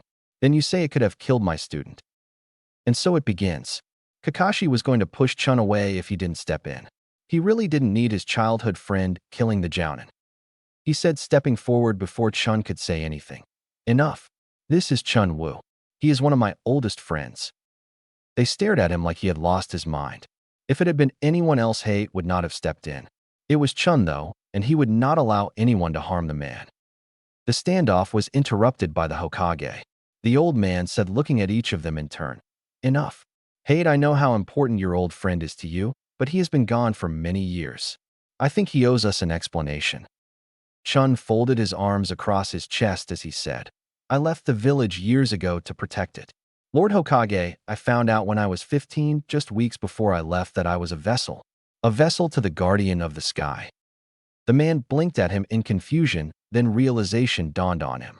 He said to the others, everyone but Hayate and Kurenai get out. The Jounins rushed to obey, not really understanding what was happening. Even though they didn't understand, they knew better than to question the Hokage. Once they were all gone, the old man turned his attention completely on Hate. He asked, trying to contain his anger, "Did you know Hate?" Hate said, "Yes," while he never came right out and told me I am not stupid. All the signs for it were there if only one knew where and how to look. The Hokage looked between the two men in front of him. Hate had always been protective of those closest to him. It was no wonder why he never said anything. Chun said coldly, "I have chosen a disciple, a boy that is hated in this village." So that's what happened. Hate wondered if Chun would ask Naruto to be his student. Disciples were so rare nowadays, with many clans dying, that it was almost unheard of. To take a disciple means only that one person would learn all your techniques. A master could choose to take more than one student, but never more than one disciple. The Hokage asked, "Did this person accept?" Chun nodded and said confidently, "He did. Though we will be staying here for a while, I will need to take him to learn the way of Murim." The Hokage said, his anger flashing, "Absolutely not. You cannot take one of the village's ninjas for an unknown amount of time." Chin said, his whole demeanor changing. "As my disciple, you have no sway over his decision. He is the disciple of the Nine Arts Dragon and the Guardian of the Sky. As you saw earlier, he is slowly picking up my techniques." Hate knew that technically Chun had more of a right to Naruto than anyone. Naruto, though, could choose not to go with Chun. It was still the student's choice. Naruto could choose to leave with him or choose to stay in the village. Either way, it would change everything. Naruto's POV. He sat in the grass across from his two teammates. They still looked tired from the match earlier. Naruto could tell that they had used a lot of their chakra. He expected it, though. Hopefully they could just do a quick debrief. He turned to Kiba as he said, "Kiba, I think you should go first. We need to make this quick so that we can get ready for our mission." Flashback. Kiba's POV. He stood in front of the other boy, trusting Naruto to keep Sasuke off of him. He in turn trusted Hinata to keep Sakura off of them both. Sakura by herself wouldn't be that much of a problem. The pink-haired girl was proficient mainly in book learning. She did have almost inhuman strength, but that was it. She only had basic taijutsu, jinjutsu, and ninjutsu skills. Even without a clan, Naruto had more than she did. For the moment, his job was to take Shino out of the fight. He knew it wouldn't be easy. Even Sasuke would be preferable to this boy. Kiba knew that Shino had chakra-eating bugs that lived in him. If he got to close, this fight could be over before it even started. The bug boy said bluntly, "You should just give up. You can't beat me." That's where the boy was wrong. Naruto had done his homework and had gone to Shikamaru for advice. The lazy boy had told him that if he wanted to beat Shino, he would do so quickly. The longer it dragged out, the more likely it was that he would be drained of chakra. They also had picked up insect repellent. Naruto had worked on bombs that would explode, throwing the repellent into the air. Kiba said, taking a deep breath to calm his temper, "You won't beat me, Shino. I have changed." He took Akamaru from inside of his jacket and placed his partner on in the ground. He couldn't tell what the other was thinking behind his sunglasses and jacket. Shino sighed and said, "I will make this quick." Kiba gave the other boy a feral smile. If he thought that Kiba was going to be an easy opponent, he had another thing coming. He palmed the repellent bombs that they had made. He heard a buzzing sound near his ear indicating that Shino had started his attack. This was the problem with the clan heirs. They were predictable. Kiba threw an insect bomb to the ground and waited. The buzzing began to die off immediately as the repellent did its job. He said, throwing Akamaru a soldier pill. "Beast mimicry man, beast clone." Akamaru transformed into a perfect clone of him. This technique was well known in his clan. Almost every Inazaki used it. It was the first step to the ultimate taijutsu technique. He had only recently started learning it. It took almost too much chakra for a fresh genin. He only had one, maybe two shots at this. He threw a smoke bomb at Shino and began running. He had to build up speed to use for this to work. He kicked off the ground, spinning his body, allowing the technique to begin. He said as Akamaru did the same, "Beast mimicry ultimate taijutsu." Using his nose, he pinpointed exactly where Shino was and directed his spinning body right at him. He missed as the boy dodged his attack. Shino wasn't so lucky when Akamaru hit him directly in the chest. Kiba changed directions and used Akamaru's attack to allow him to land one. The force of his attack knocked Shino out of the smoke and back into the clearing. Kiba landed next to Akamaru, feeling the strain of using the technique. Shino didn't get up, and after a moment, he was declared out of the battle. He made his way over to aid Naruto against his battle with Sasuke. End of flashback. Naruto's POV. He had wrote down everything that had worked for Kiba versus the things that hadn't. Naruto knew they had gotten lucky, mainly due to the fact that they caught Shino off guard. If they hadn't made the bombs, then things could have ended in disaster. Another thing was Kiba's lack of stamina. They would have to work on it if he was to use the ultimate taijutsu technique. Naruto then turned his gaze to Hinata. Out of the three of them, her battle was the shortest. She nodded, going bright red in embarrassment. Flashback. Hinata's POV. She stood in front of Sakura Haruno. This was the girl that Naruto had a crush on for a long time. She knew her teammate was getting over his crush. Sakura said overconfidently, "Your teammates are going to lose, you know. Your team is the misfits that no one wanted." That made Hinata's blood boil. They may have been misfit group in the beginning. Heck, they weren't perfect. They still were slowly growing closer together. Naruto was what held the team together, even though he didn't want to admit it. Even their sensei was beginning to notice the change. She said quietly but confidently, "You are wrong, Sakura. We were a misfit group, but we are slowly changing. Naruto is changing." The pink-haired girl snorted in disbelief. Just like everyone else, she underestimated Naruto. Only Hinata and Kiba knew exactly how hard their teammate worked. No one else had seen how far he pushed himself. Hinata, too, inspired by Naruto, pushed herself to learn her clan's techniques. She had learned the basics of the 8 trigrams technique. She could use it, but wasn't proficient in it yet. She wasn't even sure that she could use it now, but that wouldn't stop her. She would try her best and hope it worked. Her eyes trailed to the trees where the clan elders were watching. She knew for a fact that her father was watching. She would show him how far she had come. She turned her gaze back to Sakura, resigning herself to the fact that they would have to fight. She went into the opening stance for 8 trigrams. Sakura smirked at her, drawing a kunai. She obviously didn't know this technique or what it could do to someone. Hinata said coldly, 8 trigrams, 64 palms. She rushed at the other girl and said, going through the attacks, 2 palms, 4 palms, 8 palms, 16 palms. Out of the 3 members of Team 8, she had the lowest chakra levels. She didn't have enough to complete the technique. It was enough, though. At 16 palms, the pink-haired girl was knocked across the field. Hinata's breaths were coming in ragged gasps. She didn't have enough chakra to do any more jutsu. She had used the last of it in the technique. She was pleasantly surprised when the pink-haired girl did not regain her feet. Hinata realized that while she was book-smart, Sakura wasn't smart when it came to fighting. End of flashback. Naruto's POV. He finished taking his notes on her battle. She had the same problem that Kiba had. Lack of chakra and stamina. Naruto recounted his story of how his fight went with Sasuke while they took notes. He could see the questions in their eyes. It was no secret between them that he got extra trainings. They knew about hate, but he never told them anything beyond basic information about Chun. They all had been surprised when the black-haired man had stopped Naruto's attack. They had been even more surprised when Naruto had stepped away, all color draining from his face. Then for the man to say Naruto almost killed the Uchiha. It left them wondering what kind of training their teammate had been doing. Kiba asked, "Who was that man, Naruto? Why did he say that you could have killed Sasuke?" Naruto sighed as he said, "His name is Chun Wu. He has been teaching me that technique I tried to use on Sasuke. What I didn't know was that had it landed, it would have killed him or destroyed his chakra center. If that happened, he would never be able to do ninjutsu." The other two paled significantly as well.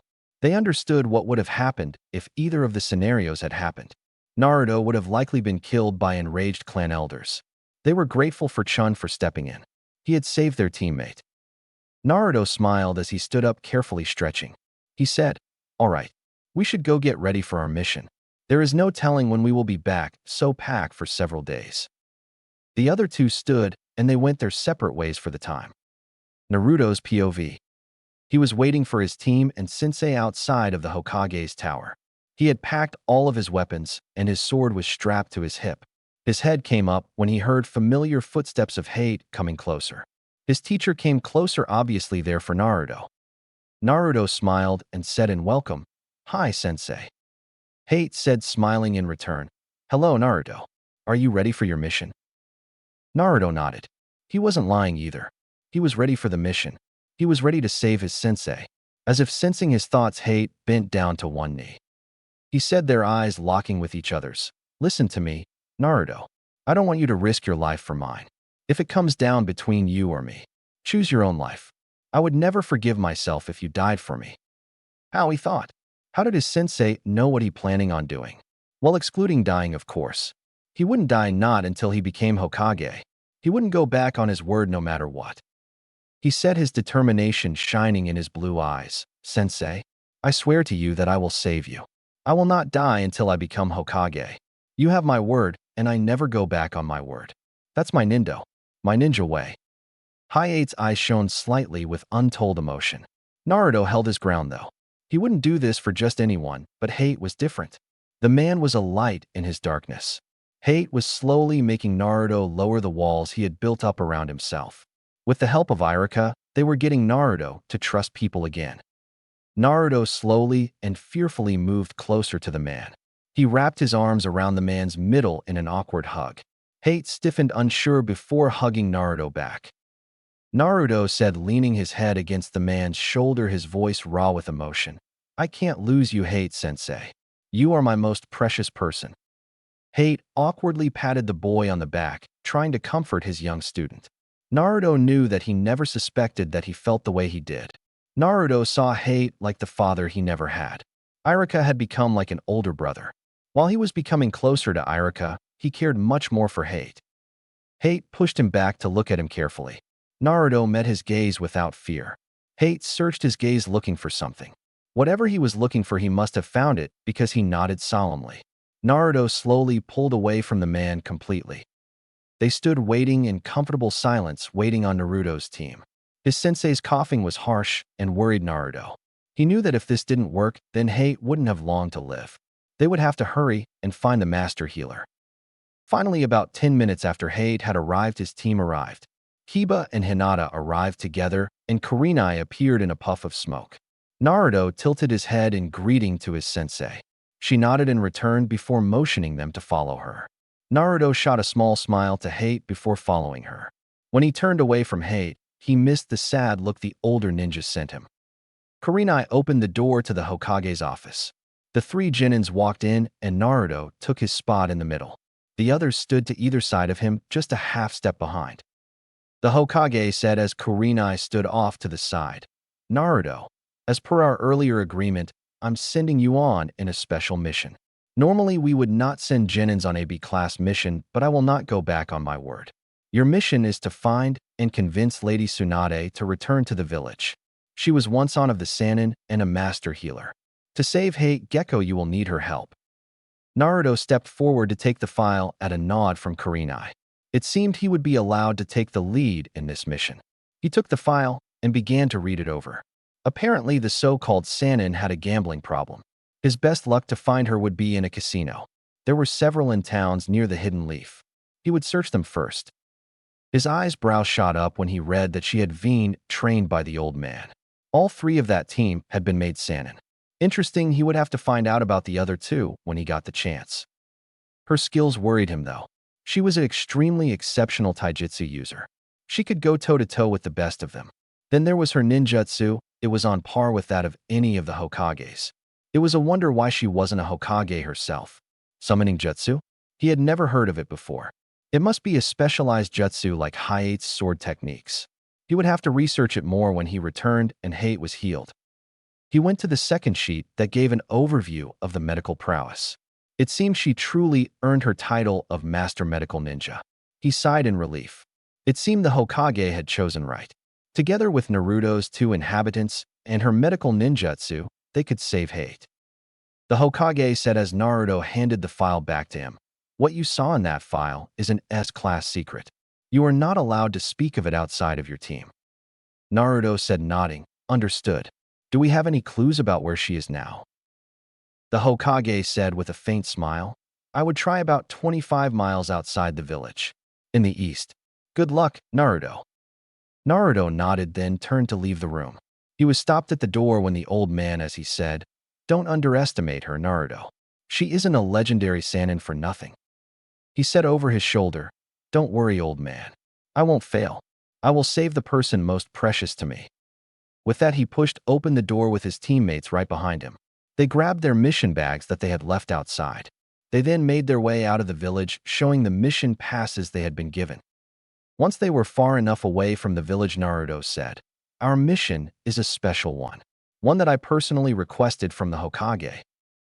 The shocked looks he received from his teammates didn't surprise him. They were still learning things about him even as he changed. He said quietly, "This is an important mission to me. You all remember Hayate, Gecko the man, teaching me swordsmanship." They all nodded carefully, even Kurenai sensei. He continued on, "Hayate sensei is dying. You all have heard of that terrible cough he has. It is a bloodline disease. The only way to save him is for a vessel of two and a master medical ninja to work together." He saw the look of contemplation on his Jonin sensei's face. There was no doubt in his mind that she knew about the demon fox. Kiba asked carefully, "What does that mean, Naruto? What do you mean a vessel of two?" Naruto pales considerably. He didn't know how to explain it without revealing what was inside him. Luckily for him, Kurenai sensei said, "Now is not the time for that, Kiba. Naruto can tell you when he's ready." He sent her a grateful smile that she gave a nod of acknowledgement. Kiba looked suspicious though, as did Hinata. He knew that they wouldn't let this matter drop. It seemed like he would have to tell them sooner than he expected. That wasn't true either. He never wanted to tell them the fox. He didn't want them to think of him differently for something he couldn't control. At the rate they were going, they would be able to make it to the smaller village in 3 hours. They would search the casino under the disguise of transformation jutsu. This would allow them to appear older and be permitted into the casino. Chun's POV. He sat on the roof of the building he was staying in. He was watching over the village that held a special place in his disciple's heart. In all honesty, he didn't understand how the boy could care about those who hate him. He knew the pain of having everyone hating you. Only one person believed in him as well, and that man had died for him. The Miram world didn't accept those that had no name. Sometimes he wished he had never left the village when he found out that he was a guardian's vessel. If he hadn't, he would have never met his master Yule. He frowned as his thoughts moved to his late master. It had been a long time since he thought of the man. Flashback. Chun rushed out of the schoolyard from where his day had just finished. He ran through the forest down the familiar path that led to a waterfall. It led straight to the man that only a few weeks prior began to teach him. The man was a master in martial arts. He came to the cave by the waterfall and said happily, "Master, I'm back." His teacher's head came up as the man looked at him. The man gave him an ever so slight smile. That was all he ever got in the way of greetings, but it was better than nothing. Before his master had found him, he had a hard life. Ever since he left the villa hidden in the leaves, he hardly got any rest. That was until he came across the waterfall. It was near a cliff that if you fell from it, you would most certainly die. Chun had only been 13 years old, but he knew the man was different. He could feel the man was not one you wanted to cross. It had only been 2 weeks since the agreement had set in. Yule said with a faint smile, "Good afternoon, Chun. Start your exercises." Chun nodded and sat on the grass in front of the man. He brought his hands in front of him and focused on his center. Thanks to his ninja training, he could easily find his center. In the world of Miram, he found out that it was called ki instead of chakra. Essentially, it was the same thing. Yule said, interrupting his thoughts, "Chun, come here." He was shocked. His master had never once encouraged him to move closer to him. He cautiously moved closer to the cave. His master motioned for him to turn around and sit in front of him. Yule said, placing his hands on the boy's back, "Calm, Chun. This is one that cannot be demonstrated like inner ki strike technique. This is energy transference ability. It is the start to a much more difficult technique. Now focus on your ki." End of flashback. Chun was brought out of his thoughts when he felt a guardian come up next to him. He turned his head slightly to see Tiger walking up. The thoughts of the danger his disciple was now in filled his head. He knew that the tiger wouldn't hesitate to kill Naruto. That man had been trained by the one who killed the last guardian of the forest. Tiger asked, coming up next to him, "Any luck finding the new guardian of the forest vessel? There still hasn't been an activation, right?" That was a stupid question. If there had been an activation, all of Miram would have felt it. The guardian of the forest was the most powerful of the five. He would protect his student now. Before he really didn't care that much, but now that he asked the boy to be his disciple, his feelings had changed. He sighed as he said, "No, not yet. Why are you here, Lightning Tiger?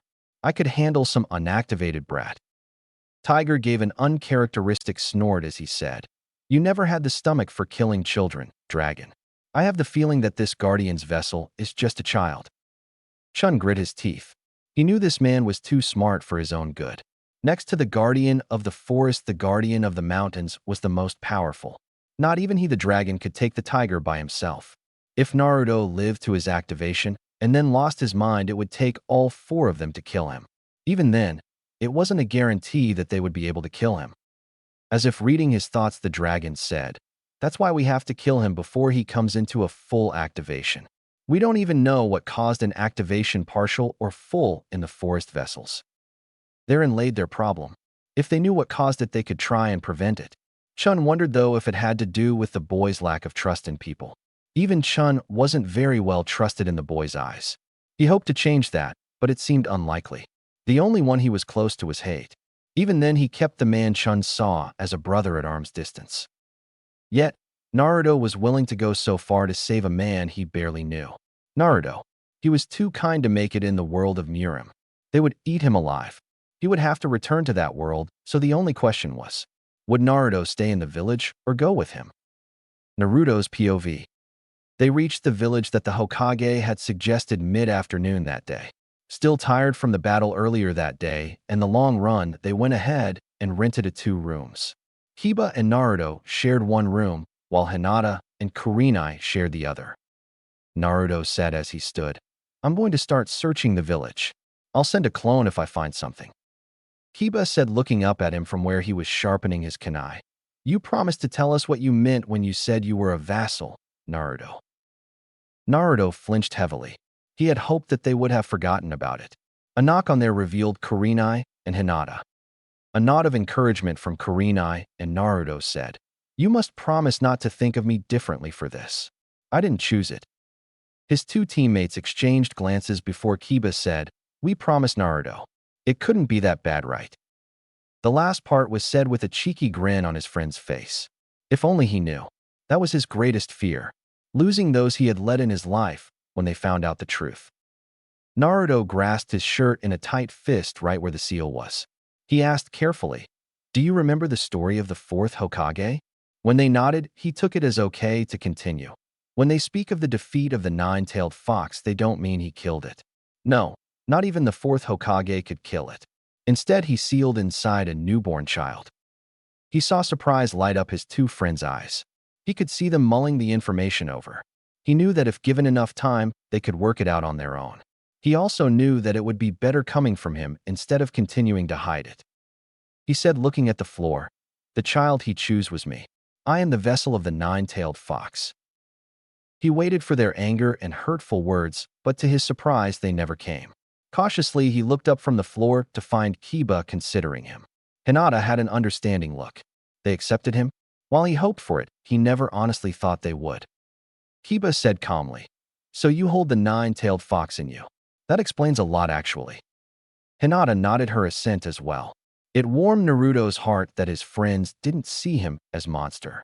Maybe things wouldn't be so bad now. Kurenai said, smiling at him ever so slightly, "It seems your team has accepted you.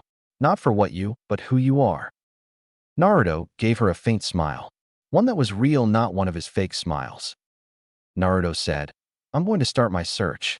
Remember, use transformation jutsu to disguise yourself." The others nodded, each making their hand signs, except for Kurenai. She was the only one old enough to go into a casino legally. Naruto's POV. He walked around the casino in an 18-year-old version of himself. He wore a headband at its usual spot so that he wasn't mistaken for anyone else. Kiba had followed him in, working as his backup in case they found the Sannin. He heard several strings over curses coming from the blackjack table. His eyes trailed over to them briefly before shooting back to them. A blonde-haired woman sat at the table with a black-haired woman next to her holding a pig. That was... He let out a whistle to Kiba to let him know he found her. Kiba made his way from the other side of the casino. Naruto nodded to the blackjack table. Kiba raised an eyebrow as if to ask, "Are you serious?" Naruto just shrugged. They were about to find out. Naruto summoned 2 clones and sent them off to find Kurenai and Hinata. It was highly unlikely that they would be able to hold the Sannin by themselves. He walked up to the blackjack table nodding to the dealer. The man looked up at him, noticing his headband immediately, and paled. He asked, drawing the women's attention to him, "Lady Tsunade, one of the 3 legendary Sannin." The blonde-haired woman turned to face him, looking at him appraisingly. She said, "Yes, brat. Who are you?" He said, feeling his eye twitch at being called a brat. "I am Naruto Uzumaki of the village hidden in the leaves. I am here to ask you to save my sensei." Tsunade asked, looking at him with a curious light in her eyes. "And who might your sensei be, boy? You might as well dispel your transformation. I can see right through it." He cursed himself, inwardly realizing that she knew he was underage. She likely had known all along from the moment he stepped up, or even from when he walked in. He dispelled his transformation, taking back his original form. Tsunade rolled her eyes at him as she said, "You are just a child. Come back in a few years, brat." Naruto grit his teeth together. He said, tramping down his temper, "I don't have a few years. My sensei will likely not make it to the end of the year if it continues down this course." That had her attention. She said, standing, "Get lost, brat. I have no reason to help you or your sensei." Naruto could no longer keep his temper under control. He asked, his voice becoming colder than ice, "What kind of healer are you? You don't even know who I want you to heal or why, yet you would let him die." Her shocked eyes met his cold, angry ones. It was obvious that she had never been spoken to in such a way. She asked, her eyes trailing over his shoulder where Kiba had come up, "What would you know, brat? Why should I save anyone? I have not been a medical ninja in many years. Are you sure I wouldn't do more harm than good to your precious sensei?" Naruto said, as if it explained everything. "You send him medicine every couple of months to slow the progression of his disease. It is no longer helping, and he has not worked up the courage to tell you. The only way to save an inflicted member of the Gecko clan is to have a master medical ninja use the chakra of a vessel of 2. Tsunade let out a loud laugh that Naruto understood she was laughing at him. She said, pointing to the sword on his hip, "I thought I recognized that sword. It's the training blade of the Gecko clan. Who would have thought that the boy would finally have chosen a student, and a brat at that?" She was deliberately trying to get a rise out of him. She not only insulted him, but his teacher too. He said angrily, "If you insult my sensei again, I promise you, you will regret it." Her eyes flashed angrily, and that's when the dealer said, "Get out of here. All of you. We don't want any problems." Their angry eyes turned to the man, and Naruto felt the anger drain from him. The man was afraid of them, and his eyes kept glancing back to Naruto. This man must have once been a part of the Hidden Leaf. He sighed. Even away from his home, people still feared him. Why couldn't he just be normal? Well, normal wouldn't save his teacher. They were forced out into the street, and Tsunade said, "All right, brat, you cost me my gambling area. I will tell you this once, and only once. Your sensei is on his last leg. We tried to save him once with his guardian friend, and it only made it worse. Give it up." She went to move around him, but he stepped in front of her. He was not going to let her leave until she agreed to save hate. She said, glaring at him, "Get out of my way, brat. There is no way you can defeat me." Naruto said, willing to put everything on the line. "Let's make a bet then." That got her attention, as she was a gambler addict. He felt the rest of his team come up behind him. Kurenai was likely going to step and stop him, but Kiba stopped her. Tsunade folded her arms across her chest and asked, "What kind of bet, brat?" Naruto said, "If you win, I will never bother you again. I will also owe you one favor: no questions asked, to be called in whenever you please. If I win, you will save my sensei." Now he had her absolute attention. Even for one as bad at gambling as she was, the odds were in her favor. It was Naruto's last option. He didn't want to use it, but now he had no choice. He had to save Gecko. She asked, "What are the stipulations for combat? How will we decide who is the winner?" Naruto said, "When I say that I'm quit or am unable to fight is when I lose. Choose your own." She seemed to think about it for a moment. She also seemed to consider him as well. Finally, she said, "If you can land a single unblocked attack on me, you win. You better know what you're doing, brat. I could kill you." Naruto took an open stance for Taijutsu and inner strike technique. He knew that if he held back even for a moment, he would not survive this match. Tiger's POV. He sat at the village's ramen stand listening to the worried chatter of the owner and his daughter. Apparently, their favorite customer hadn't shown up in several days. From what he understood, the customer was just a child, one that had been orphaned at a young age. A dark brown-haired man walked into the stand looking at the seat in disappointment. He said sadly, "Oh, Naruto's not here. I heard he won the match this morning, but I had a class to teach, so I wasn't able to watch." The shop owner said, smiling, "So Naruto won. I can't believe he beat the Uchiha heir. It must be all that training he's been doing with Hayate and that friend of his. He must be talking about the Nine Arts dragon then." He heard the man had finally taken a disciple. So, they knew the dragon's disciple. It was rare for a Heavenly Ways master to choose a student so early. Normally, they only choose one when they are about to die. Did that mean the dragon was dying? He probably would never know. The others were out looking for potential students themselves, but honestly, he had no intention of taking a student. Something that scared him was to take a student only for them to turn out to be the guardian of the forest. Only the guardian of the forest could master more than one Heavenly Way technique. They could each master bits and pieces of all, but only the forest could master complete parts of any he chose.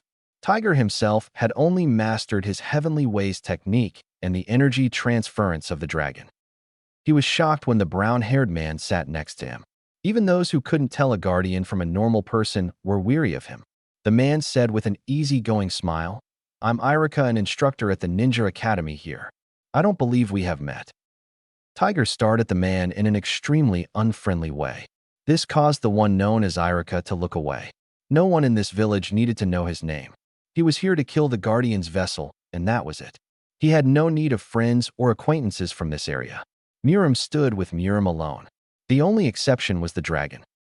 Iruka said once their food arrived, "It's not like Naruto to be late. We always have dinner together on Fridays." A voice said from behind them, "Naruto is out of town on a mission, Iruka." Iruka turned to see Hayate Gecko standing behind them. Iruka asked, confused, "A C-class mission?" Hayate looked incredibly uncomfortable as he said, shaking his head, "No, B-rank special class." Things just got interesting, Tiger thought. This village wasn't one to assign high-ranking missions to low-ranking ninjas. To give a high-ranking mission to a new ninja was unheard of. It made him curious about this Naruto Uzumaki. Maybe he would speak to the boy when he returned. Naruto's POV. It had been 5 minutes, and already he was on the defensive. This old woman's skills were nothing to sniff at. She was almost as fast as Chun sensei. If he got but hit by even one of the attacks, he would likely not get up again. Naruto put some space in between himself and the Sannin. He feared that he would be unable to land the hit on her to win. He really should have thought this through better. She came at him again faster than before. Using her chakra and her punch, she hit Naruto square in the chest. It sent him flying through the air, and he hit a nearby wall hard. He felt his ribs crack where she had hit him. He coughed up blood when he landed on the ground. Tsunade said to his teammates, "That's the end of that. Your teammate isn't bad. Give it a few years, and he might actually be able to hold his own." Naruto struggled to his feet, noticing the surprise on his teammate's face. He said, coughing slightly, "Don't count me out yet. I have not surrendered, and I'm not unconscious." She turned to him and said, raising an eyebrow, "You should know when to stay down, brat. No one is worth your life." Naruto said adamantly, "Hayate is. He brought me from the darkness of my own heart. I will save him, and one day I will be Hokage." She said viciously, "To be Hokage is a fool's dream. Who would want to be Hokage?" The collective "oh no" could be heard from 3 of the 4 spectators. Shizen looked at them curiously, then turned back when Naruto said uncharacteristically quiet voice, "I would. If you insult the Hokage, you insult all of the village hidden in leaves. You insult the dreams of children who wish to become Hokage. I will not let you insult the memory of those who came before us." Naruto blinked, and his eyes were no longer bright, happy blue. Now they were cold and determined. He would be Hokage, and he wouldn't allow anyone to insult his dream. It was every child's dream at one point or another. He changed his stance ever so slightly, mimicking the one that Chun used. As the Sannin came at him again, he stepped to the right, dodging. He focused on his chakra and matched it to his movement. His arm shot out to where she was only for her to dodge as well. He was unable to dodge in time as she kicked him in the abdomen. This broke the cracked ribs. He landed in the dirt at his team's feet. He was trying to draw in breath, but it was becoming increasingly difficult. Kiba bent down to help Naruto to his feet, and likely out of the battle, but he waved him off. Naruto slowly got to his feet, leaning on the wall. He would not stay down no matter what. He would save Hayate. The Sannin said with a sigh of disbelief, "You should stay down, boy. If you keep this up, you will end up dead." Naruto shook his head slightly and moved back into a fighting stance. His ribs protested at the movement, but he ignored it. He brought his hands up into a hand sign and said, "Shadow Clone Jutsu."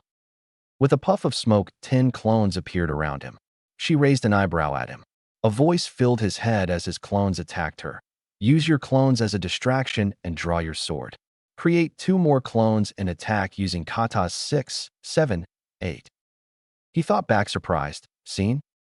An irritated voice replied, "Yes, you idiot. Now do as I said and dodge." Naruto was able to dodge the next attack just in time. She took out his clones in no time. He was so busy talking with Seen, he didn't notice. He had to keep moving just to keep from getting hit again. He couldn't keep taking damage from her attacks. If he did, he would lose this fight. She was Hayate's only chance. He did another shadow clone jutsu, keeping 2 clones back while the others attacked the Sannin. He discreetly made 2 more clones before disappearing for a moment.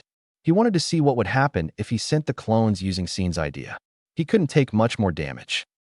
He watched as the clones did perfect katas. She was able to block the first and second clones and dissipated them. He drew his sword expectantly. He wasn't stupid, he knew that she was expecting the 3. He also knew, though, she was expecting the third one to be the real one. She hit the third one, just like he expected. It flew, and before she could recover, he was on her. His sword coming down in a perfect kata number 3. He could see the surprise in her eyes, but she recovered quickly. She was able to block the attack, but only barely. She kicked him painfully as she blocked the attack. Once again, he went flying. He struggled to get back to his knees as he tried to catch his breath. Kurenai said, "Naruto, she is a Sannin. Even I would be hard-pressed to land an attack on her. Give it up, please, before she damages you more than you can heal." Naruto shook his head as he rose to his feet. He said determined, "No. I promised Hayate that I would save him. I never go back on my word. That is my ninja way." Kiba said, worried for his friend, "Come on, Naruto. We will find another healer. You don't have anything to prove." Naruto shook his head viciously. "No.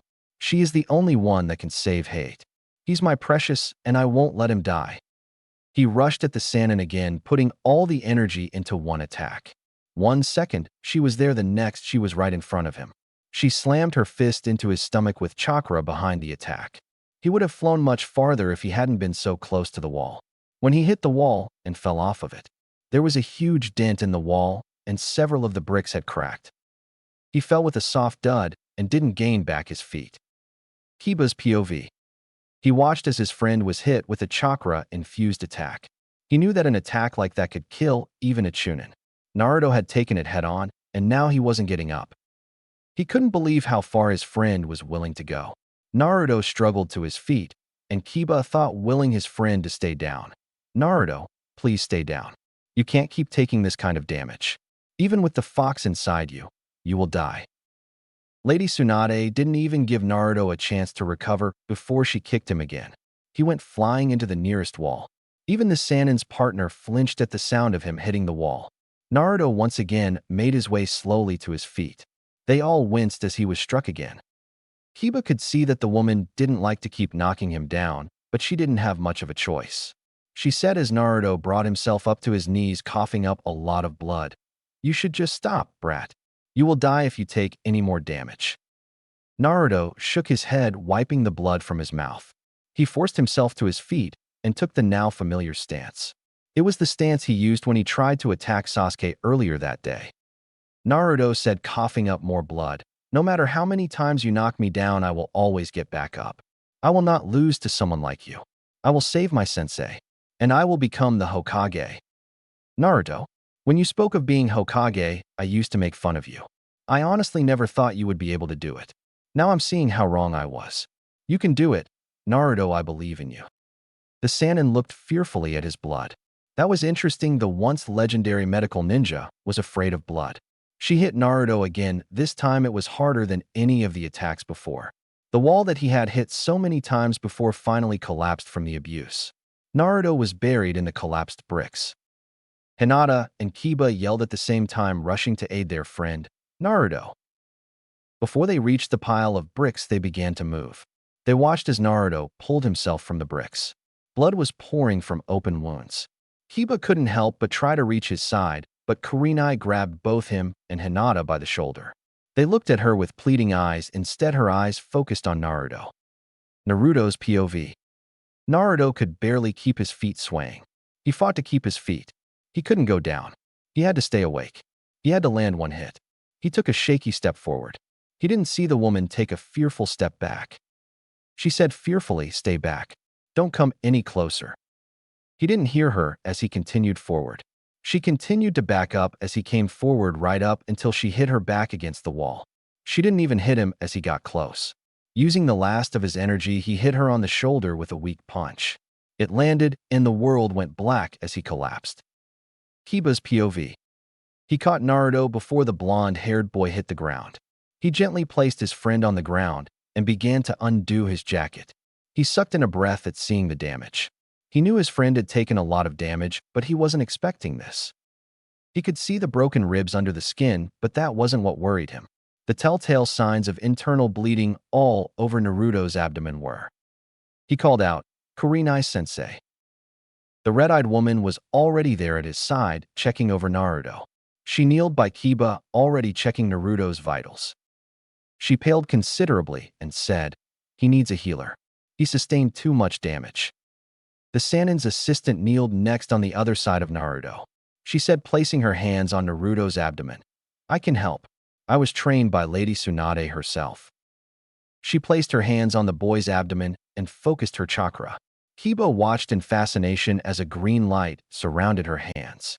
It was a clear indication of medical ninjutsu. This was his first time seeing it used up close. The purple bruising and discoloration indicating internal bleeding faded somewhat as she used her ninjutsu. As she worked, though, an unfamiliar seal appeared on Naruto's abdomen. She sucked in a breath as she examined it. Kiba, on the other hand, ignored it. His friend had told him his closely guarded secret, and he would not betray his confidence.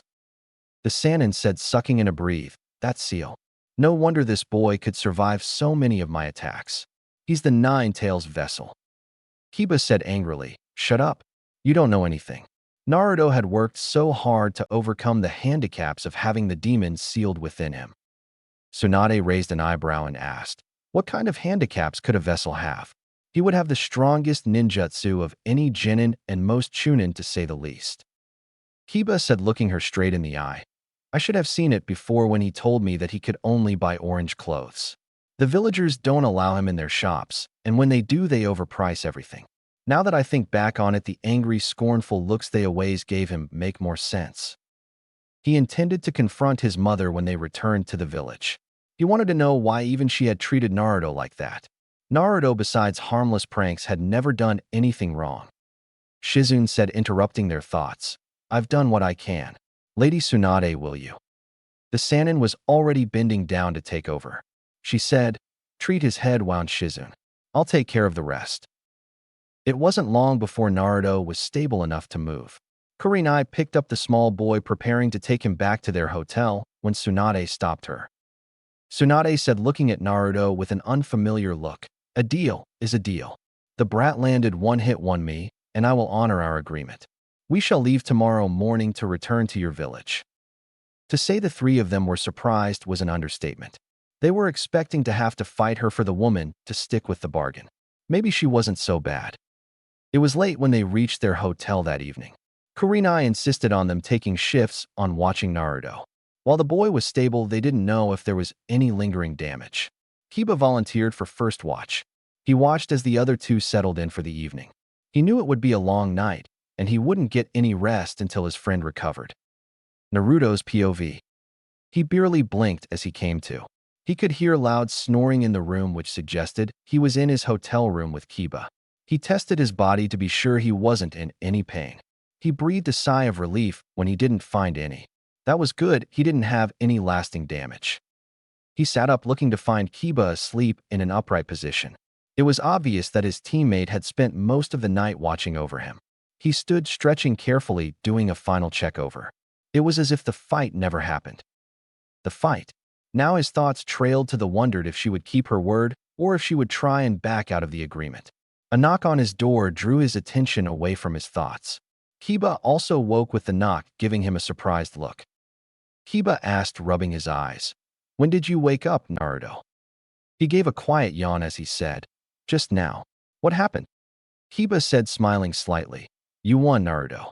Lady Tsunade has agreed to save Hayate." Naruto sighed with relief. So she had honored their agreement. His sensei would survive then. He opened the door to reveal a very surprised Kurenai standing there. She said, not believing her eyes, "You shouldn't even be awake yet." Naruto rolled his eyes as he said, "Not the first time I've heard that. Won't be the last either." He gave her an easygoing smile as he stepped back to allow her inside. Kiba said, smiling, "Look who woke up, sensei. I guess we will be leaving this morning, huh?" Naruto continued to stretch out his stiff muscles as they made plans. It seemed they would be leaving in an hour. While he wasn't in any pain, he would have to take it easy for the day to avoid overdoing it. Once Hinata was awake, they packed their gear and met up with Lady Tsunade at the gates.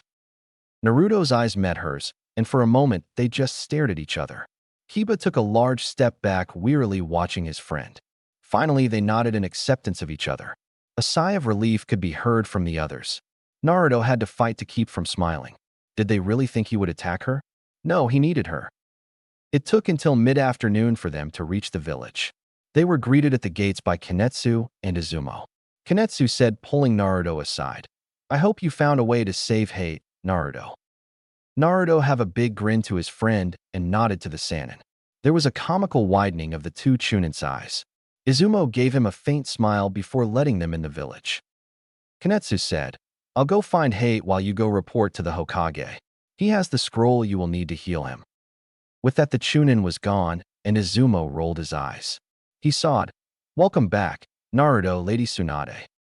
Izumo bowed slightly to the Sannin as she passed him. They went straight for the Hokage's tower. To say the Umbu was surprised when they returned with the Sannin was an understatement. They immediately allowed them into the old man's office. The old man said in welcome, "Welcome back, teammate. Tsunade, it has been a long time." She said, glaring at the man, "That it has, sensei. Why did you send this brat after me? He could have died, you know." Naruto stuck his tongue out at her childishly as he said, "I'm a Jonin who landed a hit on you, granny. I won, and you had better keep your promise to save my sensei." The old Hokage said with a smile, "That's Naruto for you, Tsunade. He will always surprise those who underestimate him." Naruto flushed at the praise from the old man. He rarely received praise from anyone besides Hayate. It was still new and awkward for him. The door opened, and in walked Kanetsu and Hayate. Hayate gave Naruto a small smile, and it took a moment for him to realize who was in the room with him. He bowed immediately to Tsunade. She said, smiling at Hayate, "It's been a while, Hayate Gecko. I hear your disease is getting progressively worse. I was surprised to find you let your own student come after me. The bet he made with me almost cost him his life." Naruto paled when he felt the anger from his sensei. He said, stopping Tsunade before she make him lose his temper, "Hayate, she is exaggerating it. I did not come close to dying, and as you can see, I'm perfectly fine." Hayate have him a disbelieving look, but their attention was drawn back to the Hokage. The man said, "Hayate, you are taken off of active duty until you are cleared by the medics. Naruto, you said you know a vessel of two, so you will coordinate with Tsunade. Keep me informed of the situation." Dismissed. As soon as they left the office, Hayate said, "Naruto, come with me. Lady Tsunade, I wish to speak with my student before we get started." Tsunade nodded and left with the others.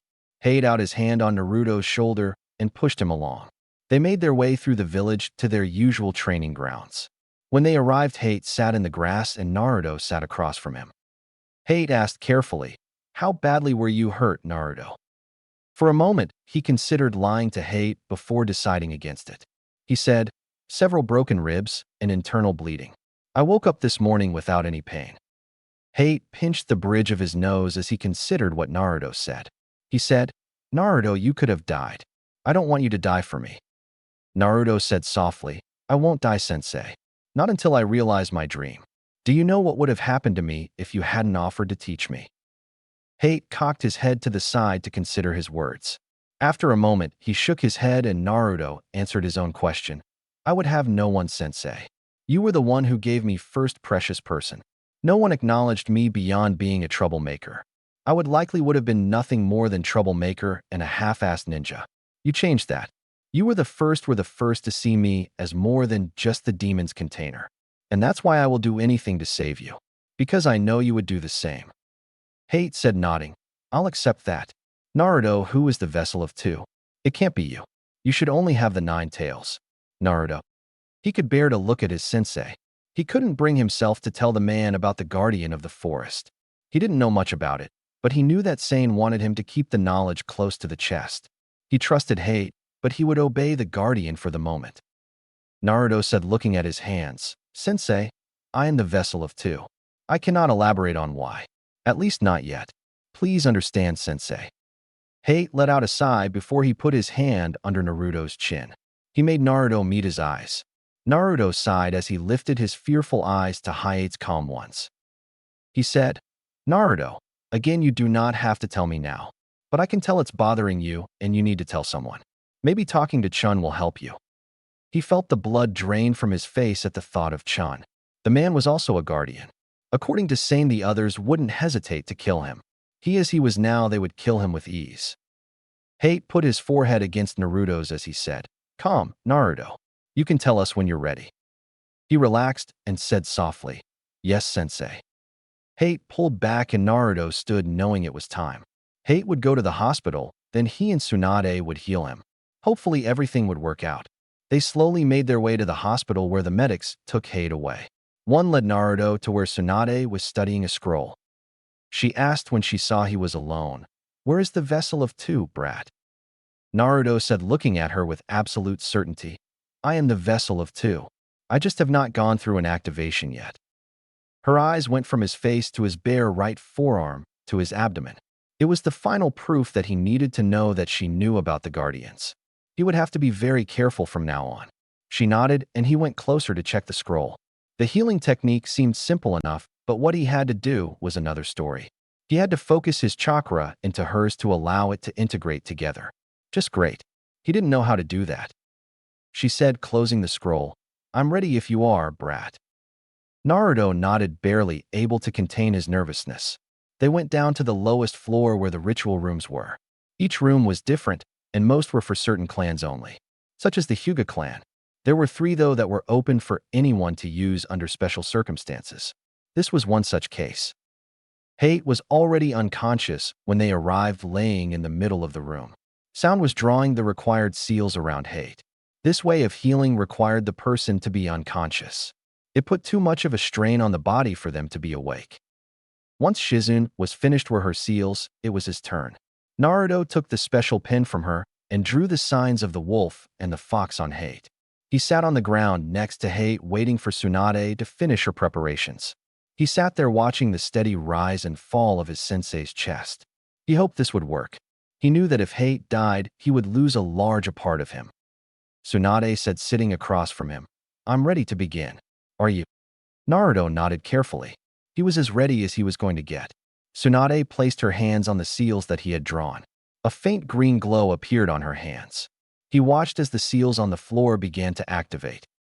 Naruto took the cue from Shizune, who nodded at him, and placed his hands on Tsunade's.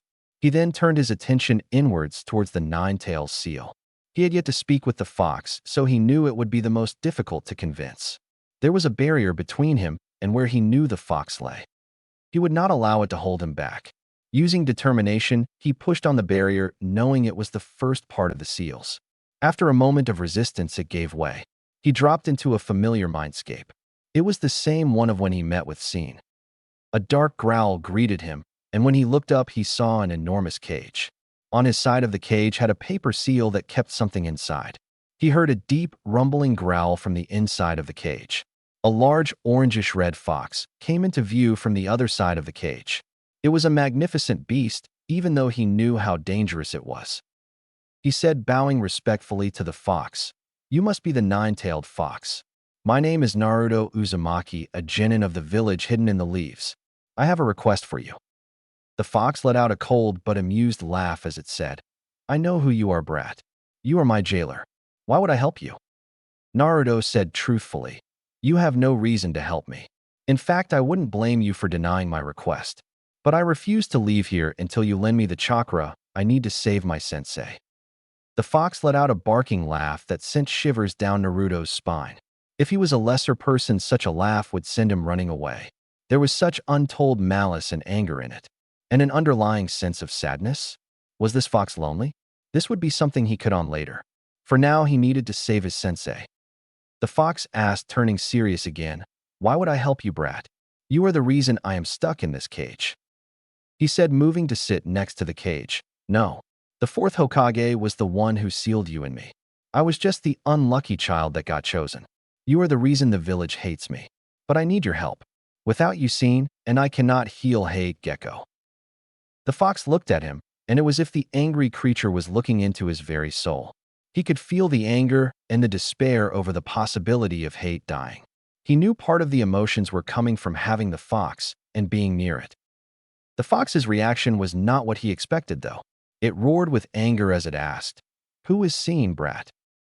The fox hasn't met the wolf, but they shared his body. He answered carefully, Seen is the guardian of the forest, fox. He also resides in my body like you, though without a seal. The fox settled and said, The guardian of the forest. That is a title I have no heard in a long time.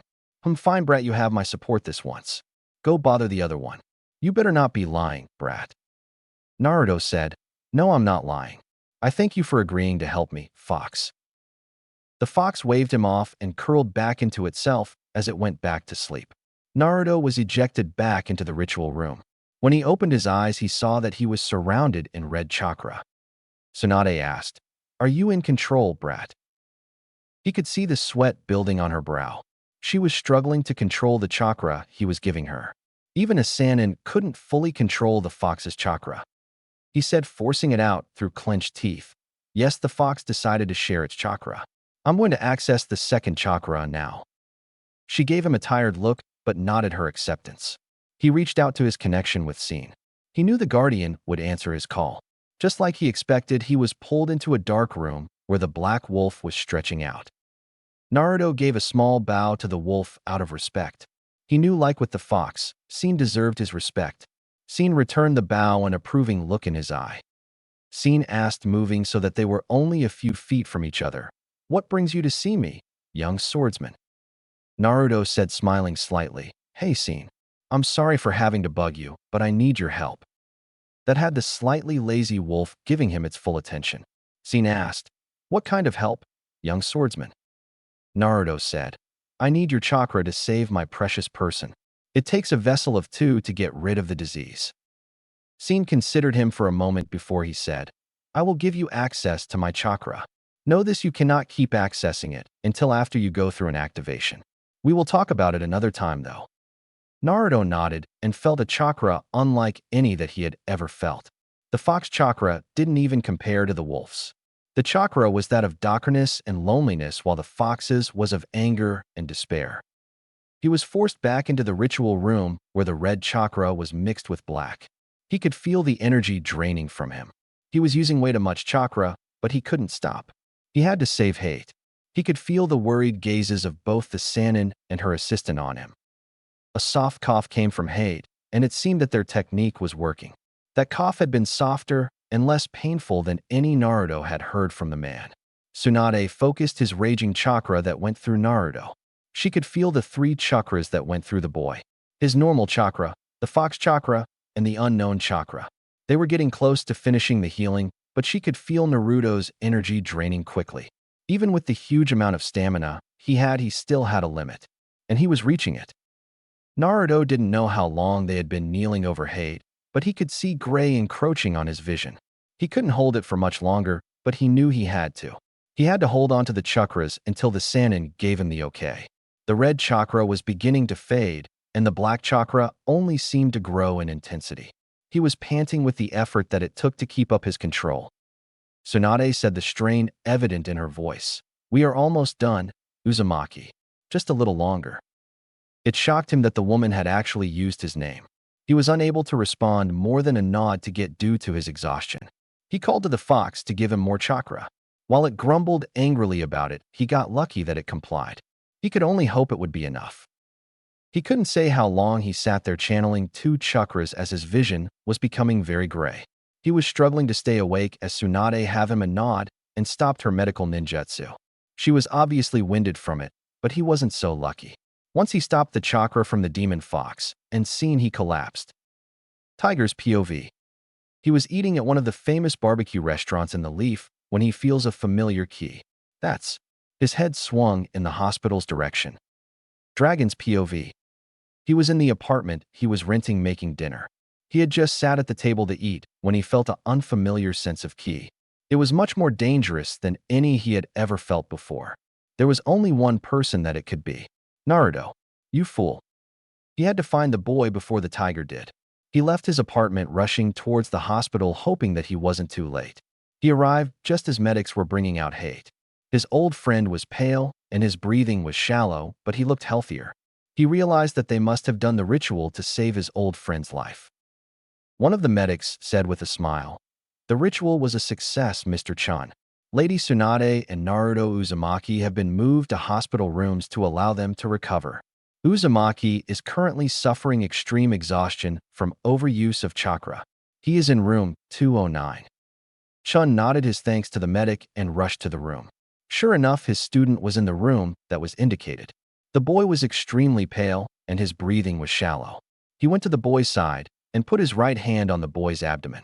He could sense a weak chakra pulse from the boy. The medics were right and wrong at the same time. The boy needed a chakra infusion or he would be out for weeks in a coma. If the boy wasn't a guardian, he would have died. It was a little sooner than he wanted, but he would have to perform an energy transfer. He pushed the boy up into a sitting position and placed his hands on the boy's back. He focused on his own chakra and pushed it into the boy. He felt the guardian in the boy react viciously. He sent calming waves to it. He knew what it was thinking. He wouldn't betray the boy, though. Naruto, after all, was his disciple. He was almost knocked back when something that was not the guardian attacked him. That must be the fox that inhabits Naruto. He could feel the dark technique that he held inside him transferred with his energy. He hoped the boy wouldn't lose himself in his own darkness and the darkness of the technique. The Black Heaven and Earth technique. Hayate's POV. He woke to a steady beeping next to his ear. It took him a moment to realize it was a heart monitor for him. When he opened his eyes, he was disappointed to find that he was alone. He half expected Naruto to be at his side. His door opened to reveal one of the medics walking in. It was one of the female medical ninjas that had helped him before. She smiled at him as she said, "It's good to see you awake, Hayate Gecko. It's been 3 days since the healing ritual." 3 days? That means Naruto was likely back to training and missions. No wonder why he wasn't there. He asked carefully, "Where is my student? He helped heal me." Her face went from smiling and happy to cold and angry in an instant. She said coldly, "The demon is on the next floor up.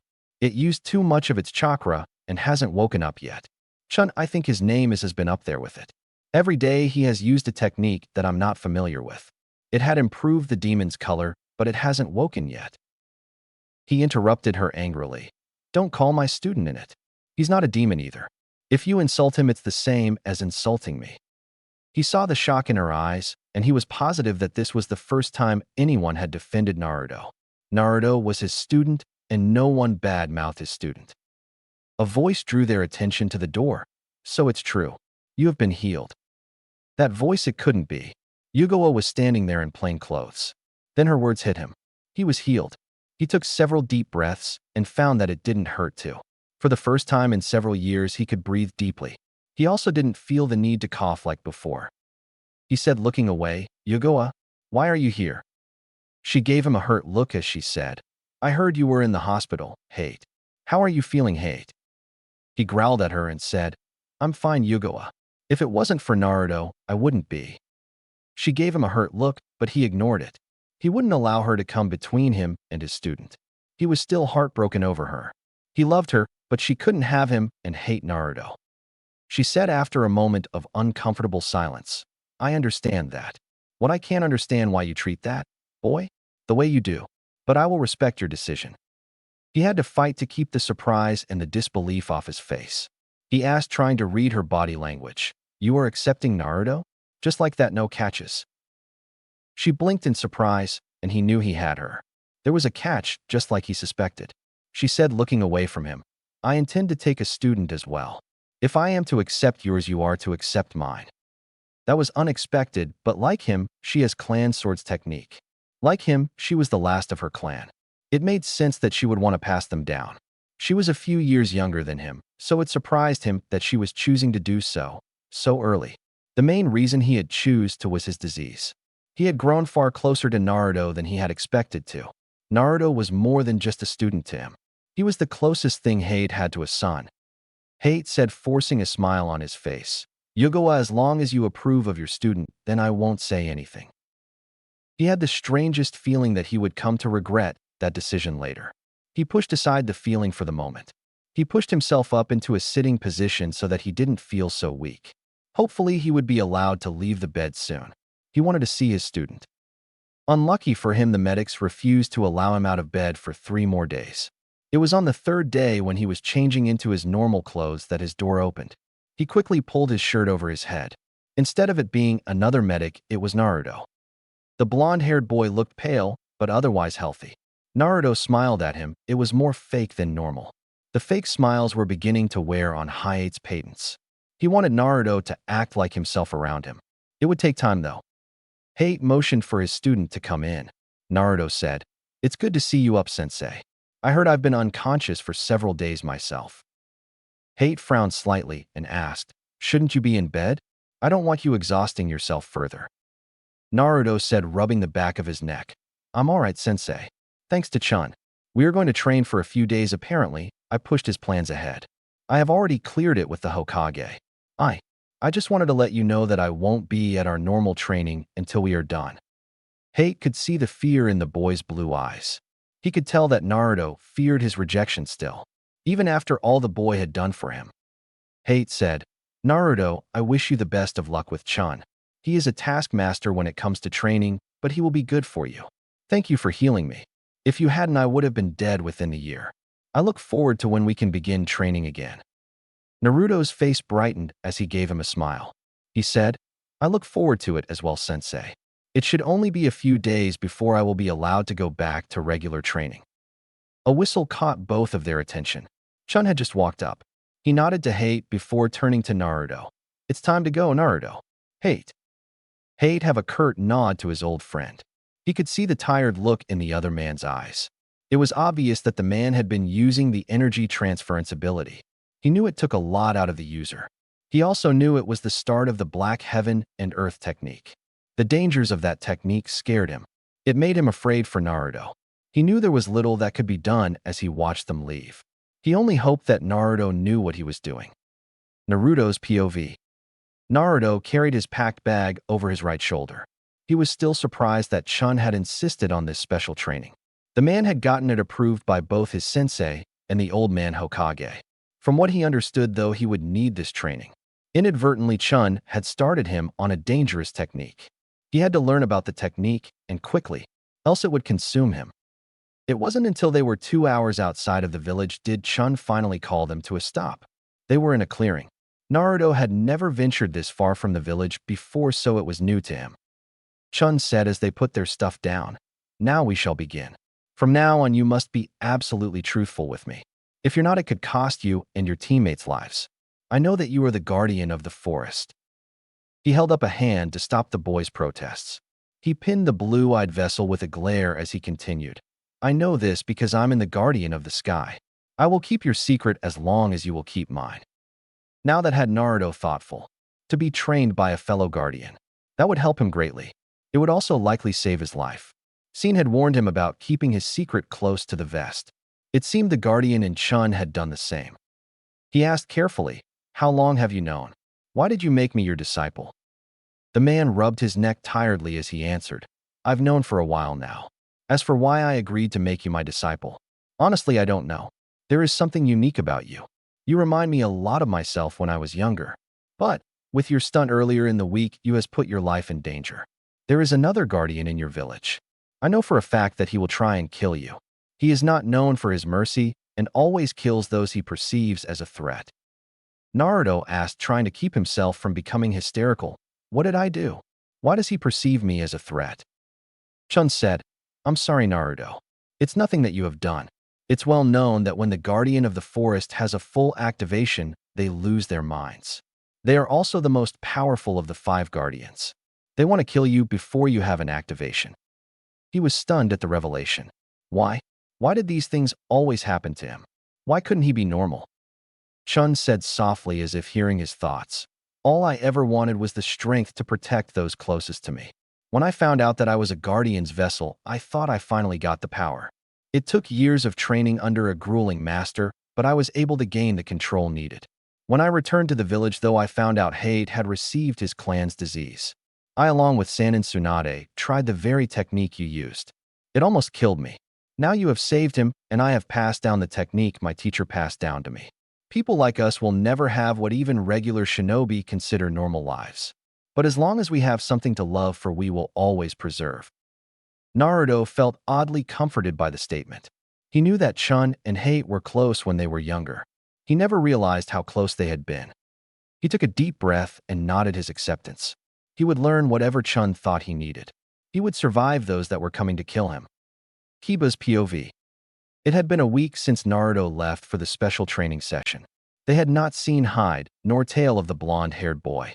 Both Kiba and Hinata had gone in search of him, but came up empty.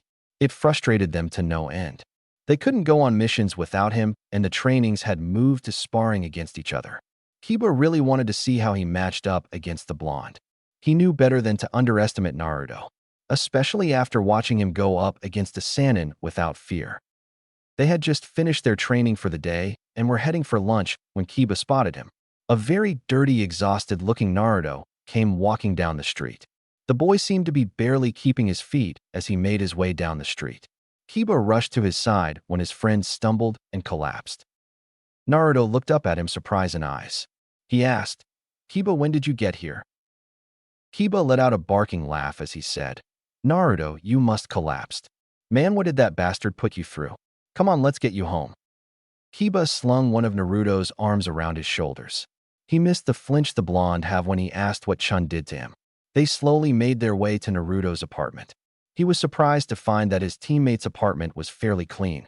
The only thing was that he had scrolls everywhere. He helped Naruto over to the couch that it too had scrolls on it. He cleared a spot for his teammate to lay on. His friend was asleep as soon as his head hit the side of the couch. Kiba looked around the apartment without snooping. He noticed how small it was compared to the others he had been in. He knew the reason why it was too. It was because the adults hated him. He remembered confronting his own mother about it in anger. Flashback. He had just returned to his compound from the B-rank mission. He had wanted to invite Naruto over, but his friend had gone with Hayate. He would talk to Naruto when he returned. His glare turned towards the inside of the house. Now, to confront his family. His mother greeted him with a smile when he walked in. He had to fight back a snarl. He had to keep his temper if he wanted answers. He was suddenly thankful for the extra trainings with Kurenai sensei. She had been teaching him to control his volatile temper. He said, looking at his mother, I want to ask something of you and Hannah, Mom. It's important. Something must have shown on his face because she took one look at him before nodding. It was 2 hours later when his sister got off work that they sat at their dinner table. Kiba was taking a moment to keep his temper under control.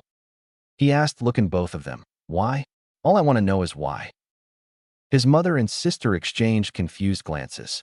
Hannah asked carefully in return, why, what little pup? Kiba glowered at them as he asked, his voice rising. Why do you leaders of the Inazaka clan, my mother and sister, treat Naruto like a monster? I know what he has inside him, and guess what? I don't care. You disgust me. He wanted to run away from his family, but he knew he couldn't. He wanted answers, and he would have them. One way or another, he would get the answers he sought. His mother sighed and said, I always knew this would come up. Ever since you were placed on the same team as the boy. Kiba, that beast killed your father. It killed so many ninjas of this village. We never wanted our children around it for fear of it breaking free again. You could practically hear the snap of Kiba's temper. He roared with anger. Naruto is not a beast or a monster. The two women's eyes widened in surprise. They had never heard the youngest Inazaka so angry. The wolves, on the other hand, wholeheartedly agreed with the heir. No one should treat a pup that way for something out of their control. Kiba's mother said, looking at him sadly, "You don't understand, pup. You weren't there to fight the demon when it attacked the village. You weren't." Kiba interrupted with a glare. "And you weren't there when Naruto risked his life for Hate Gecko." Naruto could have given up. He could have left the man to die slowly and painfully. Instead, he fought a Sannin in an effort to save him. Would you do the same? You may be my sister and my mother, but we are no longer family or a pack. Until you can change, I want as little to do with you as possible.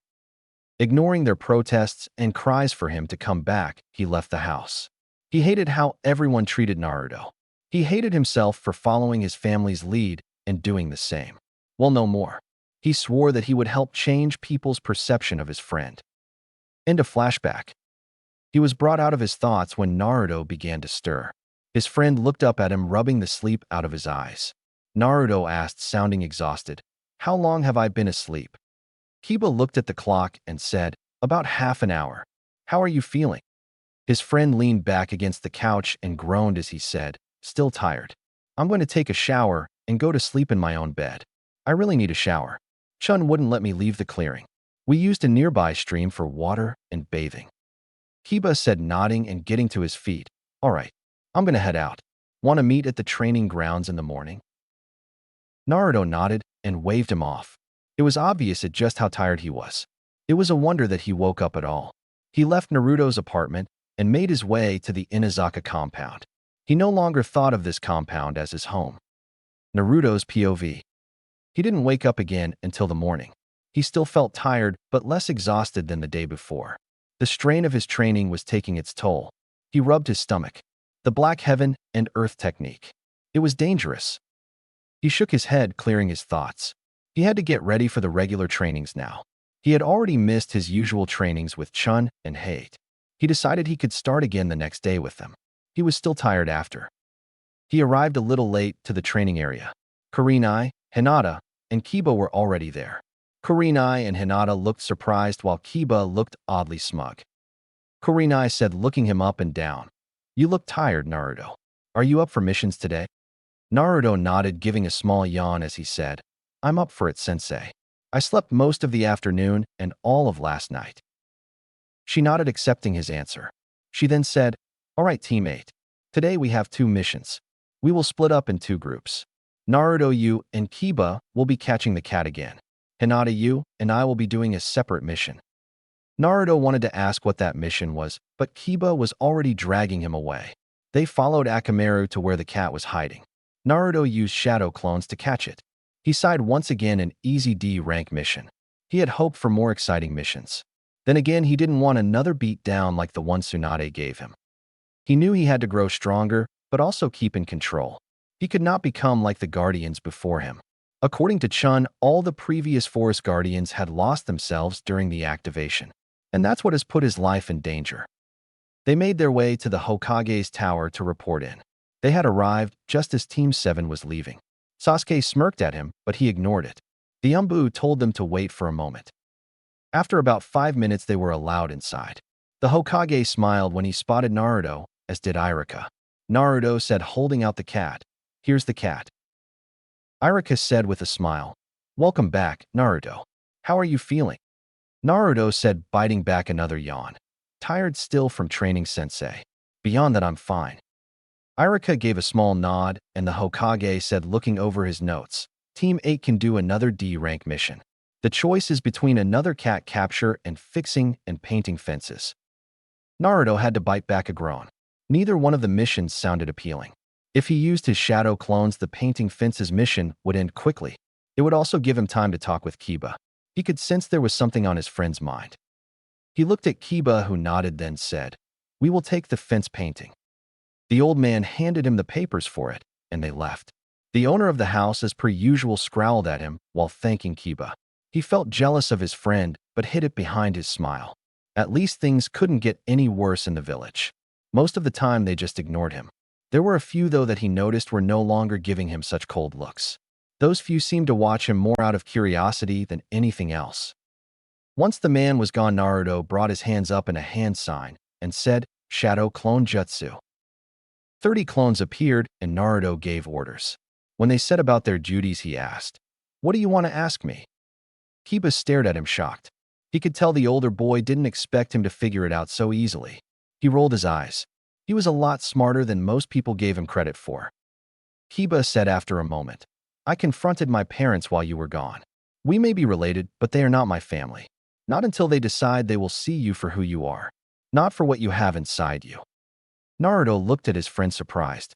He was not expecting this. Kiba had pretty much disowned his family. For him. He said in a whisper, "Thank you, Kiba. You didn't have to." His friend said with a shake of his head, "Naruto, I did. You are my teammate. Teams are supposed to be like family. If we can't trust each other, who can we trust? I will not allow my own family to treat you like crap if I can help it." He said just as quiet as before, "Thank you." They turned back to the mission at hand. Even with clones, it took them 2 hours to repair and paint the fence. On their way back to the Hokage's tower, they met up with Hinata and Kurenai. Their sensei asked in greeting, "How did your mission go, boys?" Naruto gave a tired yawn as he said, "We completed the cat mission, then took a paint and repair fence mission. It took us a little longer, which we are heading back from now." Hinata said shyly, "We just finished ours too. Let's head back as a team."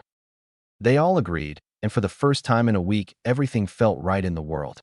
After they were paid for their missions, they were about to leave when they ran into Team 10. Shikamaru said, giving him a lazy look, "Naruto, my mom wanted me to invite you to dinner tonight. You want to come play chess?" Naruto gave him a happy grin and said, "Sure, Shikamaru. You guys want to come?" The last part was directed at his team. Kiba said with a grin, "Sure, I don't have anything else to do today." They all turned to Hinata, who blushed furiously as she nodded. They all followed Shikamaru back to his house. Shikamaru said while they were taking their shoes off, "Mom." All of Team 8 came over. The older woman came out to greet them. She smiled warmly at each of them in turn. Naruto followed Shikamaru out to the backyard. They all split into different groups to hang out with. He and Shikamaru, of course, started right into a chess game. For the first time in any of his memories, Naruto felt completely at peace. His small group of friends had come together. Things would work out. Naruto's POV. It had been 2 months since he officially became a Jonin. In the 2 months, he had become close to his teammates. He had become even closer to Hayate since healing the older man. Hayate had worked hard with him to expand his swordsmanship. They had begun the training for Dance of the Crescent Moon. It was a difficult technique, but he was working hard. Chun had been teaching him basic Murim techniques. It had been a slow process, but it was coming along. They weren't as dangerous as the inner strike technique, but they required a high amount of control. If he had been trying to learn these on his own, he wasn't sure if he would have been able to. He and Kiba had become as close as brothers. The other boy spent more time at his apartment than he did at his own home. As a team, they spent much of their free time with Team 10. Shikamaru had been helping Naruto and Kiba with controlling their tempers and strategic thinking. The Nara adults had let Naruto spend the night on 3 occasions. Each time it allowed Naruto to show them who he truly was. The older male had taken somewhat of a liking to him and was teaching him shogi. Shikamaru's mother tolerated him only in the beginning, but now even she was warming up to him. Sometimes she would send him food with Shikamaru. A knock on his door early in the morning surprised him. He opened the door, revealing Hayate and Chun. He was surprised it was still an hour before he was supposed to meet them. He opened the door fully to let both men inside before shutting it behind them. He asked with a small smile, "What brings you both here this morning?" Hayate said, "Naruto, I will not be able to train you for a little while. Before you protest, there is a reason." Naruto folded his arms across his chest, waiting for the explanation, trying his hardest to ignore the hurt that he felt. Hayate continued, "Naruto, it has nothing to do with your progress. The Chunin exams are coming up and proctors must be unbiased. I have been asked to proctor the exams." He grinned excitedly at his sensei and sawed, "That's great, Hayate sensei. Do you think I will be allowed to take the exams?" Hayate said with a small smile, "It will be up to your sensei on whether your team will be allowed to participate. But yes, I think you are ready." Naruto felt warmth radiate in his chest. "The Chunin exams, huh? Sounded like it would be interesting. Chun said, I have to return to the Miram world today. If you make it to the final rounds, I'll come and watch. If not, I'll see you in 2 months. Naruto bowed his head in respect as he said, Aye, sensei. I'll make it to the final round, you will see. Chun nodded and soon said his goodbyes, but not before indicating for Naruto to follow him. They went up to the roof of his apartment. Chun said in a very relaxed stance, I want to show you this before I leave. If you're lucky, you will master the first set of this before I return. They are foot techniques. Chun said, moving forward. The first is Jin. It draws you towards your enemy to attack. When done correctly, it will, as if you moved instantaneously. It was as if he blinked and Chun was right there. He was knocked off balance by the man. In the next moment, he was back in his original spot saying, the second is Twei. This is to retreat away from your enemy. He moved again, but this time Naruto couldn't find him. A voice came from behind him that said, the third is Wea, to evade.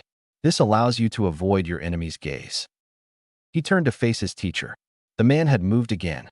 He turned around to find Chun back where he started. Chun moved again, and it looked like he had made shadow clones. But Naruto never saw him use a hand sign. Chun said now that there were 5 of him. Finally, Huan. This one makes it look like you are using shadow clones. Instead, it messes with your opponents. This is a secret technique taught to me by my master. I know, pass it down to you. Naruto said honestly, thank you, sensei. The man nodded, and they walked down to the street. Naruto was already thinking on the techniques that he had seen. It seemed that the key to using them was matching his chakra movement to the movement of his ankle. It would take a lot of control to not break his ankle. He watched with a heavy heart as Chun left the village. Hayate gave him a pat on the shoulder before he too left. Later that morning, he got a message from his sensei asking him to meet the others at their training ground. Hayate's POV. He, along with the rest of the Jounins and many of the Chunins, stood in the Hokage's office. The Hokage said, thank you everyone for coming. I have news. In a week, we will begin the Chunin exams. That got many excited exclamations from the younger members. He kept quiet, having known that it was coming up ahead of time. Once everyone quieted down, the Hokage continued. Now for the rookie teams. Does anyone want to nominate their team? Kakashi stepped forward and said, I nominate Team 7 for the Chunin exams. Kurenai was the next to step forward and say, I nominate Team 8 for the Chunin exams. Asuma said with a sigh, I guess I don't have much of a choice. I nominate Team 10. To everyone's surprise, the usually soft-spoken Iruka said, we can't do that. It's only been 2 months, they aren't ready for the exams. Even more surprising, it was Kurenai who answered him. She said, I don't know about Team 7, but Team 8 and 10 are ready.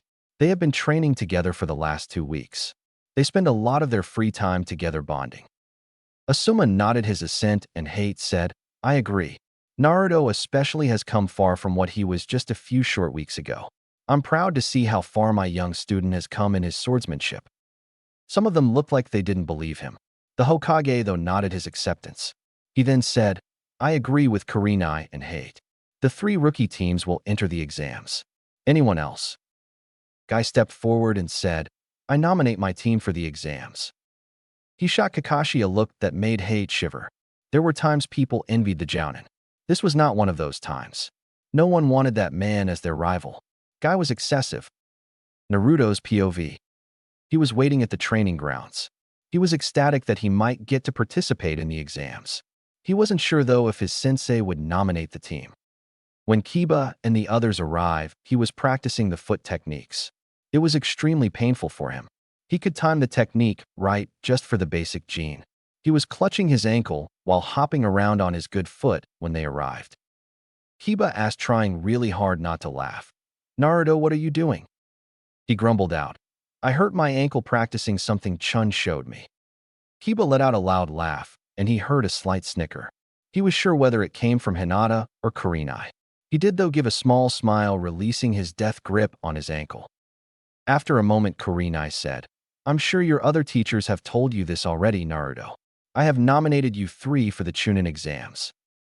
Kiba jumped up with excitement as Kurenai passed around the applications. Hinata said shyly, I'm not sure I'm ready, sensei.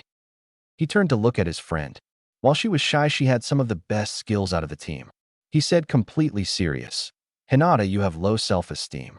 On some occasions I do as well, but that's beside the point. My point is that you are the best at taijutsu out of the three of us.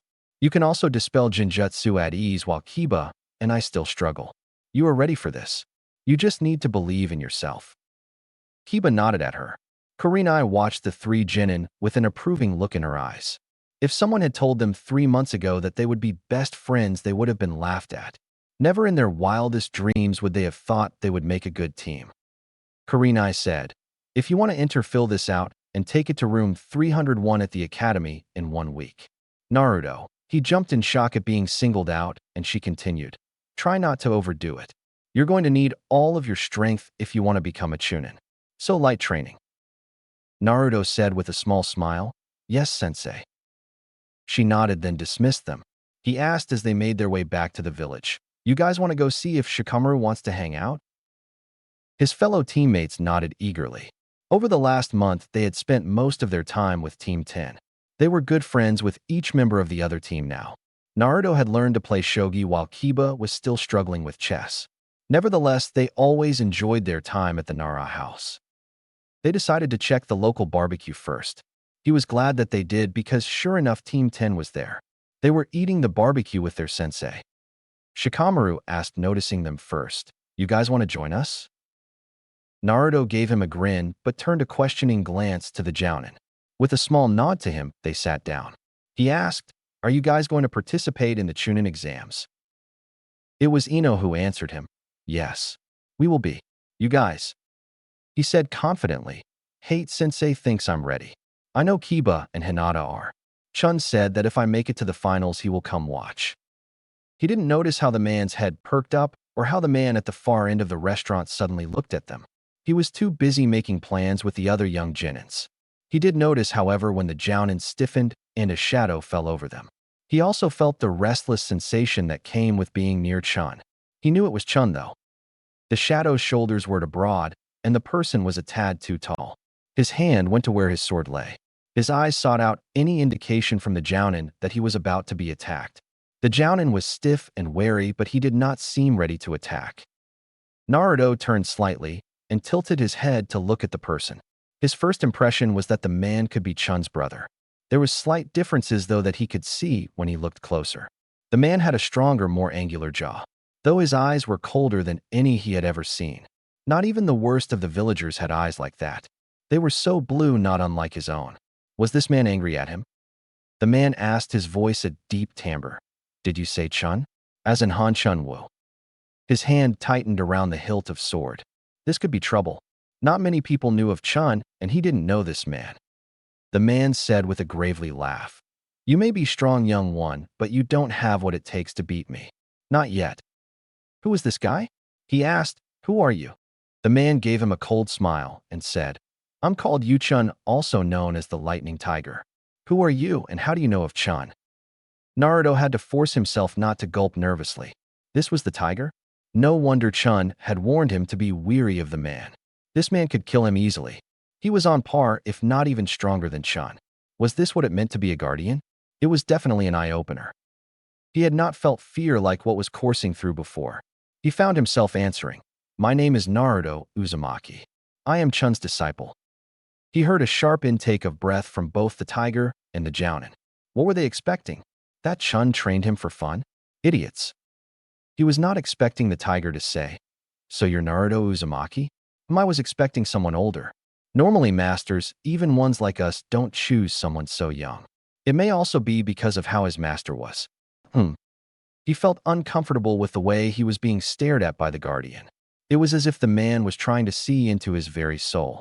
Luckily, he was saved by the Jonin, who said, I suggest you leave Yu-chun.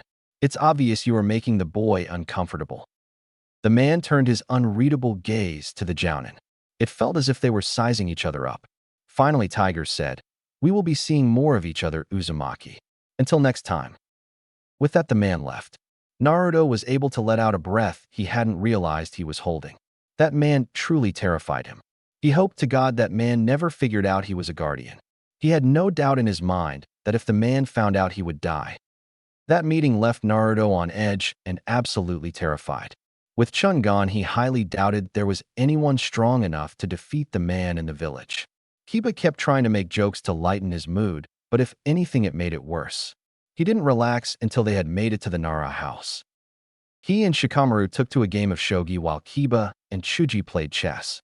Hinata and Ino were talking about different team formations and styles while watching the games with interest. Naruto and Shikamaru were once again locked in a fierce battle of tactics. Neither were willing to give an inch to the other. Kiba and Choji stopped their game to watch. It seemed that the blonde had the upper hand in this game. For the first time, it looked like Naruto would win. After another 5 minutes of tense tactical plays, Shikamaru said, holding out his hand for him to shake, I lost. Well played, Naruto." Naruto stared at the hand for a moment. With a grin, he took the offered hand and said, "Well played, Shikamaru. I look forward to our next game." They shared a grin before turning when the door to the house opened. Shikamaru's dad came out and said, "Dinner, kids. Don't forget to wash up." The 6 Jonin grinned at each other before running inside. Naruto had a strange sense of foreboding, like something was going to happen. He shook it off as he closed the bathroom door behind him. For now, he would enjoy his day with his friends. He could worry about the future later. It was later in the evening when he was walking home that he saw several sand ninja. One was in black clothing with purple face paint. The next was blonde-haired girl with a battle fan. They had cornered something, or someone if that was a whimper. When he drew closer, he saw Konohamaru, and anger filled him. He said, "Hey, leave the kid alone." They turned to face him, a sneer clear on the boy's face. Konohamaru said, pushing himself up a little, "Boss, help." The one with the face paint said angrily, "Move on, kid. This doesn't concern you. I'm teaching this best some manners about watching where he's going." Naruto's hand went to where his sword was. He said, "Release him or face the consequences. You will start a war if you continue down this path. Konohamaru, do you remember what I showed you the last time we played ninja?" He saw the younger boy's eyes widen and nod. Naruto double-tapped the hilt of his sword. The sand boy didn't have time to blink before Naruto's sword was at his throat. Naruto said in a deadly whisper, "If you ever touch Konohamaru again, I'll kill you." Konohamaru scrambled to his feet and moved to a safe distance away. When they played ninja, it was really training sessions. Like him, the younger boy knew the forest surrounding the village like the back of their hands. He also knew different signals to prepare for whatever jutsu Naruto might use. It was a good thing they did this. Otherwise, this might have ended differently. Naruto's eyes trailed to where the blonde sand Jonin was. She looked ready to fight as well. A voice, though, shocked them. "Stop, Kankaro. You were told not to cause problems." Naruto's head swung around to a tree. A red-haired boy with a gourd on his back stood on a tree limb. The boy's eyes looked like his before he had met Hate. It was like looking at his past self. He stepped back, sheathing his sword, watching the red head wearily, his hand still on the sword hilt. The red head came down, watching him with equal weariness. The boy said, "I am Gaara of the desert." "Who are you?" He said with a nod. "I am Naruto Uzumaki Jonin of the Hidden Leaf. I assume you are here for the Chunin exams." The blonde said, "I am Temari, and this is Kankaro. Yes, we are here for the exams." He said, nodding to Konohamaru. "If you lay a hand on any civilian again, you won't make it to the exams, I guarantee it." He heard a soft sound from his young friend. He glanced at his friend, who was trembling in pain and fear. He then turned back to the 3 sand ninja waiting for them to make a decision. Gaara said, looking at the other 2, "Let's go." He didn't relax even a fraction until they were gone. He turned around just in time to catch Konohamaru. The boy's legs gave out from under him, and his eyes were glassy and unseeing. Shit. He had to get the boy to the hospital. He called forth a shadow clone and sent it to the hospital ahead of them. He picked up the boy and put him on his back, piggyback style. He ran all the way to the hospital, ignoring the looks from the villagers. When he reached the hospital, there were several medics waiting outside. They took Konohamaru from him. He followed them inside, but he was stopped from going any further than the waiting room. It was about an hour later when one of the medics returned. He said, moving Naruto to where they couldn't be overheard, "Honorable grandson will be fine. You did the right thing about bringing him here." He had a few bruised ribs and bruising on his abdomen, but no serious damage was done. He let out a sigh of relief. He was glad his young friend would be fine.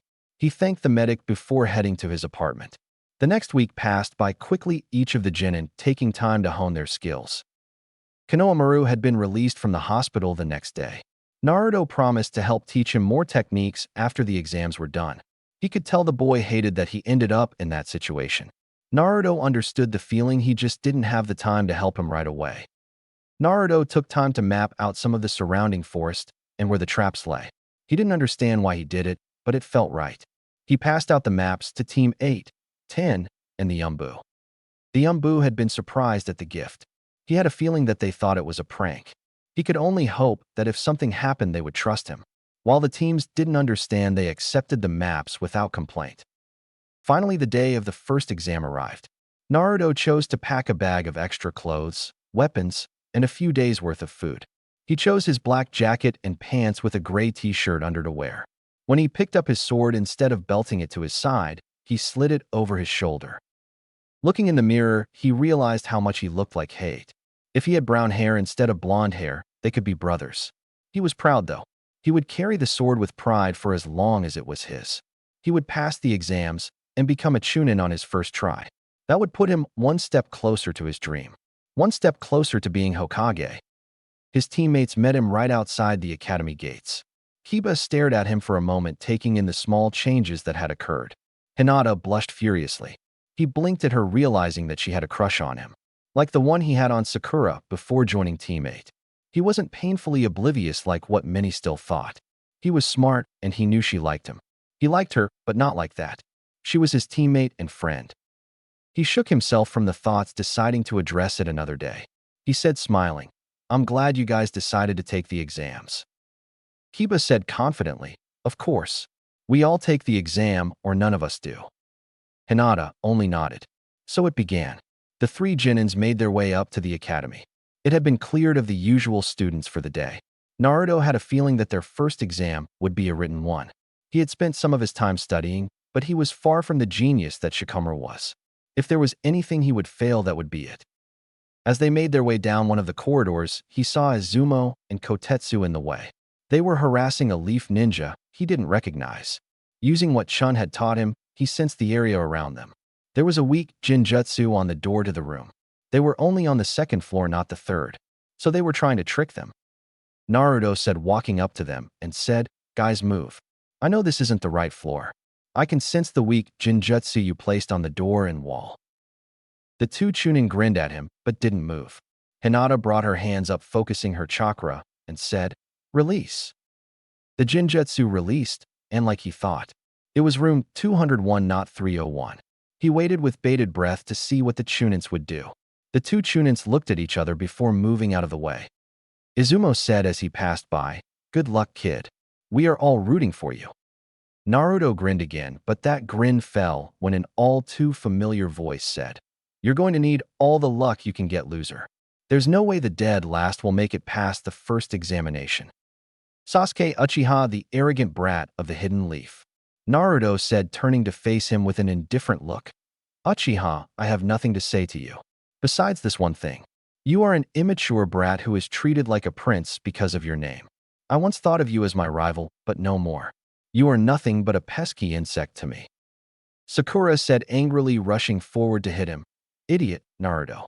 Just because you got one lucky shot at Sasuke doesn't mean you can act like this." When she was just inches from hitting him, he grabbed her fist. He used chakra to cushion the blow to his bones. She was ridiculously strong and had great control.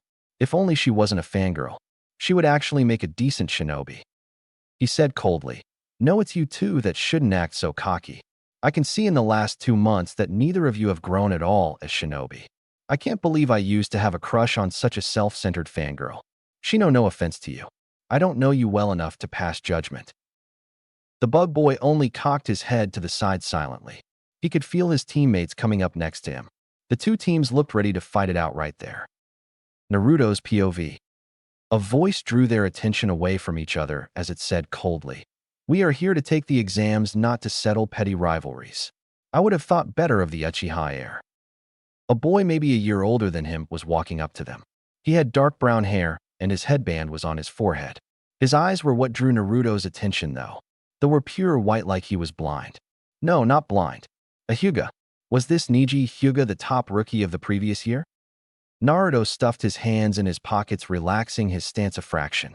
He asked calmly, Niji Hyuga correct? The older boy said, now returning his gaze, yes. Who are you?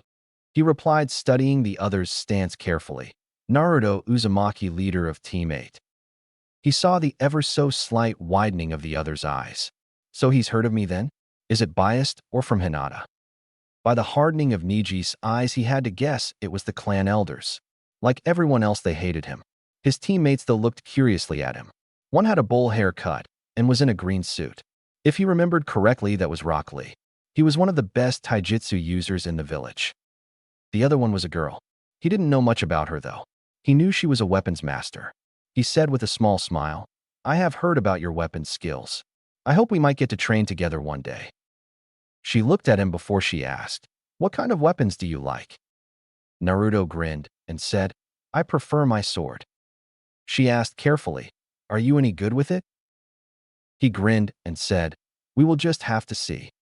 She nodded her acceptance, and he could see something glinting in Lee's eyes. It seemed this older group was fairly good except for Niji. Maybe the boy would warm up to him. With that said, he watched as Lee challenged Sasuke to a fight. He shook his head in exasperation before leading his group up to the examination room. Kurenai was waiting for them outside the room. She said, looking at them each in turn, good, all of you decided to participate. If one of you had not decided to take the exam, then all of you wouldn't have been able to. Naruto said, thinking it over. You didn't tell us, so that way if one felt they weren't ready, the other two couldn't pressure them. She nodded, an approving gleam in her eyes. The other two nodded, accepting it.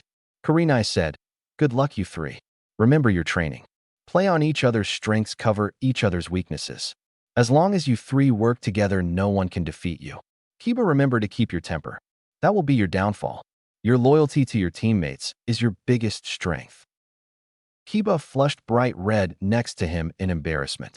She turned to Hinata next and said, Hinata, do not be afraid to speak up. Your shyness is your weakness. Your willingness to do anything to protect those you care about is your biggest strength. Her gaze turned to Naruto. A sadness was clear them. Naruto, you are an excellent leader for this team. In the last 2 months, I have watched you grow into a fine ninja. You still have a hard time trusting others, but that will come with time. Protect your friends and lead them to victory, Naruto. I know you can do it. For the first time in a long time, someone left him speechless in a good way. With that, she was gone, allowing the 3 genin into the room. He immediately took in the sheer amount of genins that were there. They were each from the major villages, and even some from villages such as the Hidden Sound. If there were this many, just at the start, the tests must be grueling. He knew that there were only 3 tests for the Chunin exams. He immediately spied Shikamaru and his team. They made their way over to the only friendly team. Shikamaru gave him an honestly happy smile. Part of him couldn't believe the lazy boy had bothered with the exam. Looking at Ino, though, he realized it was probably due to pressuring the other 2. Either way, he was glad they were there. Looking around the room again, he assessed many of the teams. Most of them he didn't think would be an issue. They were fairly weak or too stupid. He saw the sand ninja from before and knew they would be trouble. Especially the red-haired one called Gaara. There was something familiar about him, but he couldn't place it. Shikamaru said, drawing Naruto's attention to his friend, this exam is going to be a written one. The second one will likely be a survival. We should pair up during the survival so that we are sure to pass. He nodded and said, I agree. You guys are the only team we trust to team up with. Shikamaru nodded and said, same here. When the door opened again, Team 7 came in. Sasuke looked at the gathered genins with an air of arrogance. He could hear the boy spewing nonsense off. He was going to make an enemy out of everyone here. Naruto noticed something, though, that he hadn't earlier. Sasuke was wearing a sword. Someone was teaching the other boy swordsmanship. He shook his head, though, deciding to worry about it later. For now, he would just wait and see if Sasuke was any good with it. A white-haired older teenager came forward and said, you should quiet down. Most people here already are looking to kill you. He wore a leaf headband, but Naruto got a feeling that he couldn't be trusted. Something was off about this guy. He just knew it. He put Naruto on guard instantly. Sasuke asked, looking him up and down, who are you? The boy said, his smile fading slightly, my name is Kabuto. This will be my 7th time taking the exam. 7 times? Something was wrong about this. He could see Shikamaru thinking the same thing. Kabuto would be one they would need to avoid during this exam. Kabuto was saying something about cards and a jutsu. He had ignored it right up until Sasuke said, "I want one on Rock Lee, Gaara of the Desert, and Naruto Uzumaki." Why did Sasuke want a card on him? Maybe he was still pissed about him beating him during the challenge. Oh well, it didn't matter all that much. He waited to see what would be said about him. Kabuto said, bringing up the card, "Naruto Uzumaki, leader of Team 8 under the Jonin Kurenai. He is apprenticed to Hei Gecko. He is also a disciple to a Chun Wu. His team has done 35D rank, 3C ranks, and 1 special class B rank mission. His specialty jutsu's Shadow Clone and Inner Strike. I'm not familiar with that last one." The silver-haired boy looked at him in question.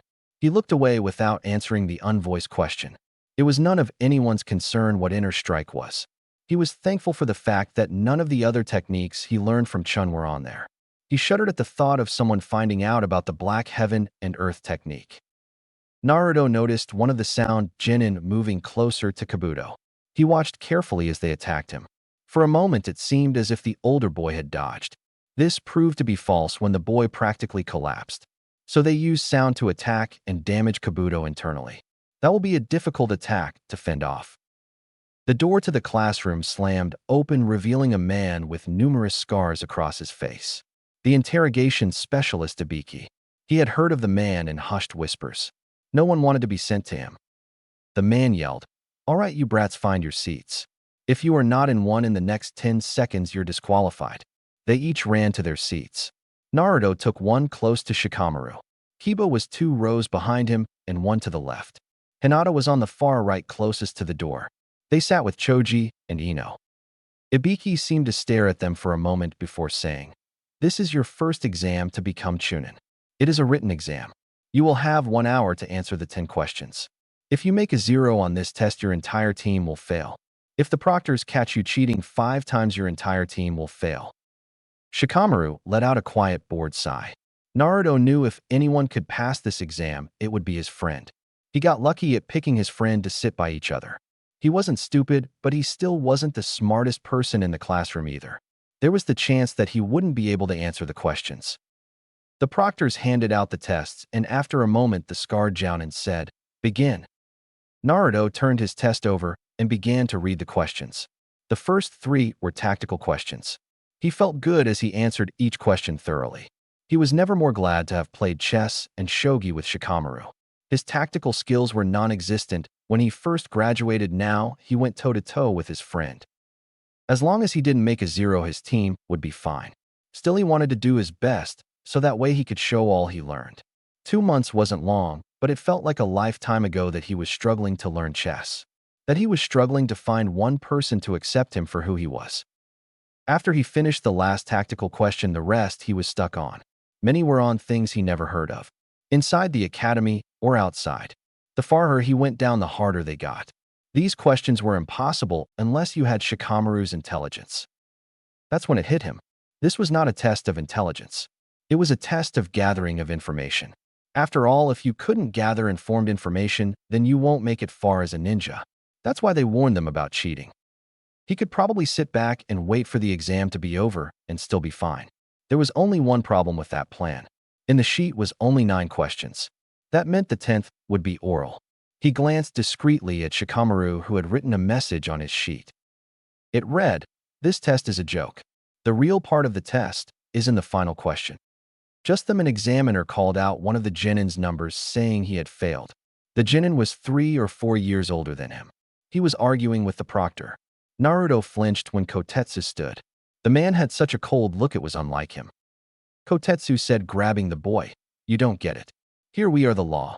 So if we say you fail, then you fail. Now get out." He practically threw the boy out of the room by the collar of his jacket. He glared at the rest of the class, but Naruto could see a faint spark of amusement in his eyes. Their eyes met, and the man's lips twitched in an effort to stop from smiling. They gave each other an ever so subtle nod before returning to the exam. Naruto decided to just wait out the rest of the exam. He couldn't prepare for the final question, though. He didn't know what to expect. That's what he got for being a rookie. About 45 minutes into the test, and after several Jonin teams were disqualified, Ibiki said, "Now for the final question." Everyone visibly tensed in preparation. Ibiki said, looking at each of them, "You should know the rules of this question first. Any of you can walk away here and now. No questions asked, but the rest of your team will fail with you. If you choose to take the question, though, and get it wrong, you will be stuck as a Jonin forever." Naruto felt the blood drain from his face. If he missed this question, he would be a Jonin forever, stuck with low-class mission and Jutsu, never to be Hokage. Would Chun and Hayate still accept him if that happened? Would Iruka? He almost jumped out of his skin when a hand was placed on his shoulder. Looking over, he saw Shikamaru giving him a knowing look. His friend had long since discovered his insecurities. Sometimes it took someone giving him a gentle touch to bring him out of it. He took a deep breath to calm his fearful thoughts. He watched as more than 24 teams had at least one member give up. He could still feel his own insecurities about the question, but he tried hard to bury them. Finally, after what seemed like an eternity, Ibiki asked, "Is there anyone else who wants to opt out?" When he didn't get an answer, he said, "Congratulations on passing the first exam." Naruto let out a sigh of relief before feeling slightly confused. Why go through all of this if that's all it took to pass? He could see Shikamaru give a lazy yawn. He had the feeling that he knew exactly what was going to happen. That would explain why he had calmed his fear. Ibiki went on in the same tone. "The purpose of this exam was to test your ability to gather your information. 2 of the examinees had all of the answers, but you had to gather this information without getting caught by a proctor. The final question, though, was to test whether or not you had the guts to continue on with this, even with the chance of failure." That made more sense now. Those who had backed out weren't ready to become Chunin then in the slightest. This was the first step towards becoming Chunin, and he had passed. The pain in his chest had returned, the one that he had almost forgotten about. He hadn't felt it since he placed his trust in Hayate and Chun. It was still just as painful as he remembered. His right hand snuck up to where he was feeling the pain. He didn't even notice the second examiner coming in. It was only Shikamaru shaking his shoulder and calling his name that brought him back to reality. He physically shook himself from his depressing thoughts. He couldn't focus on those things now. He couldn't let down his team or Shikamaru. They were counting on him. Still, the pain in his chest didn't recede. It was there even as he followed everyone to the 44th training ground. He didn't miss the looks his team was giving them. They were worried about him. At this point, he was worried about himself. He didn't expect that pain to come back. Hopefully, it would go away by the start of the next test.